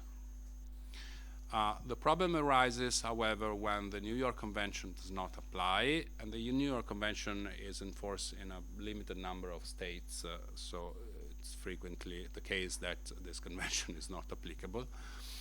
And the conflict rules make applicable to a national law that provides shorter limitation periods than the 2 years provided for by Article 39. This point was addressed by the Swiss Federal Supreme Court in a decision of 2009, where the court considered that the seller's argument that any claims on the part of the buyer were time barred, the court noted that this matter of limitation period is not governed by the Convention, Article 4, and therefore it must be decided in accordance with the domestic substantive law applicable by virtue of the conflict or law rules, which is, of course, the solution normally applied by the courts. In this case, however, the court held that, noted that the 1 year limitation period running from the delivery of the goods provided for by the Swiss Code on the Law of Obligations could not be applied at the case at hand. In this case, the court affirmed the point raised by legal scholars that that this period is likely, that when this period is likely to expire prior to the 2 year notification period, this could not be applied as it would result in a violation of public international law. So it's a very important point of reference, because it is often the case that the statute of limitation is shorter than the 2-year term provided for Article 39, including in Italy. In this particular case, however, the court did not have to decide what was the otherwise applicable limitation period, because it found that the seller had suspended the running of the limitation period by an attempt to cure the lack of conformity. So we don't have a final concluding point on which limitation period should be applicable, but we do have the principle here that when the limitation period applicable by virtue of the rules of private international law is shorter than the 2-year term provided for by the Convention, this cannot be applied as a matter of public international law. Very interesting case. Also, at the Court of Appeal of Colmar, in a case between a French manufacturer and a German supplier,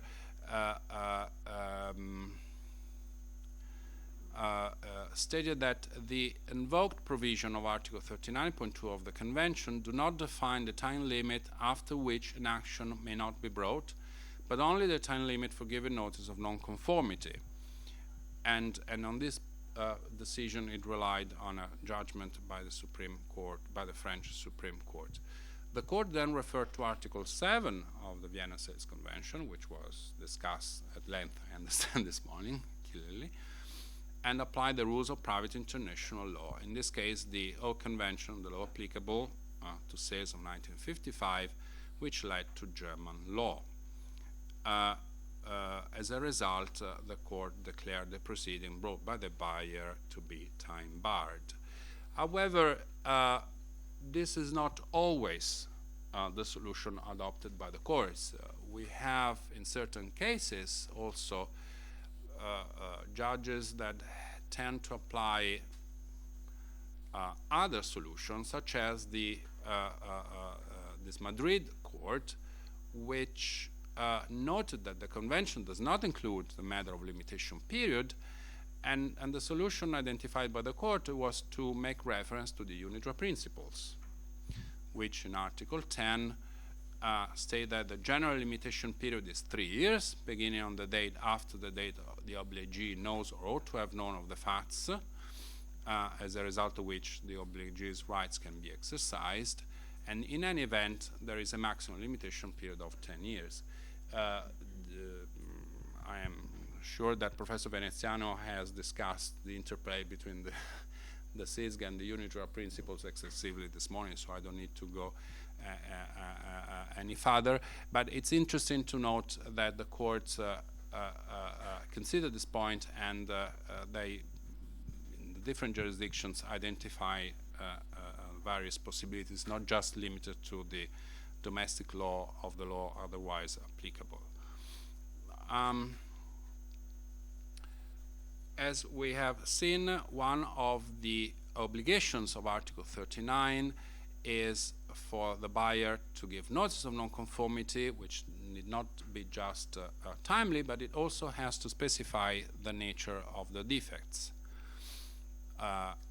It is important to stress that the specificity requirement is just as important as the time requirement, because a notice of non-conformity must put the seller in a situation to know the nature of the defects, timely, but also which defects are to be have been identified by the buyer, in order to assess whether or not to cure them or offer places in substitution or resort to other remedies. Again, also, as we've seen in this case, the notice is free unless, in terms of form, unless otherwise agreed to by the parties. We can see in the case law that there is a certain tendency in the lower courts to require a rather high degree of specificity of the defects. on the assumption that the buyer must put the seller in the condition to identify the defective goods, understand the nature of the defects, and decide whether and how to remedy the defects. Several higher courts, however, have cautioned against the tendency to interpret the specific requirement too strictly. We will see a few cases now.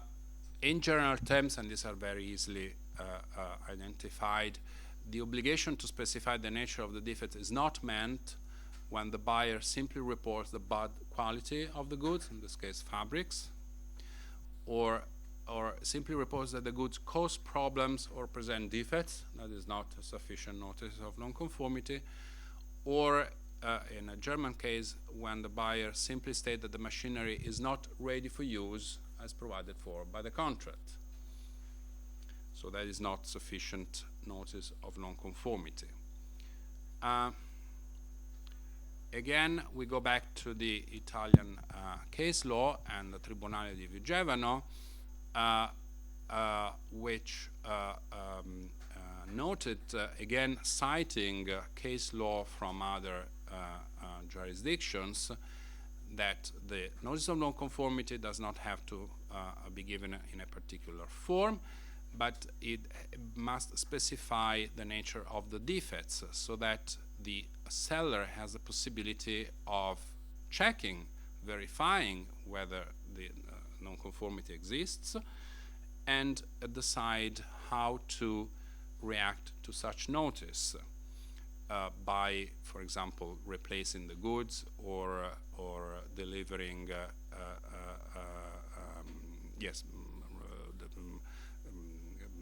repairing the goods.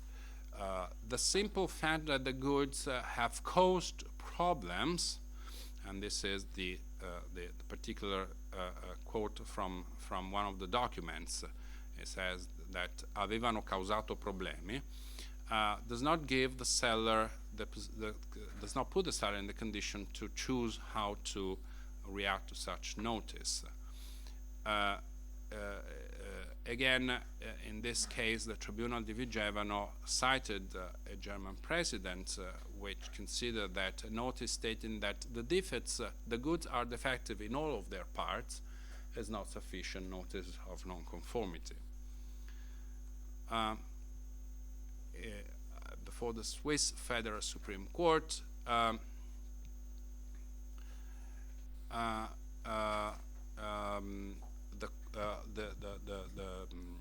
the statement was made that even though the nature of the lack of conformity must be named precisely, this requirement of Article 39 should not be understood too strictly. And this is because the rationale of the notice is merely to inform the seller so that it is enabled to take the necessary steps and not to shift the risk of the non-conformity to the seller.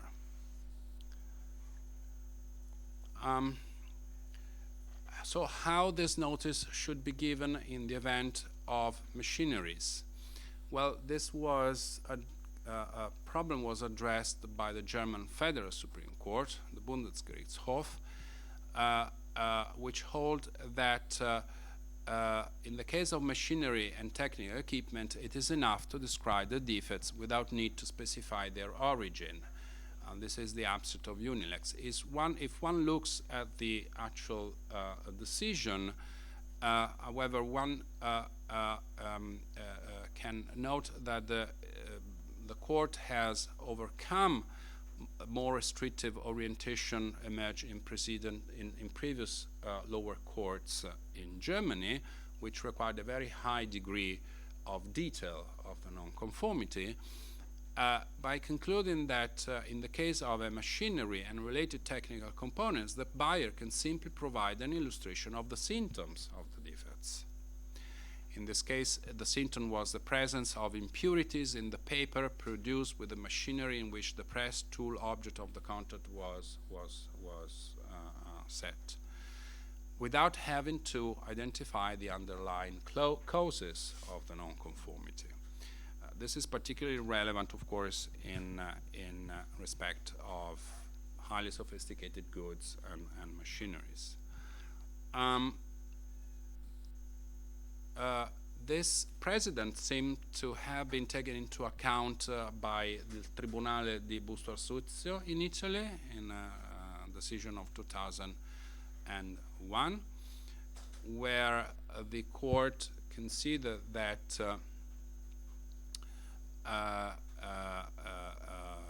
it is up to the buyer to give timely notice of the defects as they appear, so the external manifestation of the external appearance of the defect, but not also to identify the cause for the defects.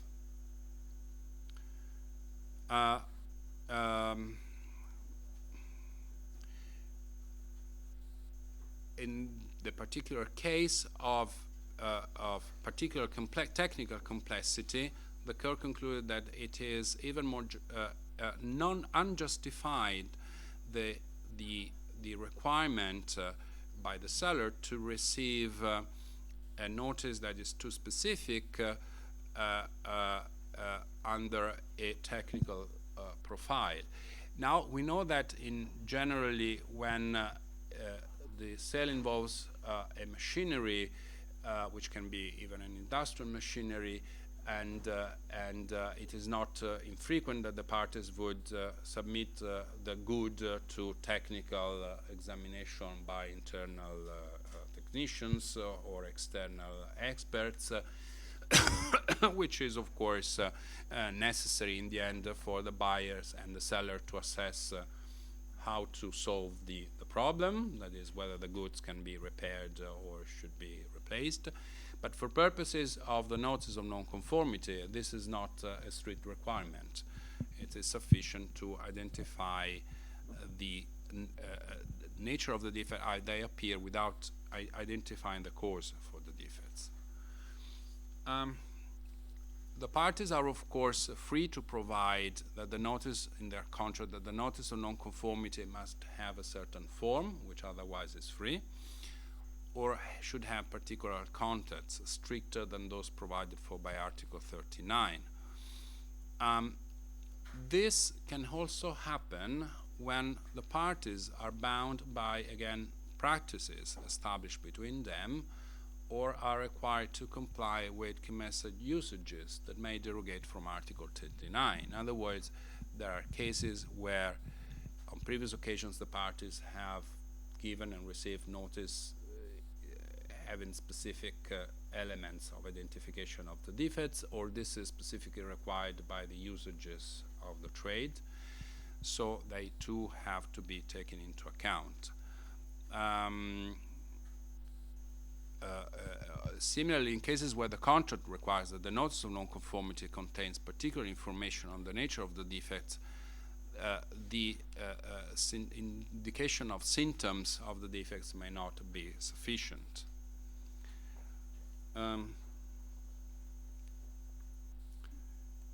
We now come to the issue of the exceptions, as we've seen before, to Articles 38 and 39, which are to be found in Article 40 and 44.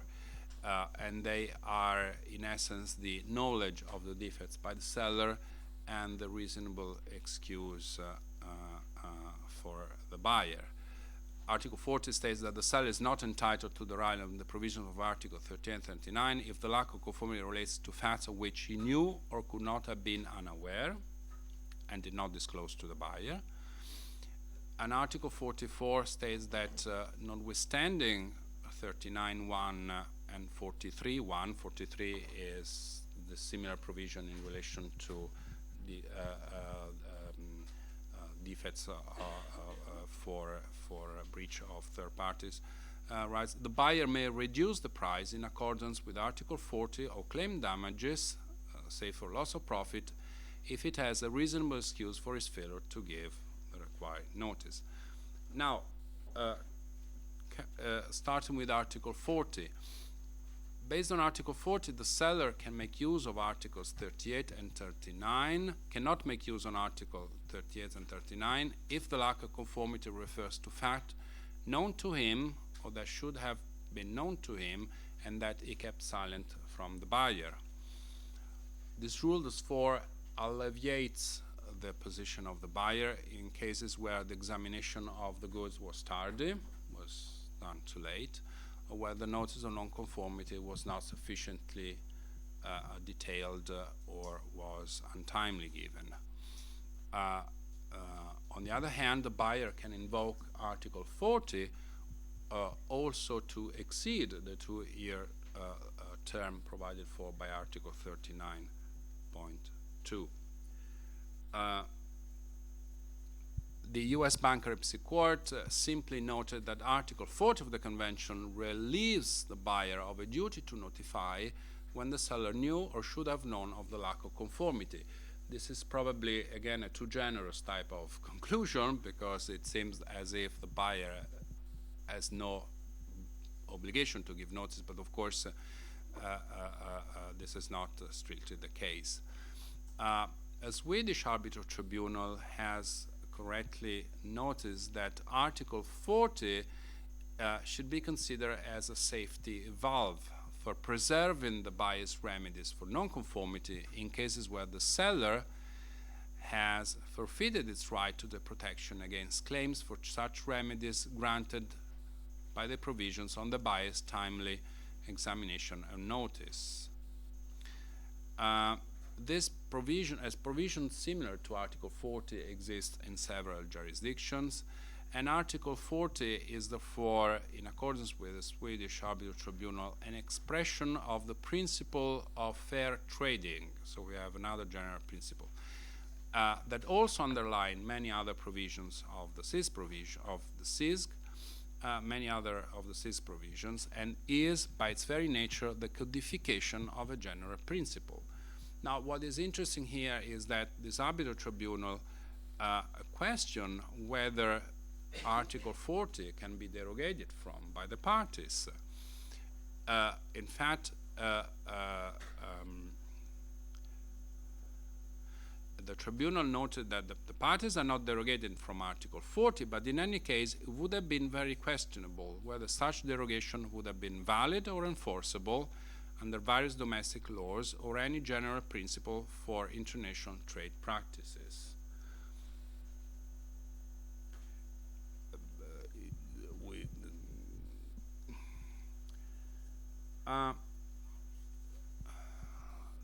Now, let's see another few examples of how this provision was applied by the courts.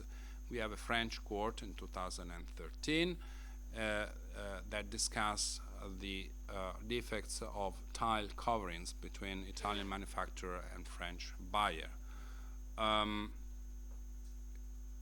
The court in this case recorded under Article 35 of the Convention, the seller has to deliver goods which are in conformity with the contract, and pointed out that according to an expert report, the goods were not fit for the normal use for which such goods were intended. Nonetheless, even if the buyer had given notice of the defects more than 2 years after delivery, the court concluded that it had not lost its right to rely on the lack of conformity. And in reaching this conclusion, the court considered that even though the contract provided for certain laboratory testing to be provided by the seller prior to delivery, the seller had refused, in this case, to provide the court with a copy of the results of this test. Of course, this is a matter of evaluation of the evidence before the court by the judge in this particular jurisdiction. But what is interesting here is that the court concluded that the requirements for the applications of Article 40 were met because the seller could not be unaware of the alleged lack of conformity at the time of delivery. This is inferred from the fact that the seller had failed to produce in court a copy of the test laboratories, which was required to perform. Of course, the case is quite questionable on this point, but still the principle is the conclusion, assuming that the underlying facts are correct, is also correct. Now, the second corrective to the rigidity of Articles 38 and 39 is dictated by Article 44, which allows the buyer to take advantage of the remedy of price reduction or compensation for damage when he can provide a reasonable excuse for having failed to report the lack of conformity. Now, differently from Article 40, Article 44 leaves the 2-year limitation, the 2-year period established by Article 39 in force. And therefore, this provision can cover both the cases where the buyer had failed to report the defects because he did not discover them even if he should have, or where the buyer did not give notice of the defects within a reasonable time or with sufficient precision while being aware of them. Now, it is interesting. Now, this is a very nice article, but the problem is that in practice it is very rarely, well, it is applied, but it very rarely the courts reach the conclusion that the buyer can avail itself of this principle. So we see in the case law that the majority of the courts refer to Article 44 to simply affirm the lack of a reasonable excuse. For example, in a German, certain German courts have concluded that in the case of food delivered without the necessary EU certification attesting to the classification of organic products, the buyer who, before sending a notice of non-conformity, waits for the public authorities of its own country to declare that the food in question is not organic, cannot rely on Article 44 to justify its delay, and that's because the delivery of goods without this certificate is in itself a lack of conformity.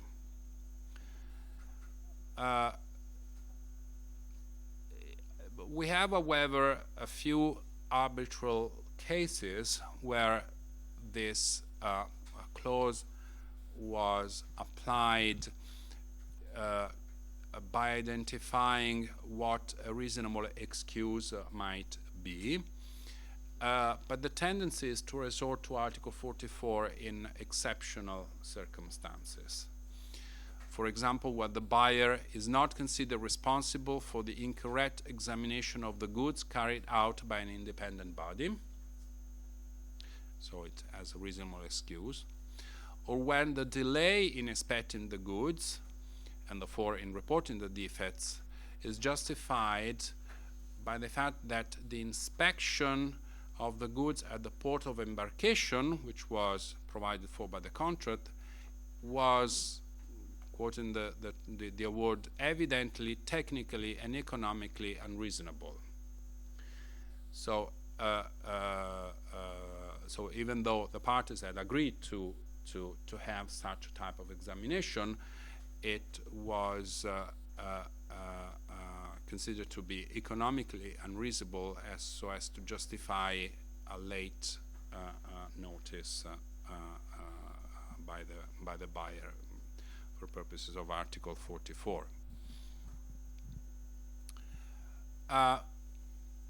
Article 40 is often dealt with in respect of the issue of the burden of proof. There are various cases, where even by the highest courts, which affirm that the burden of proof is a matter governed but not expressly settled by the Convention. For example, the Swiss Supreme Court has concluded that as far as the burden of proof is concerned, even though this is a matter not expressly settled by the Convention, the court excluded recourse to the law otherwise applicable at the national level, Swiss law, and referred instead to the general principle of actori incubit probatio. The same conclusion was reached by another decision by the Swiss Supreme Court, which held that the burden of proof is a matter governed but not expressly settled by the Convention, which has to be settled in conformity with CISG and not with domestic law. In this case, the court upheld a general principle which states that it is up to the plaintiff to prove the fact of the failure to perform as such, and therefore it was up to the buyer to prove the seller's non-performance.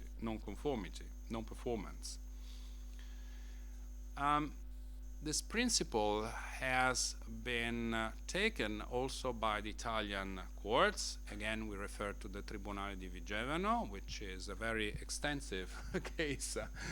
It's almost like a treaty, and which covers several aspects, including the issue of burden of proof. But it's very interesting what the court says. The court in this case examined the question of burden of proof and rejected expressly the opinion that the burden of proof is a question implicitly excluded from the convention and to be governed by applicable domestic law. On the contrary, the court held that the burden of proof is a matter governed by the convention but not expressly settled by it, and has to be settled in conformity with general principles underlying the convention on the basis of Article 7. This, again, you are very familiar with these provisions because they were discussed this morning. Now, however, this case is interesting because it identifies the general principle on the basis of other provisions of the conventions. In fact, in the court's view, it is a general principle underlying CIS that the claimant should bring evidence in favor of its cause of action, and this principle may be derived, inter alia, from Article 79 of the Convention, which expressly states that the non-performing party must prove the circumstances exempting it from liability for its failure to perform, thereby implicitly confirming that it is up to the other party to prove the fact of the failure to perform as such.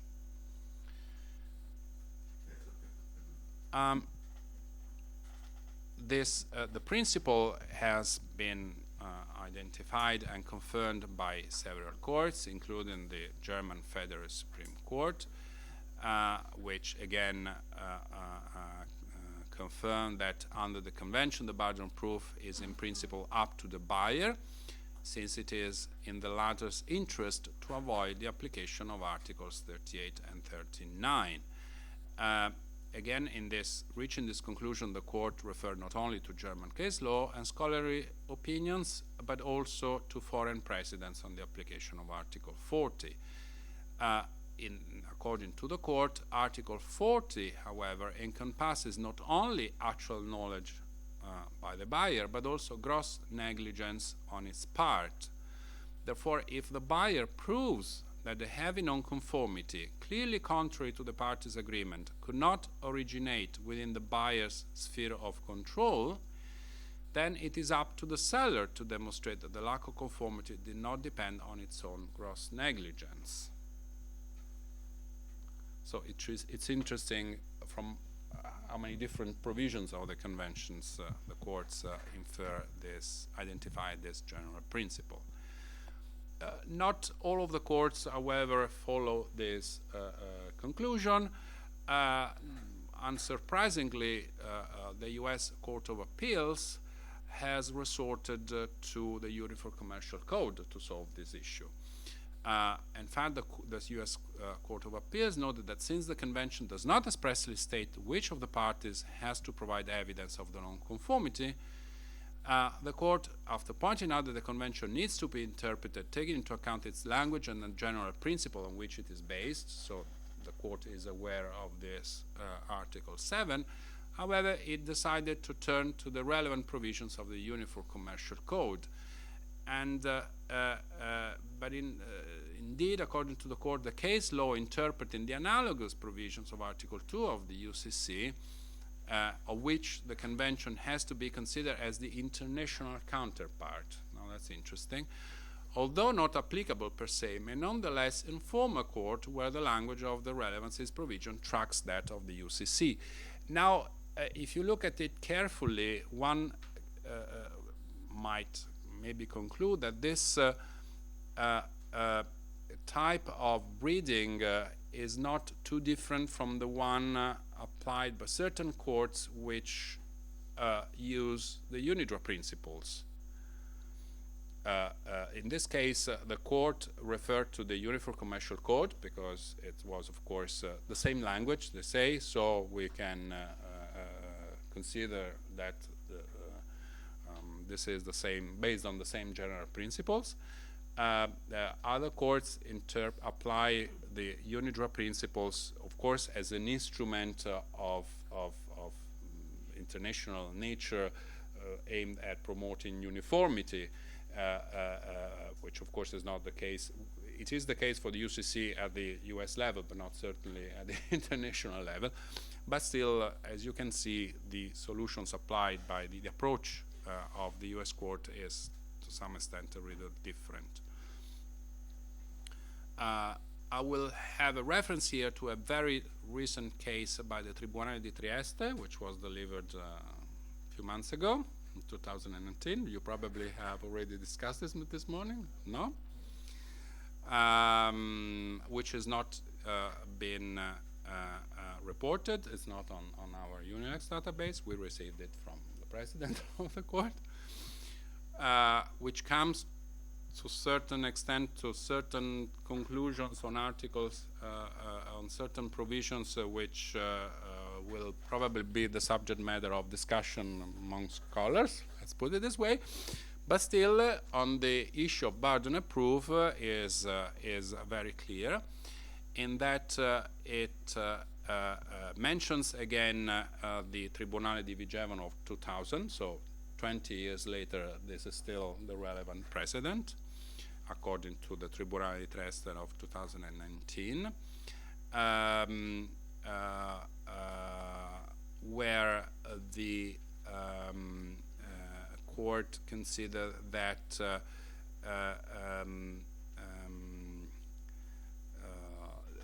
in the end the issue of the allocation of the burden of proof should be solved in conformity with the general principles underlying the convention, in accordance with Article 7.2. The court concluded that it is the majority view that the general principle to be applied here is that of incubit probatio qui dicet and not qui negat. And therefore, the party who intends to raise a claim and avail itself of a right is required to show evidence of the facts underlying its contention. Again, in this case, the Italian court concluded that this rule is confirmed by Article 79 of the Convention. And I will not repeat it here, it's in Italian, but it says: ponendo a carico della parte inadempiente l'onere della prova liberatoria che l'inadempimento è da imputarsi ad una causa estranea alla sua sfera di controllo, implicitamente riconosce che viceversa la prova dell'inadempimento, cioè della difettosa e irregolare esecuzione della prestazione, è a carico della controparte, cioè del contraente che l'ha ricevuta. As a result, also the objections raised by the relevant party should be proved by that party. So now, of course, the actual relevance of the evidence being provided is a matter for domestic law, but that is not the issue here of interest.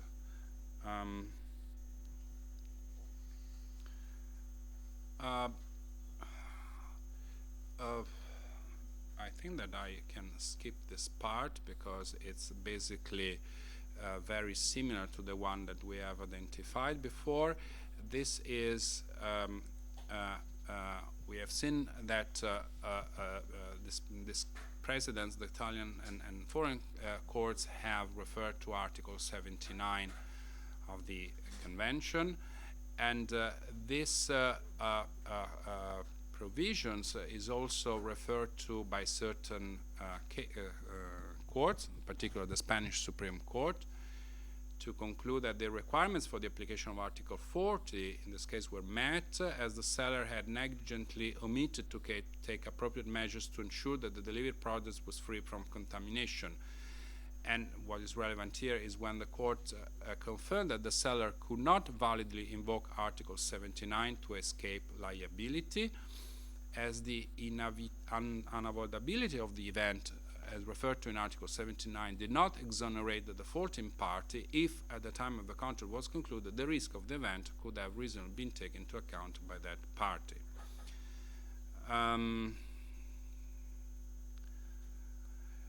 I think I will jump to the final point of my presentation, and that is, I hope not to interact too much with the topic of remedy of the buyer, but I will talk about one of the remedies, that is the reduction of price in relation to the non-conforming goods, because it is expressly referred to in the provisions of the articles that we've seen before. This remedy, is provided for by Article 50, and it's a remedy that is aimed at keeping in force the contract, and is frequently used in practice in the case of delivery of non-conforming goods. This remedy has several advantages for the buyer, in that it can be combined with that of compensation for damages, and can be exercised even when the buyer is prevented under Article 79 from claiming damages, as well as when he has lost the right to terminate the contract. In principle, this remedy is limited to cases in which the goods have been delivered and do not comply with the contract, and even which such non-conformity does not amount to a fundamental breach. The buyer can, however, also benefit from this remedy if the seller makes a partial delivery and only a part of the goods delivered is compliant. In this case, the reduction of the price applies to the missing or non-compliant part under Article 51. Now, one of the key points, of course, of Article 50 is that the buyer must have given notice of non-conformity.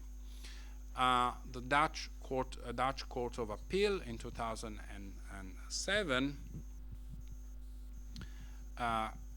confirmed that the buyer was under an obligation to notify the seller of the lack of conformity within a short period of time, in that the goods are perishable. As a result, the court held that a 6 days notice period was reasonable, and that the buyer was not entitled to a price reduction as it had failed to give notice.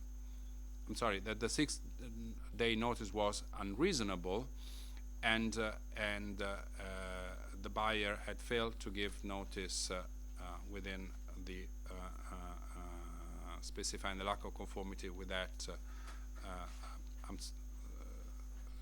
period of time. Now, the elements to calculate the price reduction are essentially three. One is the value of the goods actually delivered. The second one is the value that conforming goods would have had on delivery. And then the place to identify the value of the goods. I would not go into details on the case law of which of these elements, except to note that for example, in accordance with the Court of Appeal of Graz, the value of the goods is to be determined at the time of delivery of the goods and not at the time of conclusion of the contract, of course. In addition, according to the court, the value of the goods, in analogy with Article 76, must be determined according to the market value at the place of delivery. A Swiss court noted that in the absence of evidence to the contrary, the value that conforming goods would have had is determined by the price agreed in the contract.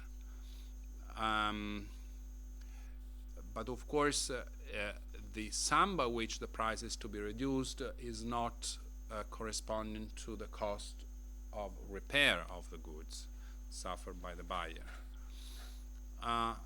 This provision has recently been discussed and applied by an Italian court, il Tribunale di Modena, in 2014. We have here a portion of an excerpt of the decision in Italian. I don't know if it is readable because it's a little small, but in essence, the court noted that Article 44 and 50 do not contemplate time limits for the remedy of price reduction, which is correct. Article 40 excludes that the seller can avail himself of the time limit provided for by Article 38 and 39 if the defect relates to facts of which he had knowledge and which had not disclosed to the buyer. In this particular case, the court noted that the seller was perfectly knowledgeable. He knew exactly well about the defect of non-conformity. The court again noted that the demand for termination of contract does not preclude the remedy of price reduction on the basis of Article 83, and again outlined the general criteria for price reduction in accordance with Article 50. In the end, the court concluded that this case, that the difference of price between the goods delivered and the goods agreed to in the parties had been identified by an expert, and this had not been contested to by the parties, so that was it. Not very much of a discussion on this point, but still the clause was correctly applied. Maybe I still have 1 minute to talk about an issue that is not infrequent and is very interesting, and that is the reduction of price to zero. This is discussed in scholarly writings because there are certain scholars who contend that, of course, a reduction of the price to zero amount to a non-payment of the price, and that is when the goods have zero value, but the buyer does not make any restitution of them. And then it's a remedy that in essence equates to a termination of contract and non-payment of the price. Now this issue was discussed by the Austrian Supreme Court in 2005, and the court noted that first of all there is no time limit to exercise this remedy, as also noted by the Italian court before. It's interesting that the court expressly referred to the divergent scholarly interpretation of Article 50 as to the possibility for the buyer to involve it even when the goods, and as in the case at hand, were completely worthless and unsellable, thereby reducing the price to a zero sum. The court noted that according to the prevailing view, such a right should be recognized precisely for the situation where the buyer lost its right to declare the contract avoided. Another view contends, on the contrary, that the price reduction to zero would practically have the same effects of termination of contract avoidance, and therefore it should be subject to the same restricted conditions applicable to this remedy. Of course, as we've seen before, the remedy of price reduction can be invoked also when the contract cannot be terminated.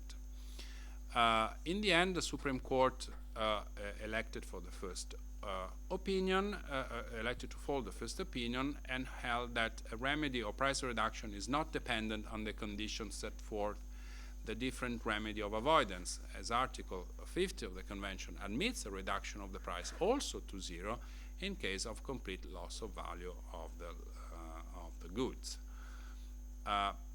It's interesting that in reaching this conclusion, the court noted that the convention again must be interpreted in an autonomous way and not by referring to domestic law, which is certainly true in accordance with Article 7, and taking into account the clear meaning that Article 50, which does not limit the price reduction to specific situations. This will be it. I think I have. Thank you. Yes, I think I have covered my time. Thank you so much. Yes, you're certainly right, Fabi. Usually the function of the chairman is to make the speakers aware that the time limit for their lot is ending. I have to congratulate all the 3 speakers we had today so far. In none of these cases, this was my job so far. Each of the speakers respected exactly the time allotted to them. Well, but with regard to this presentation we just heard, I didn't count the articles you mentioned, but I would say perhaps it was not much more than a handful of articles of the Vienna Sales Convention, and we've been talking about 2 hours, just nothing but a handful of articles of the Vienna Sales Convention. And what Fabio presented to us was just a summary, just an abstract of the courts, what the courts have decided, the tribunal awards have ruled with regard to these articles. So you will see there's quite a lot more to say with that regard. But if you take into account all that was written and pronounced in this regard, then one must say it was an excellent summary, an excellent abstract of a quarter of a century court rulings on these 5 articles. That is one. So now to you, ladies and gentlemen, any question from your side to the speaker, or any amend, any commentary?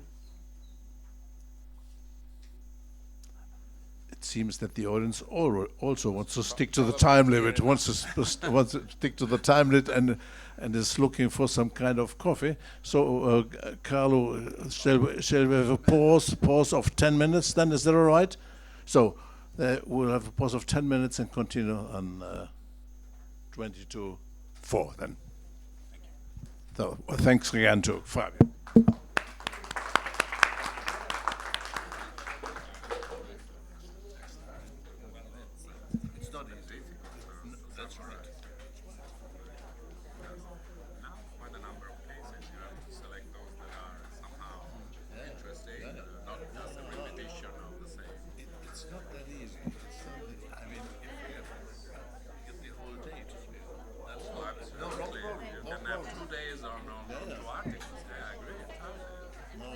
To sum it up, it's quite more difficult. You know, one of the letters Goethe sent to one of his friends, I think when he came back from Italy, when crossing the Alps, he said, sorry that this letter is a little longer, I didn't have any time. Good point in this, yeah? So,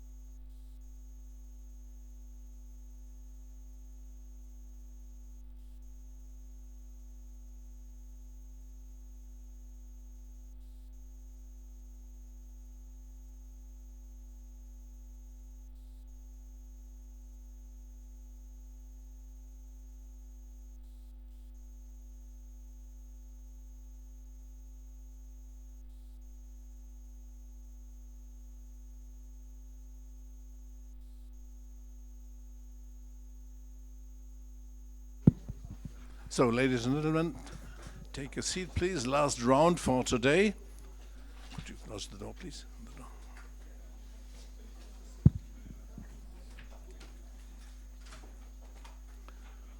Well, we are quite advanced in time, so let me make the introduction short, and you will find out that the speaker will speak for itself, and you realize what about it. Anyway, Professor Jean-Paul Vouilletti is a lawyer in Geneva, and he's doing quite a lot of arbitration as counsel and as arbitrator. And you may say, well, that's what we do also. I mean, what's the special contact with the Vienna Sales Convention in that regard? The special contact with the Vienna Sales Convention is that right from the beginning, Professor Vouilletti was interested in working in this field, and more, even more, as you know, the UIA is one of the organizers of this seminar. Professor Vouilletti, for the last 4, 5, or 6 years, or even something like that, he was the chairman, the president of the Commission on International Sales of the UIA.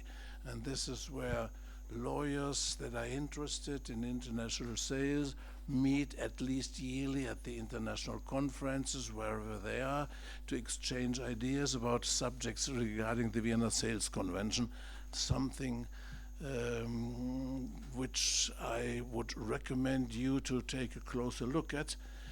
I must say I think I'm by far the oldest in this round, but I'm a member of the UIA for almost 45 years, and I don't regret it at all.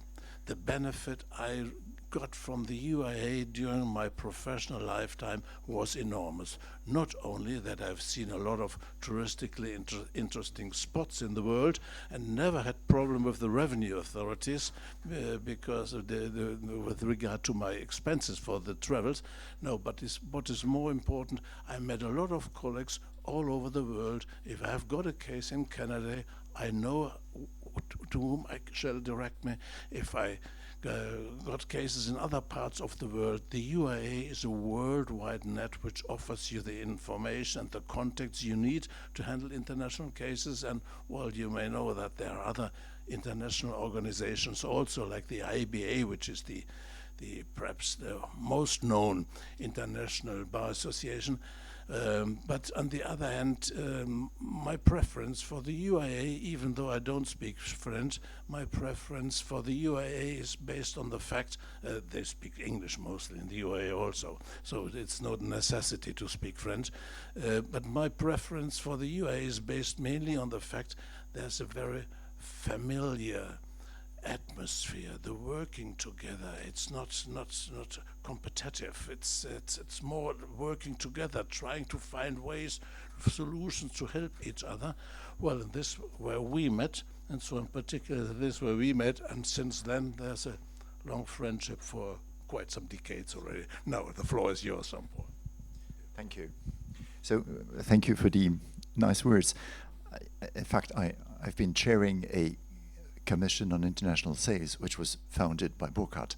So I was just the number 4 or 5 after Burkhardt. But it's true, the UIA is a fantastic club, and this is where we met years ago. And if you're not already a member, become. So I have a relatively broad topic or broad band of topics to deal with. Battle of forms, remedies of the buyer, damages, force majeure, hardship. I will probably make an overview. I cannot go very deeply into the details, but the idea is to flag a couple of theoretical issues from a practical perspective, because the idea, if you look at the global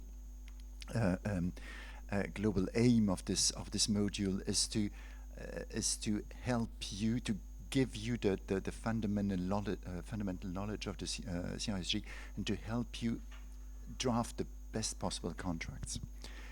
I heard that one of the first speakers today already addressed briefly the Battle of Forms. I'm not going to insist too much on this. Battle of Forms, you know what it is about. Both parties refer to their general conditions, GCs, which contain contradictory provisions, and which is finally the set which is going to prevail. We have the the two basic principles, you know, last shot rule or none of them, only the matching provisions should prevail, the knockout rule. You will find in certain jurisdictions the first shot rule in very specific cases is a Dutch solution, which is quite funny, but I'm not going to address it here. I don't know whether this was addressed this morning. How are the GCs integrated in the Vienna sales in a sales contract under the CISG? Basically, we start, and this is an element of the answer. We start with the traditional mechanism of offer and acceptance, 14 and following CISG. The party making the first offer joins, attach the GCs, and then the other replies. What is important in the mechanism of the CISG, this is on the screen, I let you read, is that the intention of the party which is attaching the CEGs or a link to the CEGs, that this intention be clearly identified, clearly recognizable for the other party, and that the text is that the other party has a possibility to effectively read the text of the GCs, that these GCs are made accessible to him. These are the basic conditions. So if we talk about what I call paper offers or offline offers, you really send the paper print if you belong to the good old tradition. The GCs should ideally be attached in paper format. And if they are not attached in paper format, you may give a link, but then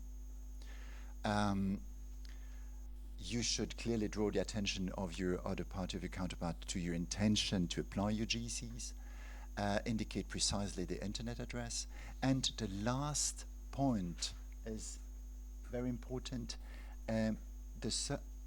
Under the circumstances of the case, the sender, the party who wishes to use its GCs by reference to an internet link, must understand that the other party knows what internet is and knows how to use internet and knows how to download a document and print it. Because if you send a link to someone who has never done it, you can be sure that the document is not going to be opened.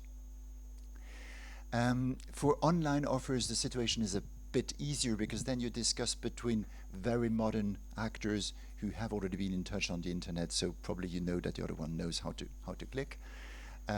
It's enough that the GCs are attached, PDF for instance, and you download them, you print and then you have access to them.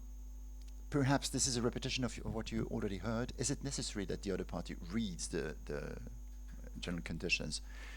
Of course, it's recommended, but this is not your task. If you're the sender of the offer, you should not check that they have read the general conditions. You should not check that they have understood the general conditions. It's enough that you communicate and you make sure that they have had the possibility to open and to print. Every question relating to the validity of the general conditions is not dealt with by the CISG. It goes under the law applicable to the contract pursuant to private international law. This is Article 4 of the CISG. Battle of forms. So here you have on the screen the two major actors, knockout versus last shot. What I put here on the screen, we just discussed before I started. We just discussed again with Burkhard. If first line of the slide, if the discrepancies between the general conditions are minor, and the contract is performed, it is the last shot. This is the last shot mechanism. Minor differences, minor discrepancies, no problem. The contract is concluded on the basis of the essentialia negozii, and the details, the diverging details in the general conditions are just those of the last shot. This is not a problem. The problem comes where the parties have or are using general conditions which fundamentally differ from each other on crucial issues, on crucial points. And here you have the two schools, and this was the discussions we had before with Burkhard. historically, if you look in the documents of the history of the Vienna Sales Convention, of the diplomatic conference, there was a clear refusal to integrate the knockout rule. So basically, from the historic documents, the trend was rather, or the idea was rather, let us navigate with the offer acceptance mechanism, which in other words is the last shot rule. With the weakness, well, it might be a weakness, that the parties may play a sort of never-ending ping-pong. I wish my GCs to apply, and you say, no, I want mine, and then the other one refuses, etc. So what I call the endless ping-pong. The advantage, this is a position which I share with Burkhard, the advantage of the last shot rule is that at least if you go along the last shot rule, at the end of the exercise you have one set of GCs which apply, and you know which one. The drawback of the knockout rule, which is basically you eliminate the discrepancies and you just keep those provisions of both sets which are matching, you have to do quite a sophisticated exercise to sort of cherry picking exercise to go to the specific provisions which are matching, which is a bit more difficult. Today, if you look throughout the court decisions, arbitral awards in the CISG, there is a European trend in favor of a knockout. Under the influence of the Germans, the Swiss, I think, no. I would say in the commentaries. In the commentaries, yeah. No. I gave you here a couple of cases from the database CISG online. You can just click on it, where you have the knockout rule, but you also find opposite decisions. This might be an interesting topic for discussion. In fact, you find both solutions. In terms of contract drafting, entering in a contract, negotiating a contract, this is a point you should really flag on your checklist if you're as a counsel involved in drafting a sales contract. Flag the question of the validity of the general conditions if they are contradictory. So this is the position today. I can unfortunately not give you a black-white picture, knockout or last shot. You have both, with a certain trend in Europe today, as you say, in the commentary, but also in some court decisions in favor of the knockout rule. Remedies of the buyer. So here we move to a totally different area.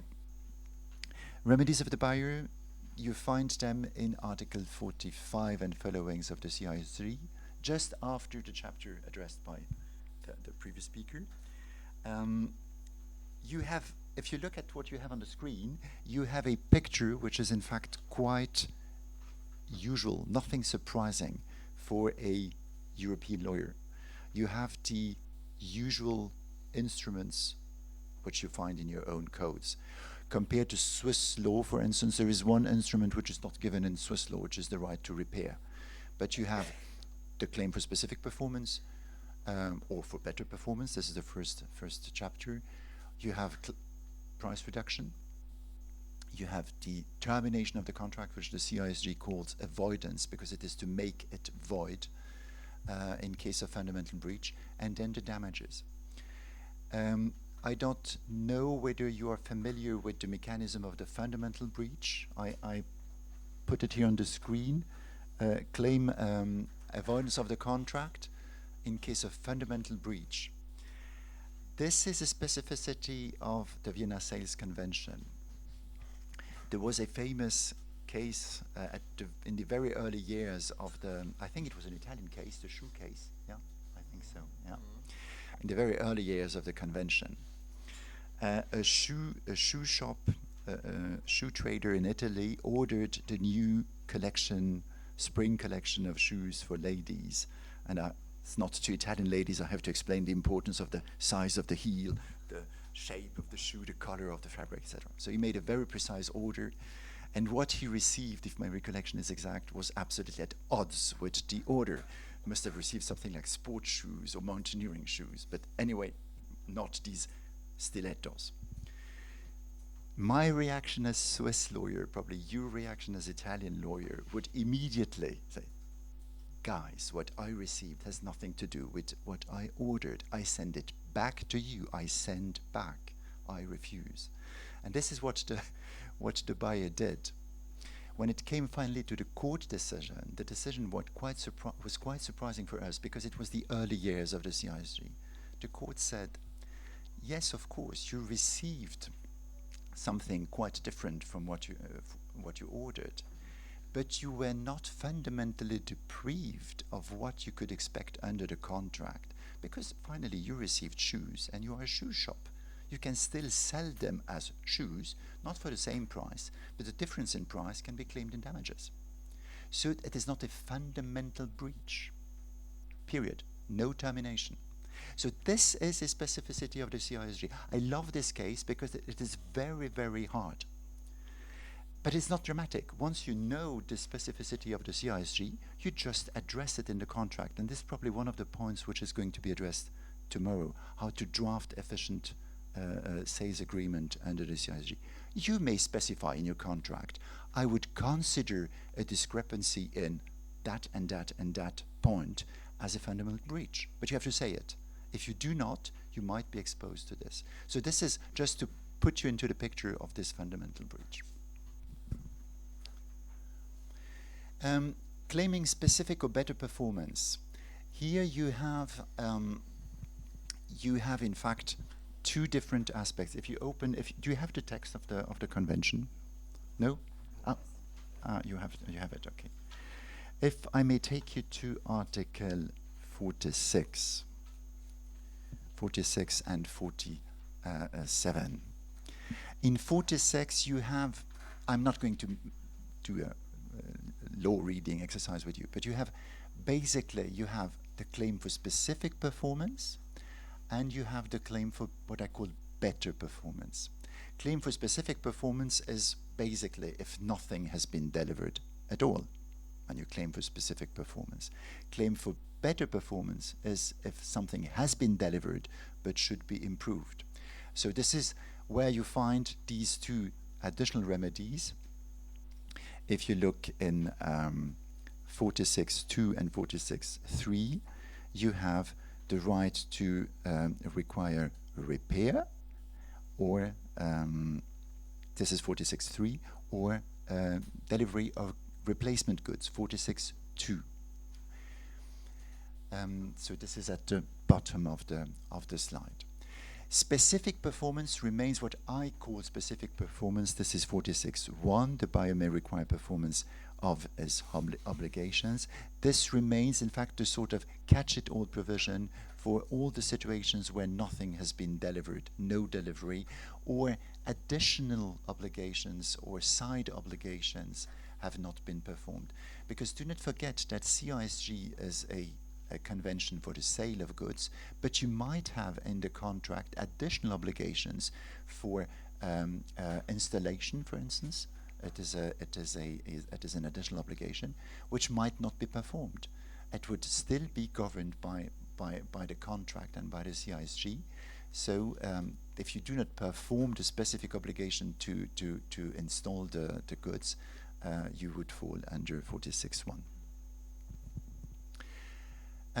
Better corrective performance, 46.2, 46.3, where there has been a delivery of non-conforming goods. The delivery of substitute goods, again, you see the magic figure 25, Article 25. This is the provision of the Vienna Sales Convention giving the definition of the fundamental breach. You can only claim delivery of substitute goods if the delivery of non-conforming goods amounted to a fundamental breach. We're again in the same philosophy as in the shoe case before. Repair is a more traditional claim. You may ask, as a buyer, you may ask the seller to repair if this is not unreasonable.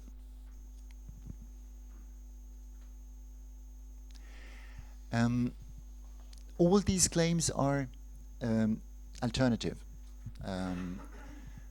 options, and they can be cumulated with damages. They can be combined with damages, but between themselves the performance claims and the termination cannot be combined. You cannot ask for price reduction and termination would be contradictory. And this is probably nothing new for you. You have probably the same system in your law. The second bullet brings us back to what was said before. The claims for or the remedies as a consequence of a defective delivery depend on the proper notice. So if you do not give the proper notice about the defective delivery, you will then lose your remedies. And then I draw your attention to a couple of provisions which we tend sometimes to forget if we want to have the complete overview. You have additional remedies in 71 to 73, anticipatory breach and installment contracts.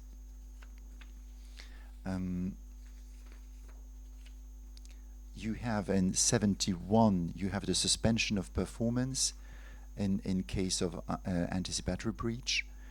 In 72, you have the avoidance of contract in case of a fundamental anticipatory breach. So if you know in advance, if you have strong elements showing that the contract is going to be fundamentally breached by your seller, you may in advance avoid the contract. And finally, 73, you have the avoidance of either the entire contract or individual installments in case of fundamental breaches in contracts with delivery by installments. So you have three additional regimes or three additional remedies which you should not forget.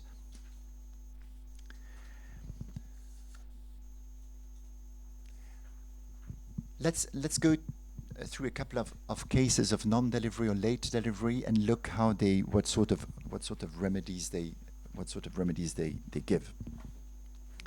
First, what I call a basic or simple non-delivery or late delivery gives you the basic remedy. First remedy, retention of price. If you have not paid the price, please withhold it. Retention of price, Article 58. And then claim for specific performance. We just went through it now, 46.1. With or without additional time for performance, because 47 CISG gives the buyer the right to impose on the seller a time for an additional time for specific performance. And you may combine this with damages. So this is a quite straightforward situation, which is probably very close to what you have in your legal system. Second case, performance is definitively excluded. You have a case of impossibility to perform, or you have an explicit refusal by your seller to perform or to deliver. Here you would probably have the remedy of the avoidance of the contract, because if you do not receive anything, either because it is impossible or because the seller refuses, you are fundamentally deprived of what you could expect under the contract. Here we have a fundamental breach, 25, so we would probably have the right to avoid a contract. If I may just take you to Article 49 of the CISG, if you have it on your desk. 49, Section 2, Section 2A, you have the reference, I don't know whether it was already addressed today, you have the reference to a reasonable time within which you have to declare the avoidance of the contract, 49.2. This is perhaps a detail on which I have to draw your attention. 49.2 is exclusively tailored for the cases where a delivery has taken place. There is a breach, but the delivery has taken place. And this is why you have to react quite quickly if you wish to avoid the contract. You have a time pressure, 49.2. You do not have this time pressure or this time constraint in 49.1. So if you avoid, in our second case, performance is impossible, you do not have any sort of time limit or time pressure to declare the avoidance. Okay? I insist on it because I've seen a couple of times lawyers making the mistake. arguing that the avoidance was late in a case of non-performance, whereas there is absolutely no timing for the avoidance in 49.1. The third case, non-performance on the due date. Non-performance on the due date in a case of what we call a strict term or fixed time contract. Here, again, avoidance of contract, because you are in a case of fundamental breach. Again, no time constraint to avoid, because you haven't received anything, there is no performance, and you can combine this with damages. I'm going to elaborate on damages in the third chapter. The next situation which I imagined was non-performance within an additional period of time to perform. So this time as a buyer, you give an additional period of time, 47 CISG. You give your seller a sort of grace period. Please perform in this additional time, and you do not receive any performance in that time, or the seller tells you, do not think of it.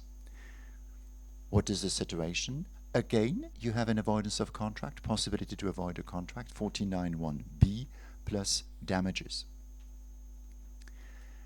And the last option on this slide, non-performance within an additional time to perform, which has not been imposed by the buyer, but has been proposed or asked for by the seller, because this is another option you have in the CISG, Article 48. The seller, if he realizes all of a sudden that he has delivered improperly, he might ask for an additional deadline or additional time to take corrective actions. So this is 48.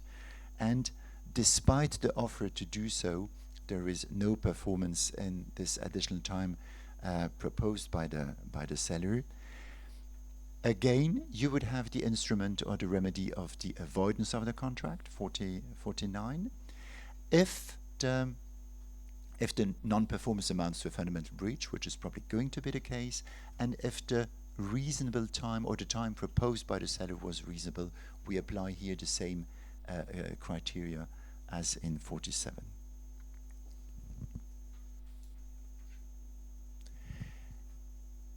The previous slide was non-deliveries, non-performance. Here we come to deliveries, but non-conforming. So now the seller delivers. This is the main difference between the two slides.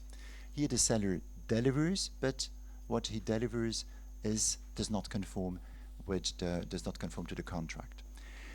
The definition of what conforms to the contract has to be analyzed in the light of Articles 35 CISG. I don't know whether you came across 35 today. No, not yet. So you have this Article 35, if you have a quick look at it, which gives the definition of what is conformity of the goods, of what is conformity to the contract. One important point compared to the domestic systems we are familiar with, and this is the second bullet, aliud peius. Wrong delivery, aliud, bad delivery, peius. For instance, under Swiss law, but I guess under Italian law, you must have something similar, because we all stem from the Roman law system and French civil code. German law, you have it as well. No, we changed it. Are you changed now? We adapted it to the CSG. You changed. Oh, good. Yeah, the Germans you're always in advance. So we still, in Switzerland, we still make the distinction between wrong delivery and bad delivery. I order a car, new car, and I specify in the order color, engine, and sunroof. And I receive a new car, brand new car. My wife is very happy, but has no sunroof. This is a wrong delivery. And under Swiss law, I would have 10 years to claim specific performance, just because I do not have the sunroof. If I receive the car, brand new, fantastic, nice color, my wife is also very happy, has a sunroof, but the sunroof does not function. This is bad delivery, defective delivery. Under Swiss law, we would have a 2-year claim. Probably in Italy, you have the same system. The CISG does not make the difference. You have one single concept of defective delivery, non-conforming delivery. That's it. They put everything into one basket, which is in fact very practical, very useful. Because on Earth, this is something I can never explain. When you try once to explain to beginners, and this is what we used to do with the students, explain to a beginner why on Earth there is a difference in treatment because you do not have a sunroof, or you have a sunroof which does not work. For the beginner, the person in the street, doesn't make sense. You would think the lawyers are just crazy. Not totally wrong. So this is where the CISG probably made a very good point. Everything in one basket. The second point is the importance, the relevance of what you said before about the inspection and notice of non-conformity. Crucial importance. If you do not take this inspection, you do not take the step of the inspection and the notice, you're lost. So these are the two key issues I wanted to flag here with the non-conforming deliveries. Then you have the remedies I just introduced before: repair or repair plus damages, or price reduction plus damages, or delivery of substitute goods plus damages, or finally avoidance plus damages. So these are, you have the entire family here. Repair 46.3. I let you read the provision. It's quite understandable. Price reduction and damages, we came across it before. You addressed a couple of issues linked to Article 50 of the CISG. This is the traditional price reduction actio quanti minoris we have in our civil law systems. This is the proportional reduction of price, calculated along the same mechanisms as we have in our domestic systems.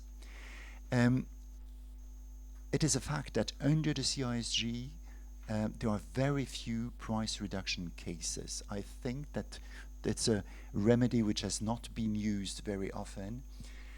Why? Probably because you can also get the price reduction through damages, and the damage system, the damage mechanism, indemnification mechanism of the CISG is not linked to a fault. It is a strict liability. So, in fact, you might quite easily, if there is a real non-performance of the contract, a breach of the contract, you might quite easily get the damages. And usually the claimants ask everything in a bulk, in a basket under damages, and do not go through the price reduction. I just put here, I don't know if I can, because I wanted to have a mouse, perhaps I can do it. Do I have a, yeah. On this slide, you have two examples which I like very much to explain the few cases in which price reduction might be more interesting than damages. Basically, it's the first one. If the buyer made a bad deal, and just look at the figures. I let you read, but you will understand. He paid 150 for something which is objectively worth 120, and then on delivery, it appears that the item is defective and is only worth 100. Here, the proportional reduction gives him a possibility to claim 25 back, and if he were going through damages, he would get only 20. So this is the case where you would be better placed by the reduction of price. If you look at the good deal, it is the opposite, because the reduction would give you 18 back, whereas the damages would give you 20. So this is probably why the price reduction has not been very, very often used. Look at the third bullet on this page. These are interesting thoughts. Price reduction might still be interesting for a buyer if compared to damages. If, for instance, the buyer has not properly mitigated his loss, Article 77. Because you may claim damages, 74. This is something we're going to come across after. But traditional rule of Roman law, you have to mitigate your loss. So if you do not do it properly, your indemnity or your damages will be reduced. 77 does not apply to the price reduction. So if you if you were not very good as a buyer on the mitigation of loss, opt for the price reduction. Or if your damage was not foreseeable, this is another feature of the damage in the CISG. It has to be foreseeable at the time of the conclusion of the contract. If you have suffered a harm which was totally outside any sort of probability and foreseeability, you might be blocked. Then you should perhaps think of asking for price reduction. And finally, 79.5, which was addressed before, this is the exemption of damages. The seller might exempt himself, prove that the damage was absolutely beyond his control. These three flags are just to remind you that there might be situations in which price reduction could be more interesting. How do I come back to my slide? Here. Well, delivery of substitute goods, we've gone through it. It is in case of fundamental breach. Here you have to prove that the goods which were delivered to you were so fundamentally different from what you expected that it is a fundamental breach, 25, and avoidance, it is the same symphony. Period of limitation, I think we can move quite quickly because a lot was already said. Period of limitation is not addressed in the CISG. The only timing which is given in the remedies is the time frame is 2 years to give the notice. This is the absolute deadline to give the notice. So the period of limitation is either regulated by the Limitation Convention, the UN Limitation Convention, which has been ratified by so few countries, and at what I know, Italy is not ratified, Switzerland is not ratified, Germany is not ratified. I think that none of the European countries is, but Norway has ratified, I think.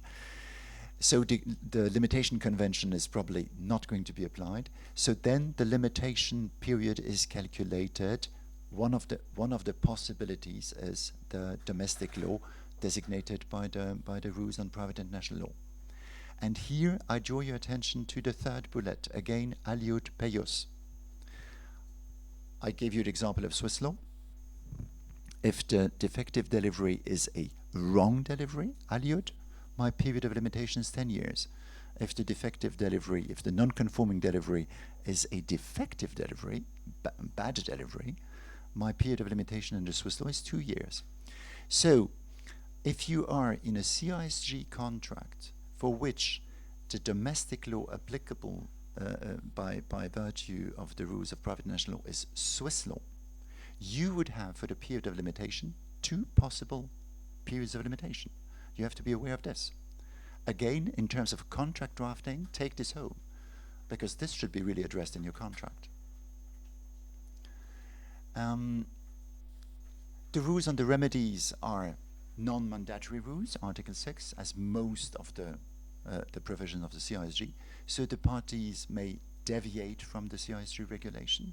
They may propose their own system, and they may, of course, exclude or limit the remedies provided by the CISG. The validity of the exclusion clauses or limitation clauses is not governed by the CISG.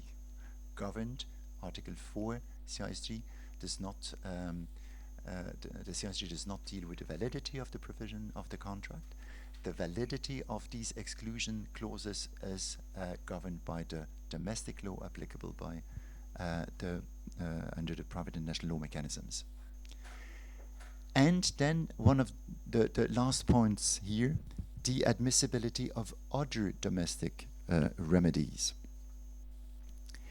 I'm thinking here, I gave you the example of the rescission for fundamental error regarding the qualities, regarding the characteristics of the goods. What do you think? Can it be applied in the context of the CISG or not? The answer is no, except if you expressly integrate them in your contract. The remedies of the CISG are a comprehensive mechanism. You cannot step in with domestic instruments of Swiss law or German law, Italian law, for instance, the rescission for fundamental error regarding the characteristics of the goods. You might step in under your control, but I think you agree. You might come in with rescission for fraud, for instance. You have been defrauded at the time of the conclusion of the contract because this is in the periphery of your sales agreement, is not expressly dealt with by the CISG, and then you resort to the solutions of the domestic law. So there you might apply rescission for fraud, dol, but you may not resort to rescission for a fundamental error on the characteristics of the goods you purchase. Damages. If I can take you to 45 CISG. 45 is a as you understand, is a key provision when it comes to the remedies. 45.1, if the seller fails to perform, the buyer has the remedies of 46 to 52. This is what we are going through, and damages pursuant to 74-77. The claim for damages is technically, formally based on 45. The scope of the damages is given by 74. Technically, so if you like to identify very precisely the legal basis of your claims, the claim for damages is based on 45.1b, and the scope of the damages is based on 74. What I'm going to take you through now is the scope. So turn to 74, and just under 74 you have 75 and 76. Here you have two specific computation methods which are offered by the CISG. You have the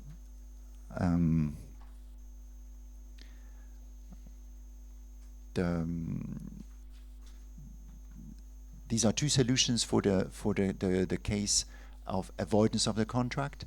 If you have, for instance, goods which have a market value, which have a market price, current price, 76, you may calculate your damages by reference to this market price. If you have made a replacement, a cover purchase as a buyer, you might calculate your damages by reference to the price of your cover purchase. This is 75. These two articles, 75 and 76, apply only in case of avoidance of the contract. But do not forget that they exist. You're not obliged to calculate your harm under 75 or 76, even if you are in a situation of 75, 76. These instruments are at your disposal. If you wish to calculate your damage with another mechanism, you're free to do it. 75, 76 are at your disposal for these two situations of avoidance of contract. The principle of indemnification under the CISG, nothing new for you probably. This is the principle of full indemnification. You are entitled to a full compensation of your entire harm, of your entire damages, but you are not entitled to more. So you have exactly the same parameters as we have in our domestic systems.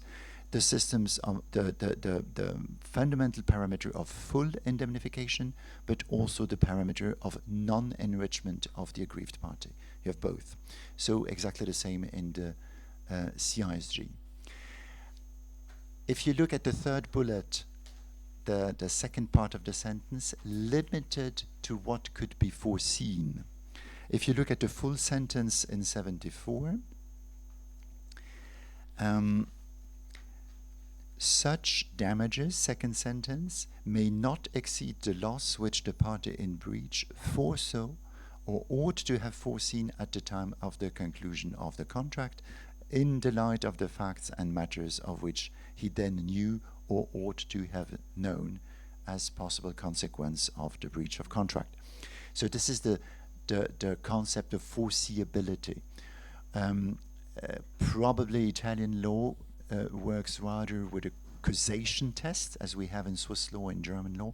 Here, the CISG took over the concept of foreseeability. I will come back a couple of times in the coming minutes to this concept of foreseeability, because it has an impact on how you draft your contract. Because in order to make your expectations foreseeable so that you could get damages in case your expectations are not met, you have to communicate your expectations under the contract. And usually this is why you have a preamble. So I already highlight now what you're going to discuss tomorrow morning. Damages are cumulative to other remedies. This has already been mentioned.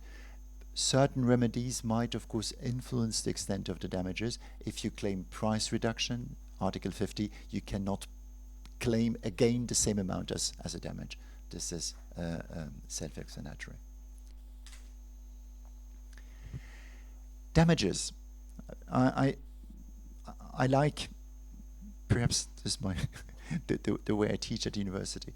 I like to put very briefly on the screen the requirements. You have to have a breach of the contract, a non-performance, a harm, a notice of the lack of conformity if the breach of the contract was a lack of conformity, and it should not be time barred. So this is really these are the basics of your claim for damages.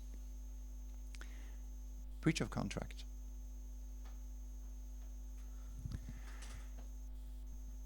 Can be non-performance at all. This is what we discussed before. Bad performance, late performance, partial performance. Either of a contractual duty or a statutory duty, can be a main obligation or an additional or accessory duty. There is no fault requirement in the CISG indemnification mechanism. 74, the damages under 74 are owed even in the absence of fault. The fault, the subjective aspect of the liability, as we have it in civil law systems, French law, Swiss law, German law, is absent in the CISG. It's a strict liability. The seller may be released in certain situations, which was already addressed before, 79.5 or Article 80.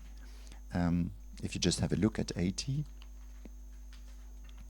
a party may not rely on a failure of the other party to perform to the extent that such failure was caused by the first parties. So this is in fact a self-inflicted injury. Of course, in a case of self-inflicted injury, you cannot ask the other one to repair the harm which you have caused yourself. You just shot yourself in your own foot. The harm which is contemplated, which is eligible for reparation under the CISG, can be either the effective loss, damnum emergens, or the lost profit, locum cessans. Basically, historically, and if you read the text of 74, you understand that the major case contemplated by the CISG is what we call positive damage. For you, Italian lawyers, is the concept of positive damage something you work with? Positive indemnification. Positives Vertragsinteresse in German. We understand, this is also a concept which has been taken over in the Unidroit principles. We understand with positive damage, when you ask for positive damages, you ask to be replaced in the economic position which would have been your position if the contract had been perfectly performed. Intérêt à l'exécution, we say in French. So you ask to be replaced in the position of the best possible performance of the contract. Negative damage, if you ask for the compensation of negative damages, you ask to be replaced in the economic position you would be in if you had never heard of the contract, if the contract would never had never been concluded. You go back, you suppress everything. Okay, The philosophy of 74 was basically a philosophy of positive damages, but you may also claim negative damages. The only point where you have to be careful, you cannot cumulate both, because this would be contradictory. You cannot ask to be placed at the same time in a context of good performance and in a context of non-existence of the contract. So this would be, of course, contradictory. What we call indemnity interest, I don't know if the concept rings your bell. Indemnity interest can basically be compensated under the CISG. What we call the indemnity interest is the compensation of material harm effectively caused to the buyer by defective goods. You buy a machine which is defective, explodes, and the coffee machine, it ruins your kitchen. This is indemnity interest. The damage to the environment, to the material environment of the buyer, can be claimed under the CISG. Physical injury, bodily injury caused by the explosion of this coffee machine cannot be claimed under the CISG. I take you to Article 5. This is an important exclusion. The convention does not apply to the liability of the seller for death or personal injury caused by the goods to any person. The idea was to leave this chapter or this aspect of liability to the product liability mechanisms. But you may still ask for the indemnity interest for material, mechanical damage.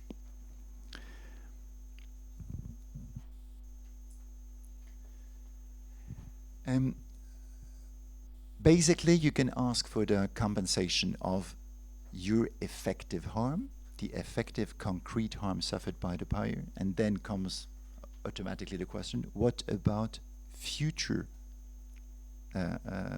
losses, loss of future profits?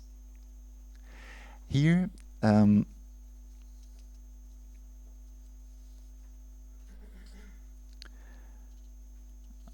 where do I... I'm lost in my notes, sorry. For the future profits, you cannot be supposed to bring a 100% evidence of certitude that you would earn these profits, but you have to bring a sufficient certitude that the profits could be made. So future profits can be compensated under the CISG. It will not be asked from the buyer to come with a 100% evidence of certitude that these profits could be realized, but there must be evidence with a reasonable degree of certitude that the profit would have been realized if the contract had been properly performed. So this is probably quite similar to what we have in our respective domestic systems. The damages under the CISG are, of course, the harm has to be in a natural causation chain with the triggering event. It is the first event caused the second event, the third event, etc. This is the natural chain of causation. But instead of having the adequation test or the adequate causation, the CISG navigates with the foreseeability test. The foreseeability, I mentioned this before, 74, is the foreseeability of what the seller could reasonably foresee at the time of the conclusion of the contract. And here I come to drafting techniques or drafting advice. Usually it is advised to inform the seller about what the buyer expects under the contract. If there is a specific purpose, if there is a specific activity of the buyer which is going to be done with the goods, if the buyer wants to or intends to resell the goods, the buyer is an intermediary. The fact that he's going to resell will immediately light in the head of the seller a new lamp. Aha, I might be liable for punitive damages or liquidated damages of my buyer, because he would be asked by his own buyers to compensate late deliveries or wrong deliveries. So this is an information which the buyer has to convey to the seller to explain to him what he expects under the contract, specific purpose, or what he's going to do with the goods. A strict foreseeability is not required. Just look at the wording of a 74. This foreseeability is described as what the seller could foresee, so foresaw or ought to have foreseen at the time of the conclusion of the contract, in the light of the facts and matters of which he then knew or ought to have known as a possible consequence of the breach of contract. I will give you a couple of examples or thoughts afterwards as an illustration of this foreseeability. What can be indemnified more precisely? Punitive damages. What do you think? No, they are not caught by the CISG. So except if you put them in the contract, they are basically not caught by the CISG. They might be indemnified if it's specified in the contract. Future damage? Yes, again, this is what we just said. If there is a reasonable proof of a reasonable certitude that that the profit, that the amount which we do not receive would have been received if the contract had been properly performed. What about the loss of a chance?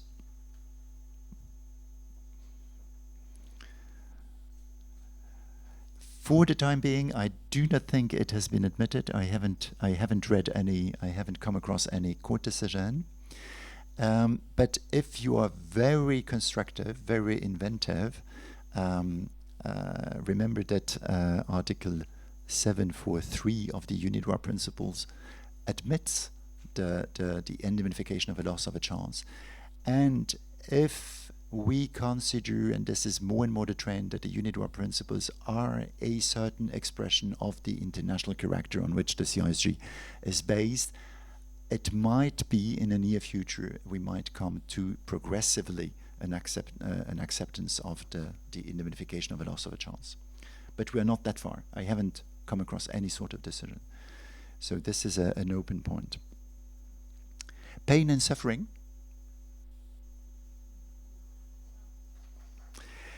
Basically not, at least not for bodily injuries, for physical injuries, because they are not captured by the CISG, Article 5. But you could imagine that certain aspects of pain and suffering be covered by the CISG. If you have, for instance, physical injuries caused by the non-performance of ancillary duty, of a secondary duty, for instance, in the delivery of the goods or in the installation of the goods, the seller hurts the buyer or the buyer's personnel, and there is an injury, there might be pain and suffering linked to that to that injury, which is not linked to the delivery of the goods, but to another duty, and this might be then captured by the rules on pain and suffering from the domestic law applicable to the case by the virtue of private international law. So, in a nutshell, basically not if it is linked to the goods themselves, but could be captured in a sales contract if the injury is not caused by the goods but by another obligation. Reputation damage, loss of goodwill. Basically, yes. Basically, yes. You have cases. If you go, for instance, CISG Online 413. This is a famous case where a reputation damage was admitted. It was also declined in other decisions, but it could be compensated. Depreciation of the goods because of non-conformity. So depreciation of the goods themselves, the goods sold. Sorry?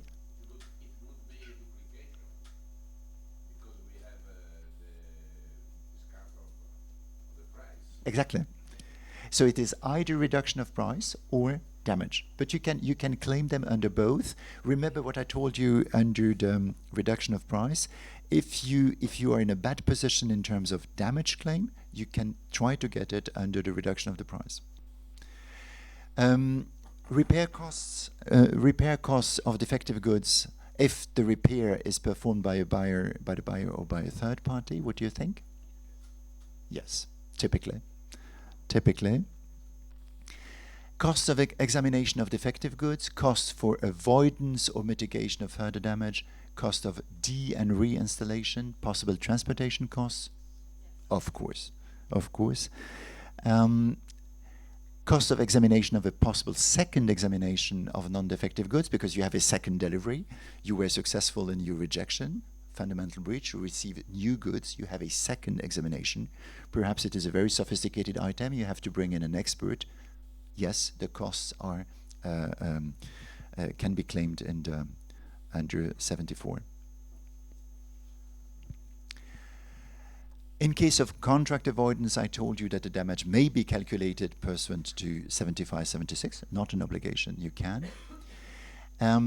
Here, an interesting question. What about cost of equipment which has become unnecessary? You have ordered a very sophisticated technical equipment for which you have refurbished or constructed a new hall with a thermal isolation, and now you rejected the goods because they were fundamentally defective.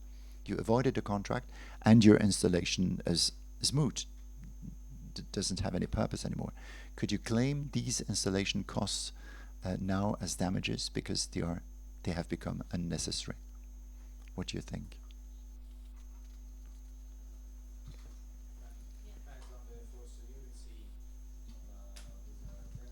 Yeah.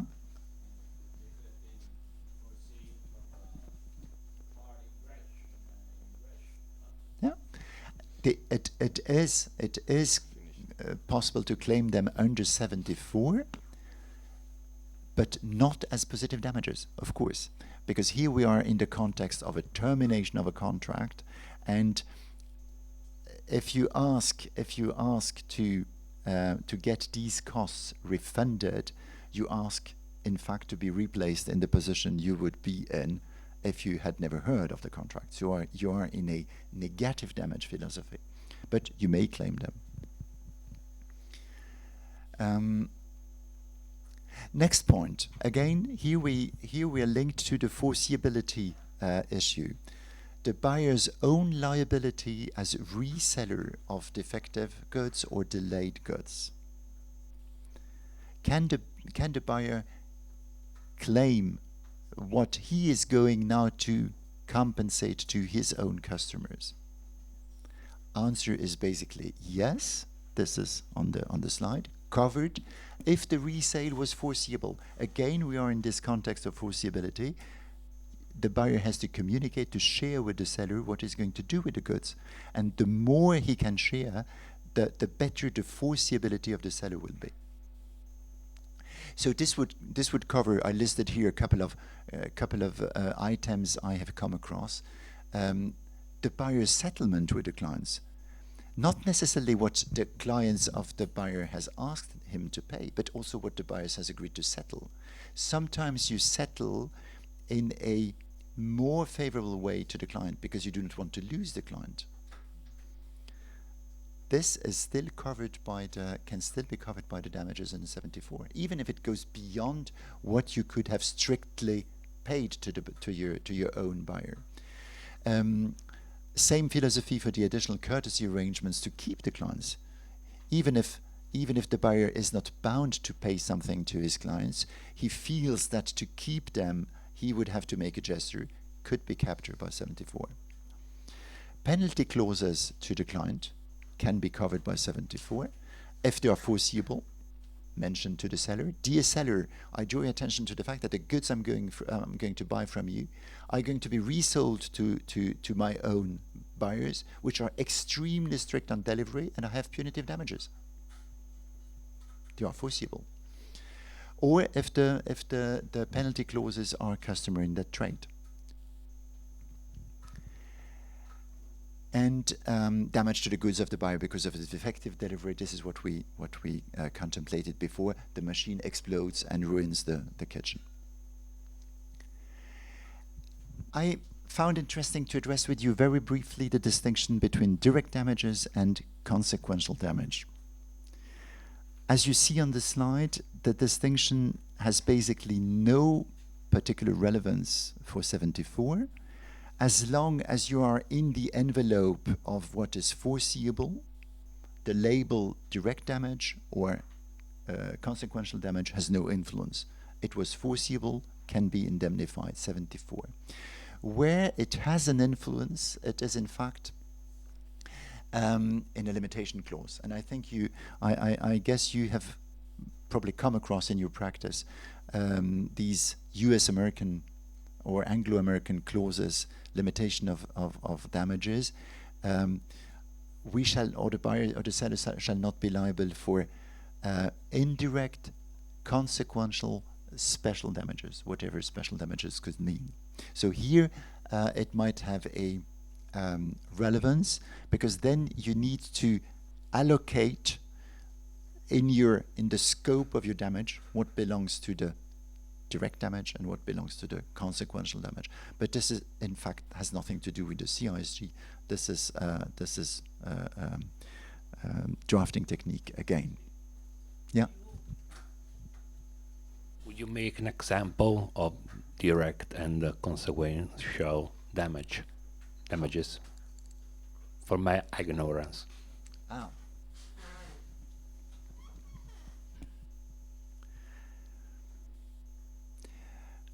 Direct damage. You buy a machine. You take it home. The machine explodes.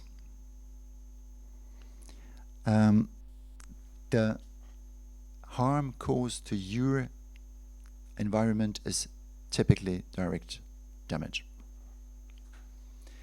Now,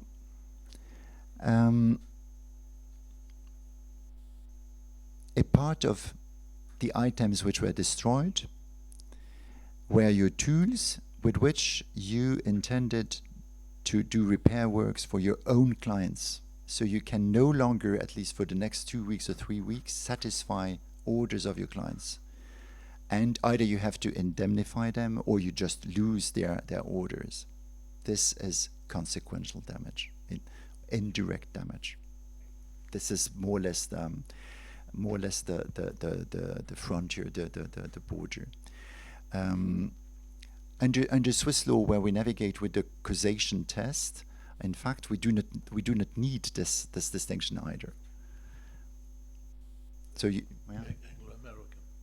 Yeah, this is an Anglo-American distinction. This is an Anglo-American distinction, and probably I go a bit outside of my slides, but probably you have been confronted as attorneys with the traditional Friday evening email from the US-American colleagues. Dear friend, we just finished the negotiation of a contract, and we decided finally to submit it to Italian law. Can you please have a check over the weekend whether it can survive under Italian law? And there you have a limitation clause, exclusion of consequential damages. What is going to be your answer? Probably it can survive, but it is not a concept of Italian law.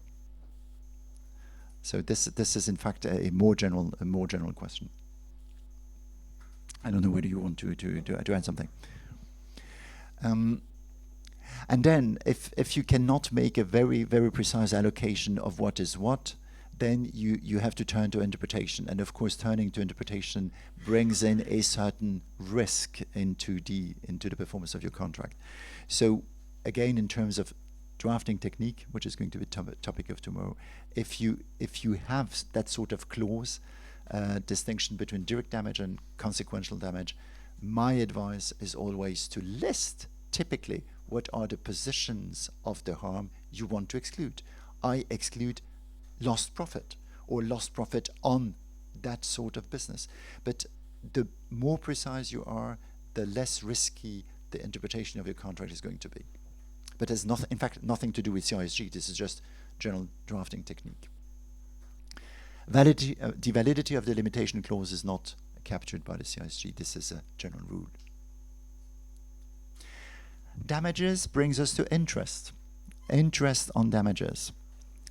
If you look at the text of the CISG 78, interests are contemplated explicitly, expressly by the CISG. If a party fails to pay the price or any other sum that is in arrears, the other party is entitled to interest on it. The problem of the CISG is that it doesn't say anything else on the interest, and especially it doesn't give the rate. You have a couple of questions about the interest, which I tried to summarize for you. What is the due date of the interest? It is linked to the due date of the starting date of the interest is linked to the due date of the damages. Basically, the buyer's claim for damages becomes due when the damage is effectively suffered, and from that moment on, the interest applied to the claim. What is the currency of the interest? This is not regulated by the CISG, and this is also a question which you should address as a lawyer, as an advisor in an international sale. I made here a couple of proposals on the basis of what you will find in court practice. The first one for me is the most logical one. Basically, the currency of the indemnity should be the currency in which the harm is occurred, is suffered. So if you suffer a loss in dollars, you ask for damages in dollars, and then the interest should perhaps be the interest of the currency. This is the next question. Other views, the currency of the contract. You also have it. The rate is not foreseen in the CISG, was obviously too complicated to find a compromise at the time. And here I listed the options. None of them is wrong. None of them is wrong. Again, these are options which you should take home, and when you come across a contract, they should be weighed. They should be assessed by you. What is the best one? Rate in force at the place of performance makes sense. Rate of the place of delivery obligation. The rate at the place of the payment of damages, which is usually the place of business of the creditor, of the buyer. The rate of the law applicable to the contract. This is by facility. This is the most applied rule, I think. 90% of the cases I come across as an arbitrator, the attorneys do not complicate their lives. They say, we apply the rate of the law applicable to the contract, which is not necessarily economically correct. The rate of the currency has my preference. You as well. Okay. Rate of the currency is for me the most logical solution in economic terms. And the last point is what is on your shoulders as an attorney. Frankly, if now you're aware of this reality, a choice should be made in the contract. A CISG contract with no definition of the currency, no definition of the rate, gives you an unnecessary nightmare, additional problem. So be aware of this. What about the clauses limiting or excluding the liability, for instance, capping the amount of damages or excluding a segment of damages? Typically, we exclude compensation of consequential damages. They are basically valid. Article 6, you may deviate from the solutions of the CISG, freedom of contract. Again, efficiency and validity of these clauses are not regulated by the CISG, but by the law, domestic law, applicable under the private and national law rules. And we come to the last segment of this marathon, force majeure and hardship. Force majeure. I tried to simplify the definition by proposing impossibility of performance before the passing of risks. Do you agree? If it is after the passing of risk, it is the risk.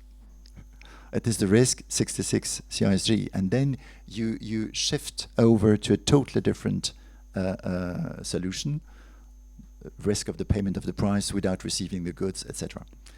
So the force majeure is a case of impossibility happening before the passing of risk.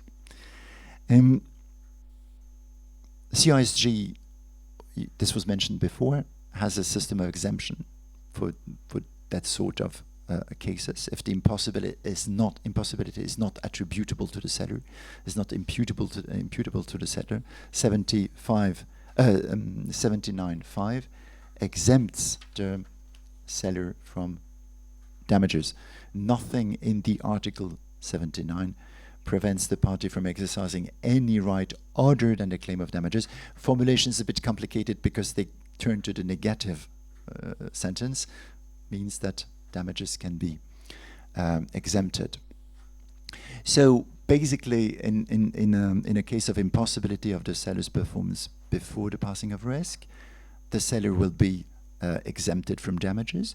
He will be logically also be exempted from liquidated damages, because the philosophy of 79.5 is to exempt the party from any sort of compensation duty. What about other remedies? Penalty clauses. Would you be, in a case of force majeure, exempted from penalty clauses? Depends on the clause. This is why the first bullet is interpretation of the contract. So if the clause is not clear enough in a way or in another, you will have to interpret the clause. My suggestion is the second bullet, in doubt, and this is taken from a good colleague of ours, Christoph Brunner, who suggests, in case of doubt, to admit that penalty clauses should be dealt with like liquidated damages. Everything which looks like compensation scheme should be exempted. Are you exempted from specific performance? And this is where the CISC, the CISG, lacks a provision. There is no rule on impossibility in the CISG. Strange. You have no Roman law principle, impossibilium nulla est obligatio, or something like this. So probably gap filling. And what is going to be the reference? Either good faith, which is less satisfactory than turning to the international instruments on the basis of which the CISG is based. And there the suggestion is made today to use UNIDROIT 722. This is the current trend, to prefer 722 UNIDROIT. And this would mean that anything which is linked to the performance of an impossibility, of an impossible debt, of an impossible duty, is exempted. I put as a fourth bullet, or third little indent, in any event CISG 28. I do not know whether you came across today 28. A very useful provision which is sometimes forgotten. Look at 28.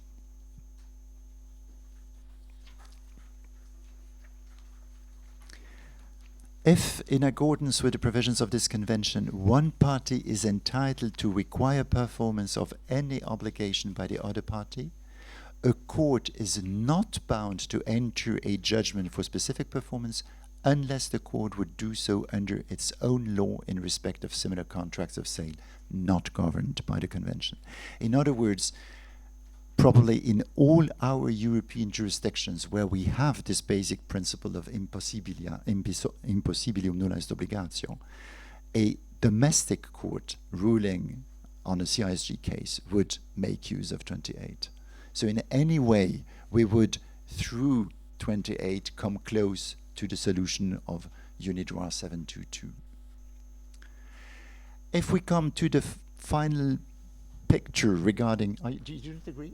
I do not agree, no. Oh, No. so...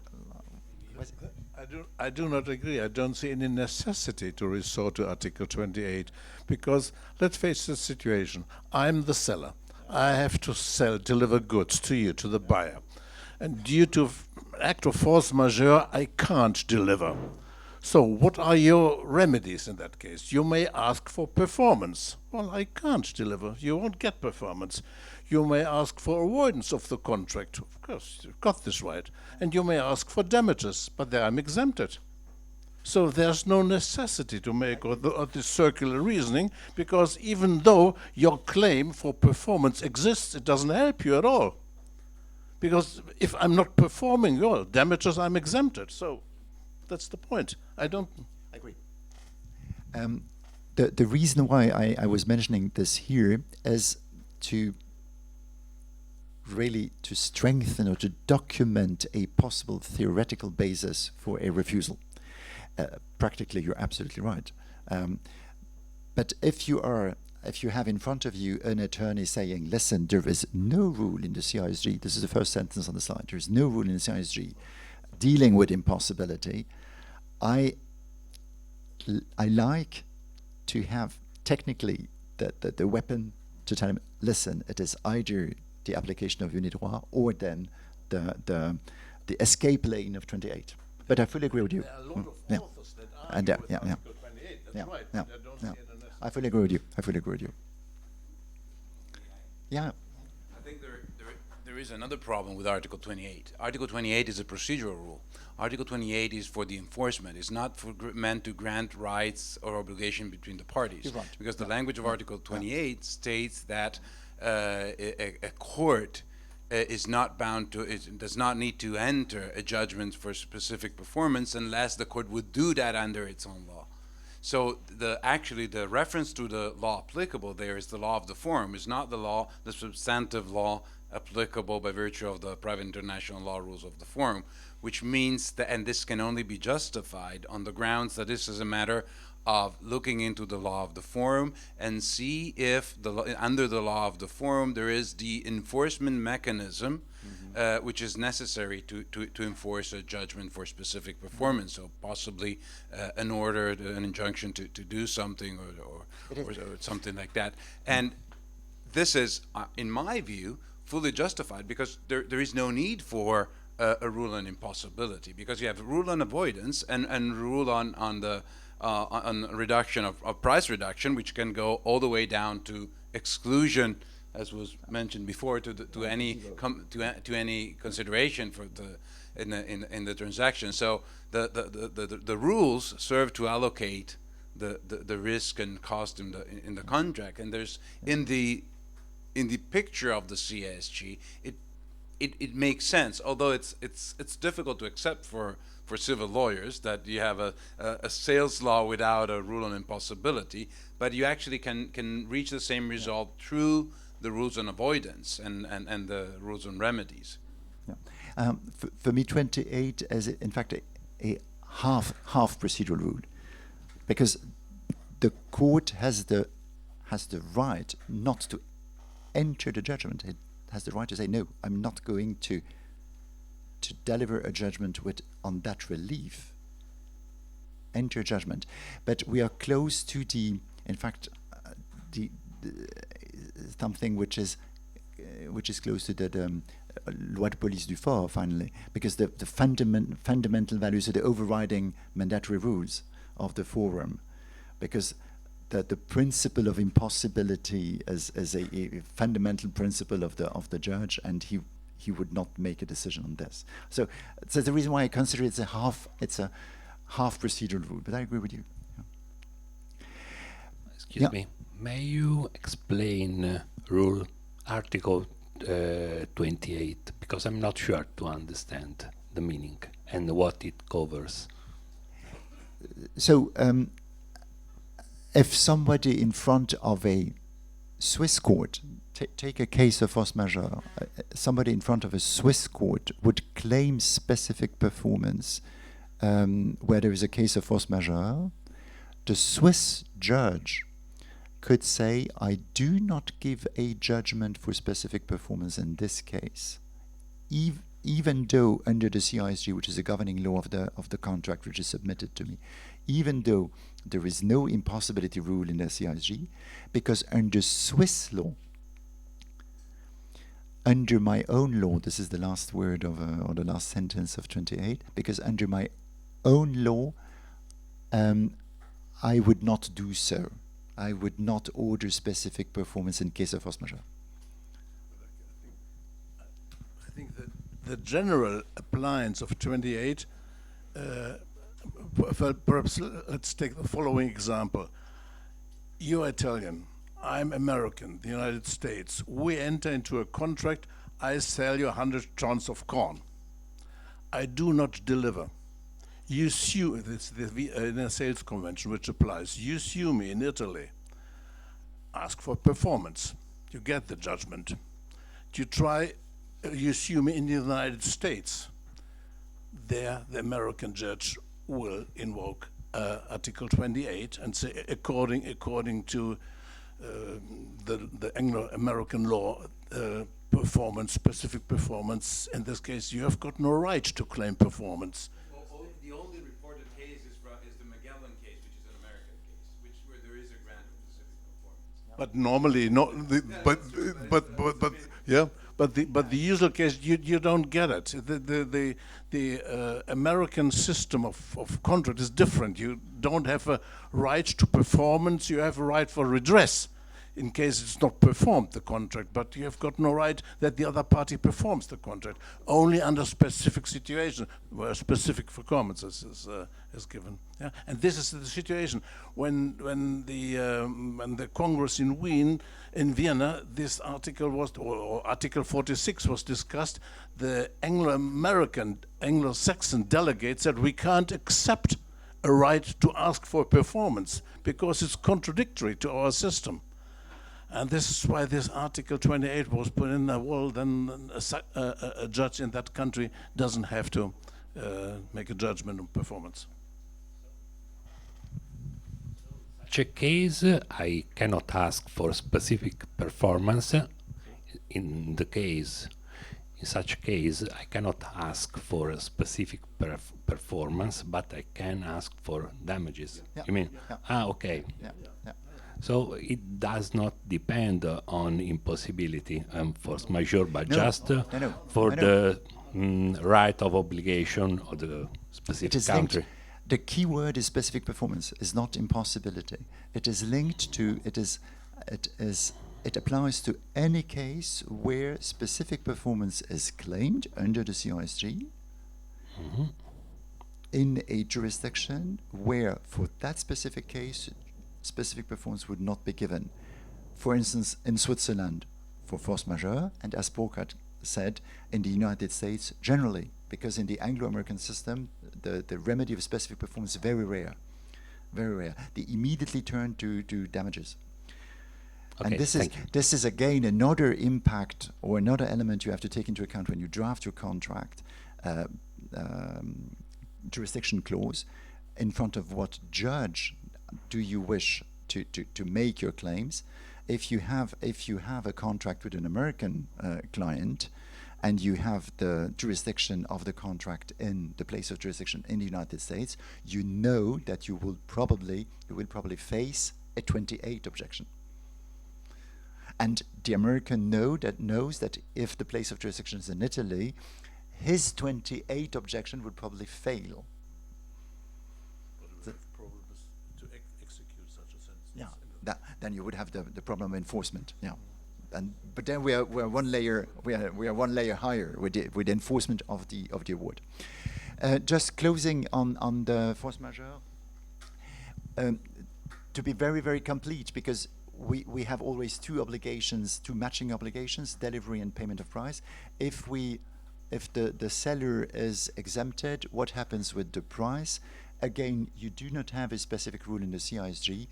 The mechanism, as Burkhardt said before, is in fact coming to the avoidance of the contract, which is absolutely justified, because if you're in a case of force majeure, you cannot perform, and there's a fundamental deprivation of what you expected in the contract.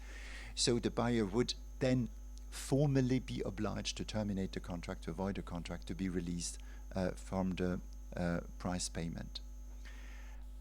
Force majeure clauses are valid under the CISG and recommended.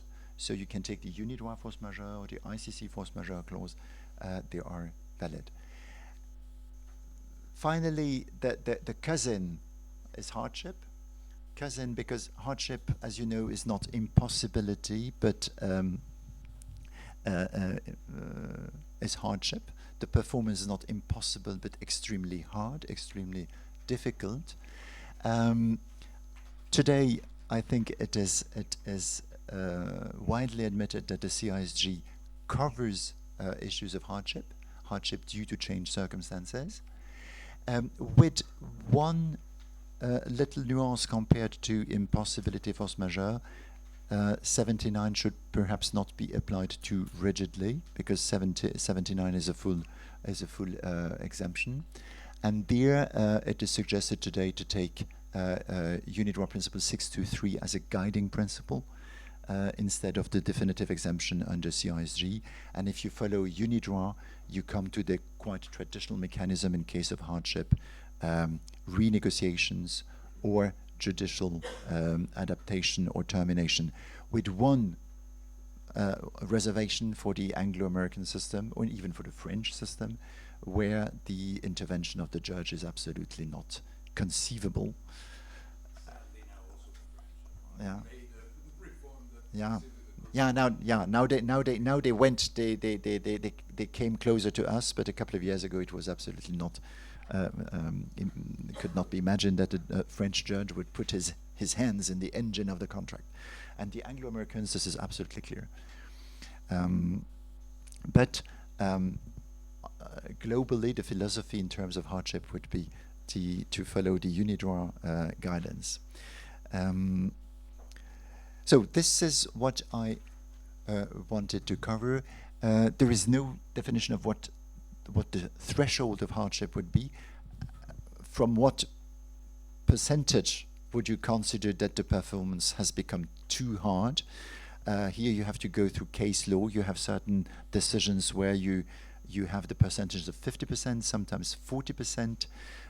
I've hardly seen any decision below 40. You have some cases very hard which say it must be a 100% disruption of the performance, which is extremely strict. So there is no fixed threshold. It will depend. Hardship clauses, again, like the force majeure clauses, are valid and recommended. I just put as a final note the fact that CISG does not admit any sort of recourse to the domestic mechanism in case of hardship, so clausula rebus extantibus, imprévision, frustration of contract.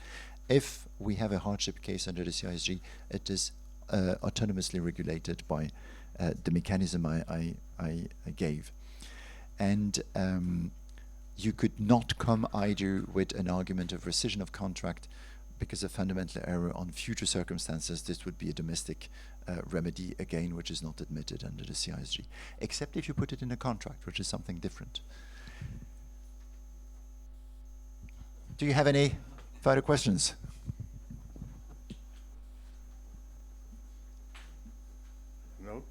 No questions. What does leave two conclusions? Either everything addressed, complete presentation of the CISG, and I think it was quite complete, taking into consideration all the authors, or perhaps, or the other explanation is, after 6 hours listening to you are dead and exhausted, or perhaps both, the reason why there's no question. But anyway, you have the chance now, because not all of the speakers will be there tomorrow. Yeah, just go ahead. If I may, I was trying not to do that, but I know that there is the Belgian Supreme Court and the French Supreme Court and other courts that have followed the path of using the UNIDROIT principles for filling the alleged gap in the CISG, but I've written a paper commenting on the French Supreme Court in IHR with the other 3 colleagues being very strongly against this resort. First, because I believe that there is no room to read into Article 7.2 that the UNIDROIT principles can be taken as the principles on which the convention is based, simply because the convention was drafted in 1980, long before the UNIDROIT principles, and also because I believe that hardship is might be a very appropriate clause to include, but it's up to the parties to include hardship in the contract. In the absence of a clause, I think the solution can only be found in the much stricter parameters of Article 79, which are much closer to a force majeure clause than a hardship, although it's an impediment. An impediment, it's not necessarily something that makes it impossible. But the solution has to be found within the CSG, within the interpretation of Article 79. And that implies that the remedy is not the renegotiation or possibly termination of a contract, but it's possibly the exclusion of damages or for failure to perform, or otherwise the other remedies which apply irrespective of Article 79. But of course, this is, I mean, we could go on for other 8 hours because there's a lot of cases, but I just wanted to give a different, an alternative view of this very fascinating issue. In any way, we are not on stone here. We are really on a very imprecise field. I do not mean, and I did not mean, that the UNIDROIT principles are really the basis of the convention. What I suggest is that these principles, which evolve with the time, reflect year after year the level of the thinking in international contracts, and they could be regarded as a possible reference, not the reference. It is not the lex mercatoria. You have the Lando principles, the Peckel, everything. And then coming back to your point, I agree with you, but technically, concretely, in a case of huge inflation or devaluation, and the seller will receive the price. He will receive 500,000 of a currency, but in fact he can hardly buy a piece of butter now. So he's providing a fantastic technical equipment, but receives a payment which has no more worth. How do you apply now the parameters of 79? This is where... Well, that in my view, should not be excused. I mean, he might have a bad deal, but you never know. And it's like in a case where the price goes up and apparently the seller is delivering at a loss, but no one knows. No court, no arbitral tribunal will know whether he has edged that contract, whether he has swapped contracts with a bank, whether he had bought the raw materials years in advance when the price was down, and the extent to which he will be able to enter new contracts at the new price and benefit from that increase of price. So it's not for an arbitral tribunal or for a court to decide that. It's for the parties, if they want, to enter a price adaptation clause in the contract. And if they don't do that, and there is no indication that they wanted a contract to have that, then they have allocated risks among themselves. They're sophisticated, or they should be sophisticated enough to take into consideration. We all know that prices go up and down. We even all know that at times there are events that will change the economics of a contract, and we all know that there are good deals and bad deals. And parties take that into account beforehand. They cover, they insure themselves. They take a lot of different steps to prevent the possible hardship. No, actually, I didn't want to continue it. Looking at my watch, I think it's the time to finish. But I don't want to interrupt if you want to add something. Yeah. Your arguments, your factual arguments are interesting. I agree, but if you have a case where really it can be ascertained that it was just a thunderstorm in a blue sky for the seller, nothing with edging and buying the raw material years in advance, etc. So it really he takes he's sanctioned by this huge devaluation. He receives finally a value of 2% of what he is giving. Could you just answer? He may still not pity, perform. it's a pity you made a bad deal. He may still not perform. He's better off not performing. He doesn't perform. He covers Then the you damages. come to the efficient breach of contract. So Yes, the of mercantile efficient breach of contract, which I hate. As a okay. Okay, ladies and gentlemen, anyway, I think these are good issues to have in mind when you draft your contract. And this brings me to our tomorrow's session. Tomorrow there's one slot dedicated to drafting contracts. But if after all what you heard today, you feel inclined to say, well, in the future, I want to exclude the convention, I invite you to be here tomorrow also, because if we start first in the morning, to discuss this point, whether it's wise to exclude the convention or not. So, if there's no more question from your side, and this seems to be the situation, thanks a lot for your attention and patience.